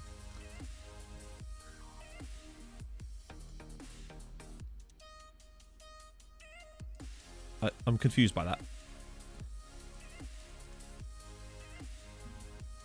What? We saved it. Specific. Hang on. Oh, yeah, he can't. Oh, it's because of the Champions League game. Yeah, you're right. Yeah, sorry. We can't register him for Europe because he hasn't actually. We haven't got a chance yet. Oh, dear. So that's annoying. This is why I wish there was some way of knowing whether the player would qualify as homegrown or not, because the game just lies to you. It tells you every single player would count against it, because they do, but it doesn't let you know if they would qualify for homegrown before you sign them. There's no way of knowing, unfortunately. And we're trying to figure it out best we can, but it just seems to be completely random. Well, it's not random, but, like, to me, that... It's weird. Is it because we didn't sign him in the January window? So strange. Hey, Bente. Yeah, that's what we've done it with other players, with Dino Keita, unless it's because we didn't sign him in the January window. Maybe they have to be signed during the window. That doesn't make any sense to me. But it is what it is, sadly. We're going to have to accept the fact that he's never going to be homegrown. But, yeah. Weird. Oh well, it's done now. Thankfully, we're bringing through enough young players that it shouldn't be an issue that big a deal long term. And it also means that if we were to receive a massive, massive bid one day, it might also make it easier to let go, should we have to, you know? Because remember, Asilovic isn't homegrown either. True. Although, at the end of the day, if he does become one of our best players, I'm still going to be just as stingy about wanting to sell him, you know? Odd are doing okay, Lawsy. They're still top flight. They beat us earlier. They're the only team... Oh, no, that's not true. They were, until a couple of games ago, the only team that have beaten us this season. But sadly, that's no longer the case. He's actually, yeah, he's got so proficient, he makes everyone else look worse by association, essentially. The lone guy's in, and Para's gone to Bayern, sadly. Yeah, homegrown is always summer. That's true, yeah, because they only ever get their homegrown status in the summer. So maybe they need to get it by the end of June, maybe? Because that's usually when they get homegrown, isn't it, in June? So that means basically we can't do any... we can't sign anyone who's 19 in the summer window. But it's more data for the future, I suppose, as Ovalar misses the net. Okay. That was surprising. So yeah, January transfer windows, we can do that, provided the player turned 19 in January, or after January 1st, or something. That's fine, but we just can't do that in the summer window. It's more data.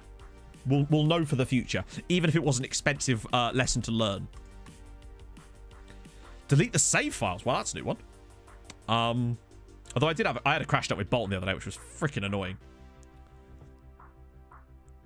Yeah, so if they were 19 in January, that seems to be the way it works. So I think that, wow, great strike from Jean Valjean. Makes it 11-0 on aggregate after just 5 minutes. This could get ugly for Hammarby again. What's our record European tie win now? Yeah, the European database clearly runs on that to get the homegrown stuff, which is weird, but at the end of the day, it is what it is. So we have to make... This is why I think it's most important that we do our business in January, because that way we'll never have to worry about that factor. It will just be nailed on. Whereas we've done quite a lot of business during the year this time around. Enjoy the rest of your day, Dan. Thank you for coming by, man. It's always nice to see you. So I think that should be our plan going forward. Just focus on business in January, or, you know, during our window, essentially. And forget the summer window entirely for the most part, as Overlast through again, and he's hit the post! Yeah, we got our away goal, lads. It's fine. We can relax a little bit now. There is no need to worry. Oh. I know this Overlast guy. He's only got like 300 goals for us. I love that that sounds like an exaggeration when it is, if anything, actually an under-exaggeration. Like, he has more than 300 goals for this club already in this save. It is ludicrous. I think he could hit 500 for us in this save. Jordanov as well with a thunderous finish as well for 2-0. It's 10 minutes in and we've got 2. Back-to-back 10s, anybody? 20-0 or rage?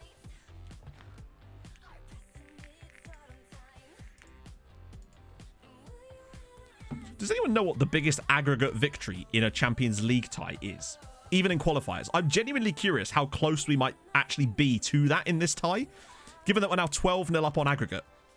And it could get even worse. I love that Luke Mbete Tabu has suddenly found himself back in our back line. Probably the worst signing of the entire save. For me. Easily the worst signing I made in the entire save. He may have been free, but he cost us a lot of money in wages and was never homegrown. But we all make mistakes. That's a really poor pass. 21. Oh, I think that's unlikely. I don't think we're getting to that level today, but you never know. Oh, God. Ovalar. Jordanov. Back to Ovalar, surely. No. Isailovic. Go on, have one for yourself. Oh, Vlado. 28 goals. That is insanity.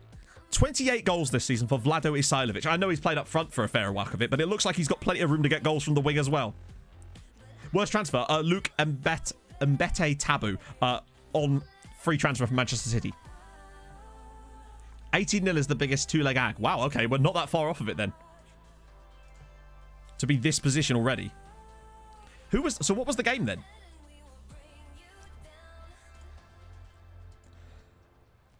Beat Stad Dude. Oh, the Dude Lounge. God damn. To be fair, wrecking the Dude Lounge is very much something we enjoy doing in the past anyway.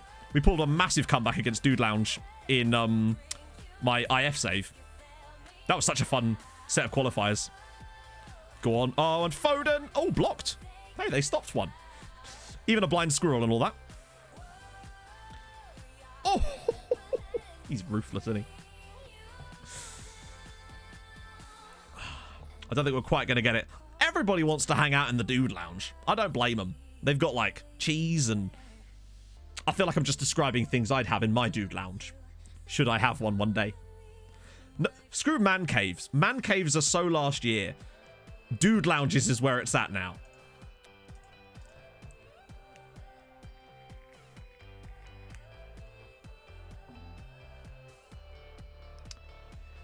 Yeah, essentially, Medi, he has. But honestly, he can have it. Like, he deserves it. Man's got nearly 30 goals for us this season, and he's now playing in the left wing. It's actually nuts. So, oh, okay. So the modern champion. Of course, yeah, that's the 60s, isn't it? So all we need is one more goal. Biggest sink in Stockholm since the worship Vasa. That is excellent Swedish-based humour, I mean. I'm on board with that. But not on board the Vasa, because sunk and all. Ah, see? I've got my own form of... I've got naval jokes. It's all good. I've got a massive stomach. Let's go. Swedberg. That is a brilliantly Swedish name. So they won 10-0. Oh, surely not. No, don't do it to me. Yes. Come on.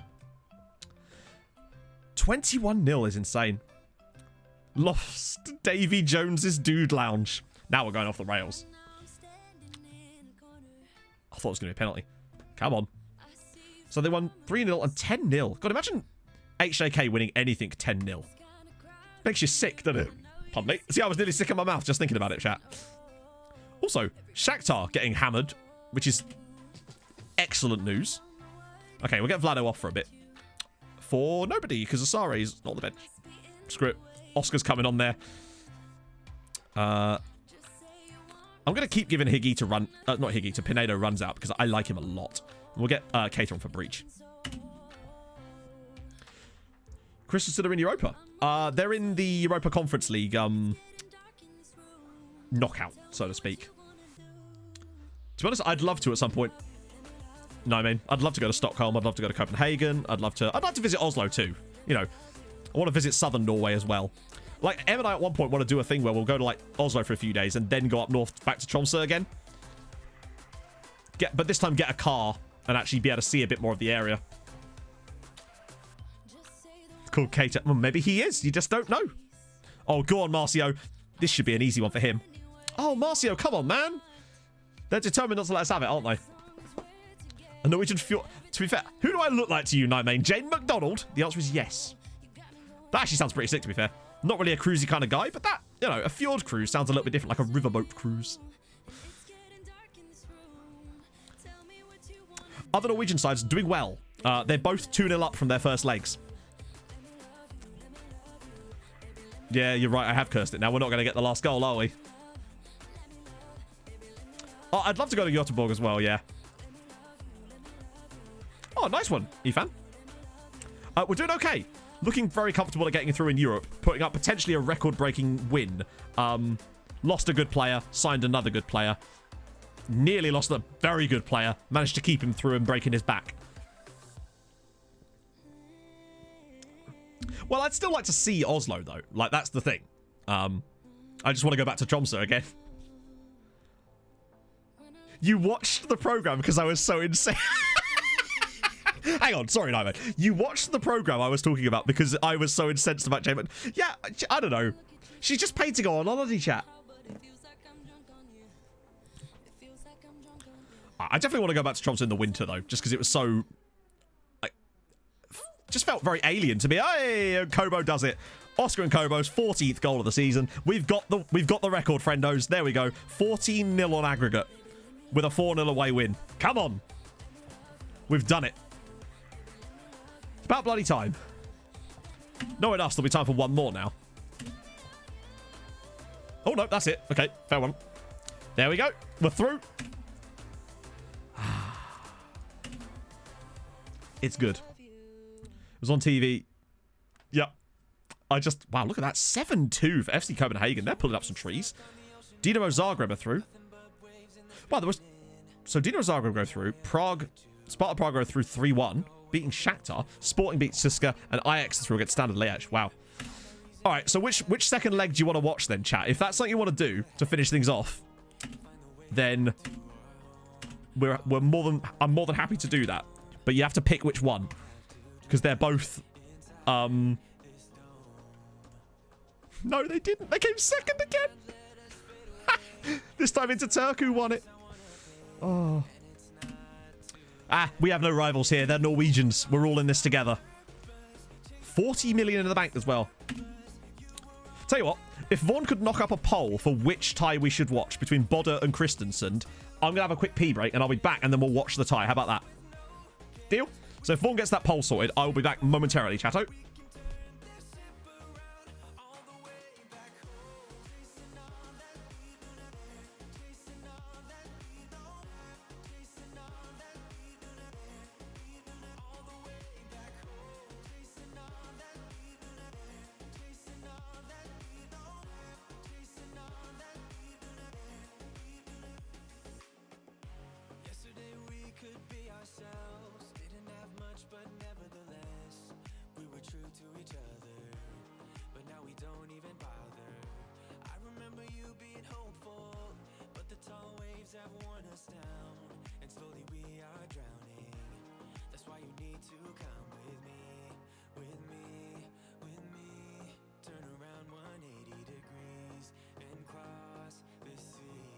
Do you know if there's a train coming anytime soon? Oh yes, very soon.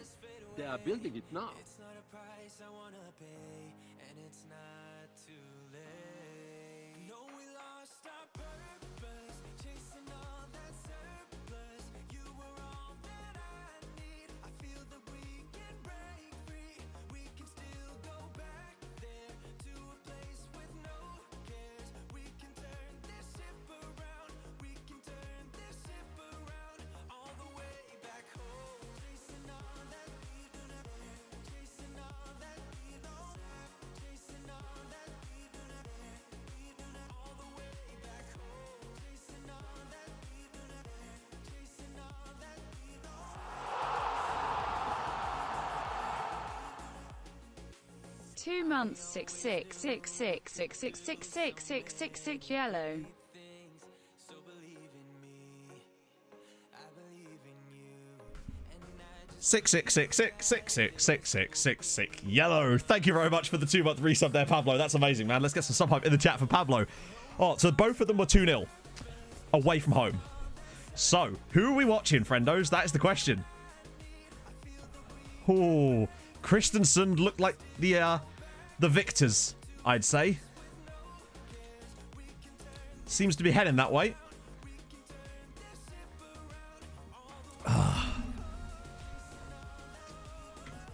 So I think that's pretty comprehensive to looking like the Christensen game. That's okay. We can stop the poll now. They've got such a large lead. I think we'll go with Christensen. I don't care if they're our rival. Like, we want Norway to do well. I want them both to go through. They're only our rival when we're in the same league as them. Stop the count. Right, okay, so let me go to their schedule. And how do you do it? Wait, what? Hey, sorry, they play on the Wednesday? I swear their games are on Thursday. Oh, well, that's a fucking massive anticlimax. Oh, it's Europa League that's on bloody... Yeah, we couldn't have watched them anyway. Nah, there's no way it is. I bet you it's not. At least they're through. And they won the game too, most importantly. Nah, they're all the same day, aren't they? Yep. They won as well. They both won both legs. That's incredible. Incredible stuff. Both of them won both legs of their final... That's insane. Get in there, lads. Yeah, so we wouldn't have been able to watch it anyway because it was during our game against Hammarby. It's only the... I think... So is it only the Europa League that's on... Yeah, that's what I'm just going to check. I just want to look at this.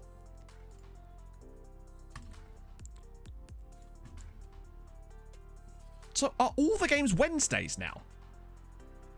Because look, these games were yesterday as well. I could have sworn they were on Thursday. So are they all just on Wednesday night now? Maybe it's only the... Yeah. Weird. Okay, well, there we go. Yeah, no, but it technically is 10-13. It's just that they're all on Wednesday, apparently. Europa League groups must be on Thursday. That's so weird. Maybe it's only the qualifiers that are on Wednesdays. Strange. All right, let's do coefficients, and then we'll try and find out who's in what draw. Because that's surely going to have helped us a load. Oh, my God. Look at that. We've already got 5.75 coefficient points. And now, and this is key, each of those... 2 teams now get 6 different matches with which to gain draws and wins potentially for us in Europe. We're almost better than that. Do you get points for just being in the group too? Let's see. When's the draws? I want to see if it's the same day as ours. It probably is, isn't it? 31st. All right, screw it. Let's do it. And our draw, so that's 31st. And oh, our draw's today, weirdly. Okay. Come on. We should be pot 2. I think we're pretty close to having that amount. Yeah. Whew. Norway is finally moving. Incredibly. Yeah, if we're pot 2, it's going to be sick. Right, here we go. Come on. I don't want the game to skip past it. Sandberg offer? No. And we got the record on that one too. This is amazing. Imagine if we get to our, like, the target we're already trying to hit before we even have any games in group stages. Lord, I'm not loaning out the spine hammer. What do I look like to you, assistant? Here we go. Come on. We're seeded second, chat. I knew it. There's too many English teams. They all have too many higher points. And Dortmund won the Europa League against us, and they were above us in the draw, so they're pot 1 anyway. Get in there. Yep. 87 points. Oh.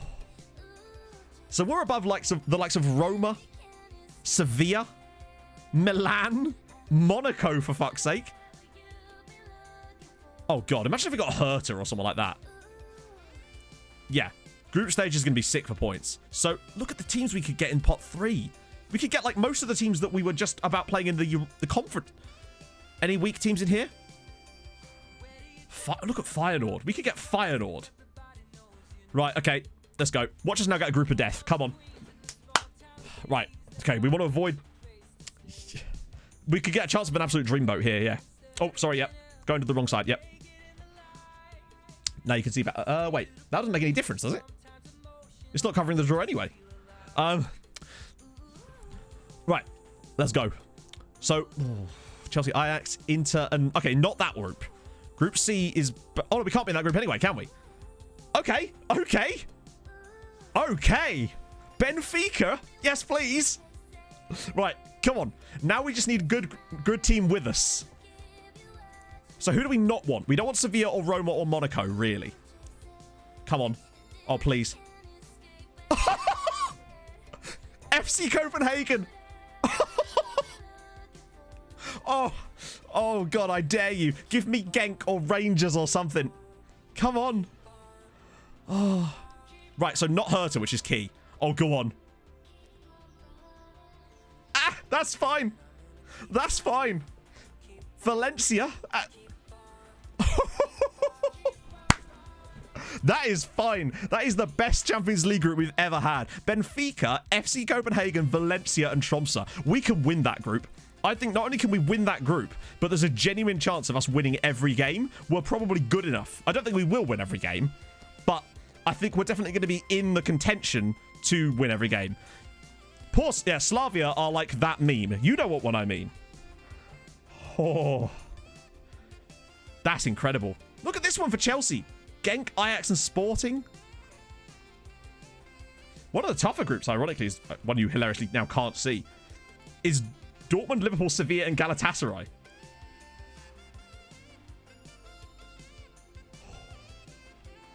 That's incredible. Yeah, Scott, that's how I'll structure it. So I'll get through that stuff. But we've still got to see the other draws. It's a shame you can't watch those live as well.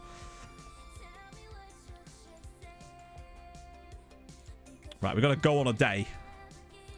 Oh. That could not... Because that's a genuine chance for 6 wins. Let me just see if that's affected our coefficient before I do go down. So I want to just get an idea if that does actually change anything. No. Or did it? Was that 5.25 before or 5.75? I don't think that does change it. Can you really? Hang on. So there's a way we can watch it.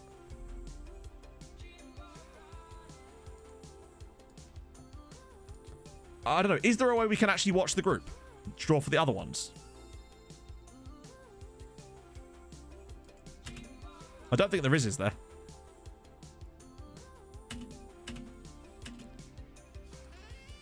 Yeah, maybe you get coefficient points for being automatically put in the groups. Otherwise, it'd be a bit unfair otherwise, wouldn't it? Although we'll see. Right, okay. God, that is the most winnable group we've ever had in the Champions League. Firstly, there's a chance to get out of it, which is excellent. But there's a chance to get out of it with a genuinely large amount of wins. I will take part just in case there's a chance to loan anybody. Or... Yeah, I guess you can have him. Grumps, did it actually say Tromso had it? What?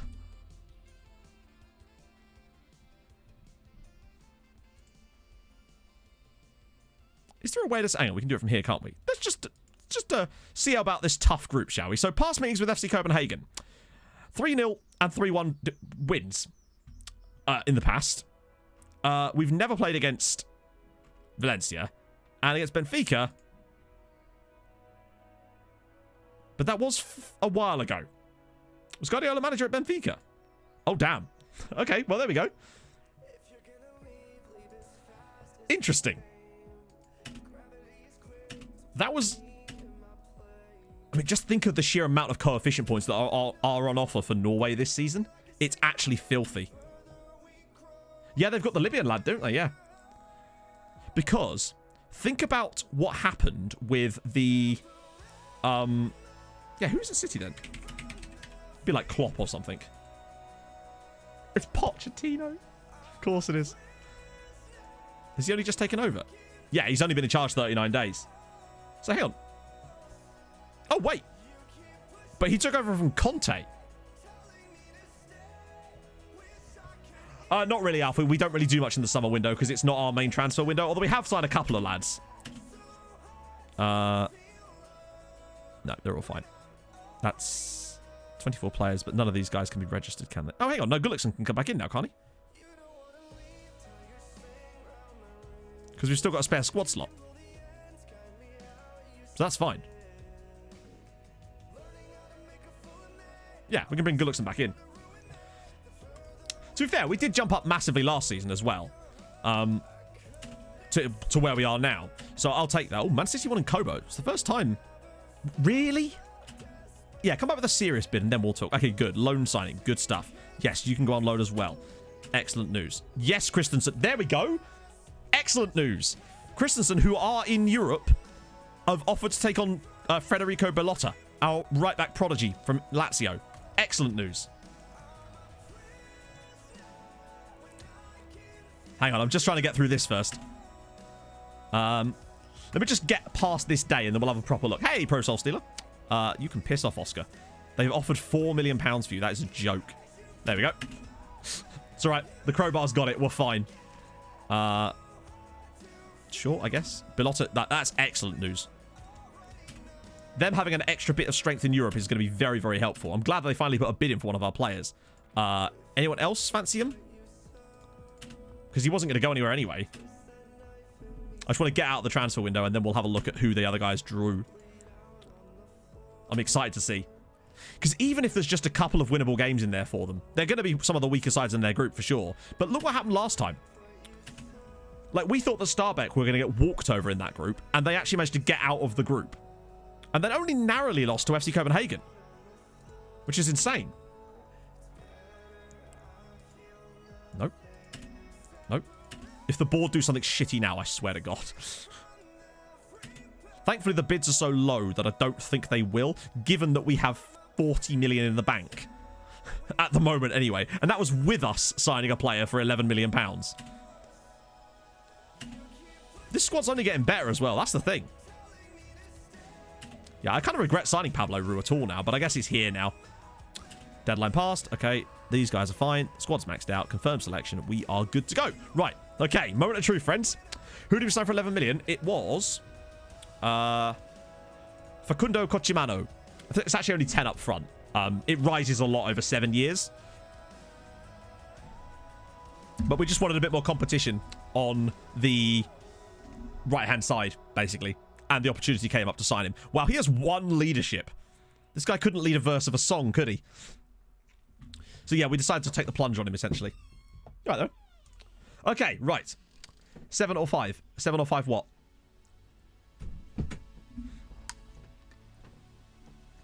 Oh, dear. Oh, hang on. Right, let's go check out these other guys. Okay, here we go. Come on. Let me just preemptively switch to the right-hand side.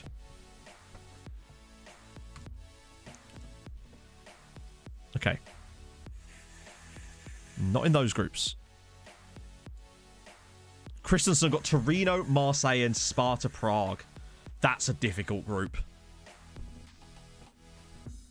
That is very... That's a tough one. Maybe they could do Sparta. And... Oh, that group would have been so good. Okay. Oh my god, is this just the fucking Scandinavian group? Minus Red Star, they've got Brøndby, Bodø, and Malmö all in the same group. All that's missing in there is fucking HJK. That's incredible.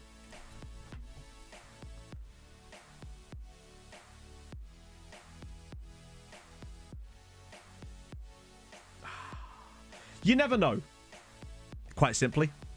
You just never know. Let me just see if there were any changes to the coefficient because of that. It's unlikely, but we'll just check. What the hell's happened here? No, still the same. We have actually gained the most coefficient points of any team of any country in Europe this season, 5.75. As things stand, we'd be leapfrogging Belgium and Austria. So there's a potential, if things carry on like this, I genuinely think there might be a run at 10th place this year. There might genuinely be a crack at 10th, which would be an automatic group stage spot. And, I mean, that's the one you really want. 9th. Oh. The real quiz is 6th, though. That's the real genius play, but I think in those groups, we have a chance to see... I think they'll both have opportunities to get wins and draws, which is the main thing. Having those two teams there gives us 12 more opportunities to get points than we could have normally. And we've got a chance to win every single game, I think. I think genuinely we could do better than last year. But a lot of our coefficient points last year obviously came from our Europa League run, so it's a tough one. It's a tough ask, but I still think we should be able to get pretty close to our tally from last year. And you never know. Look how easily they scrubbed aside Vitória de Guimarães and IEK. It wasn't like they got really easy draws. They got quite tough draws, and they swept those two aside by winning both legs. I don't know. Makes you wonder. Yeah, that's the great thing about it. Right, let's quickly check Schalke before we leave. I'm not sure what I can really show you other than that they exist. We can't really see their league history because we don't have the league switched on, but we can see if they've got any... Oh, no, it's real life. Yeah, it doesn't appear to have gone well for them, although they are at least in the top flight. So I suppose there's that at least. Yeah, Guimarães are good, but not that good. But they're also not Kristiansand, a Norwegian team. That's the thing, you know? So it's still pretty good. And exactly, Kristiansand just got a really good right back from us as well. So there's definitely something there. So that's extremely good news, which means... next stream. God, Thursday's stream is going to be fun as hell trying to keep track of all these different spinning plates. Oh, North Korean national team. Let's quickly check it out. It's not going to be any different, though, to what it was last time, really, because we checked it like a stream ago. So the team is going to be exactly the same. Yeah. I don't think there's going to be any new players in there. They're all sort of, yeah. I don't really know what much more I can really say about the North Korean national team, because it is just... They haven't really gendered any new players as far as I can see. They're all, the youngest player on their team is 19 currently. I saw my scouts to watch them. I mean, you can, but it wouldn't have any effect. Because all it would do is scout the players in the matches. Nothing else beyond that, right? Unfortunately. So yeah.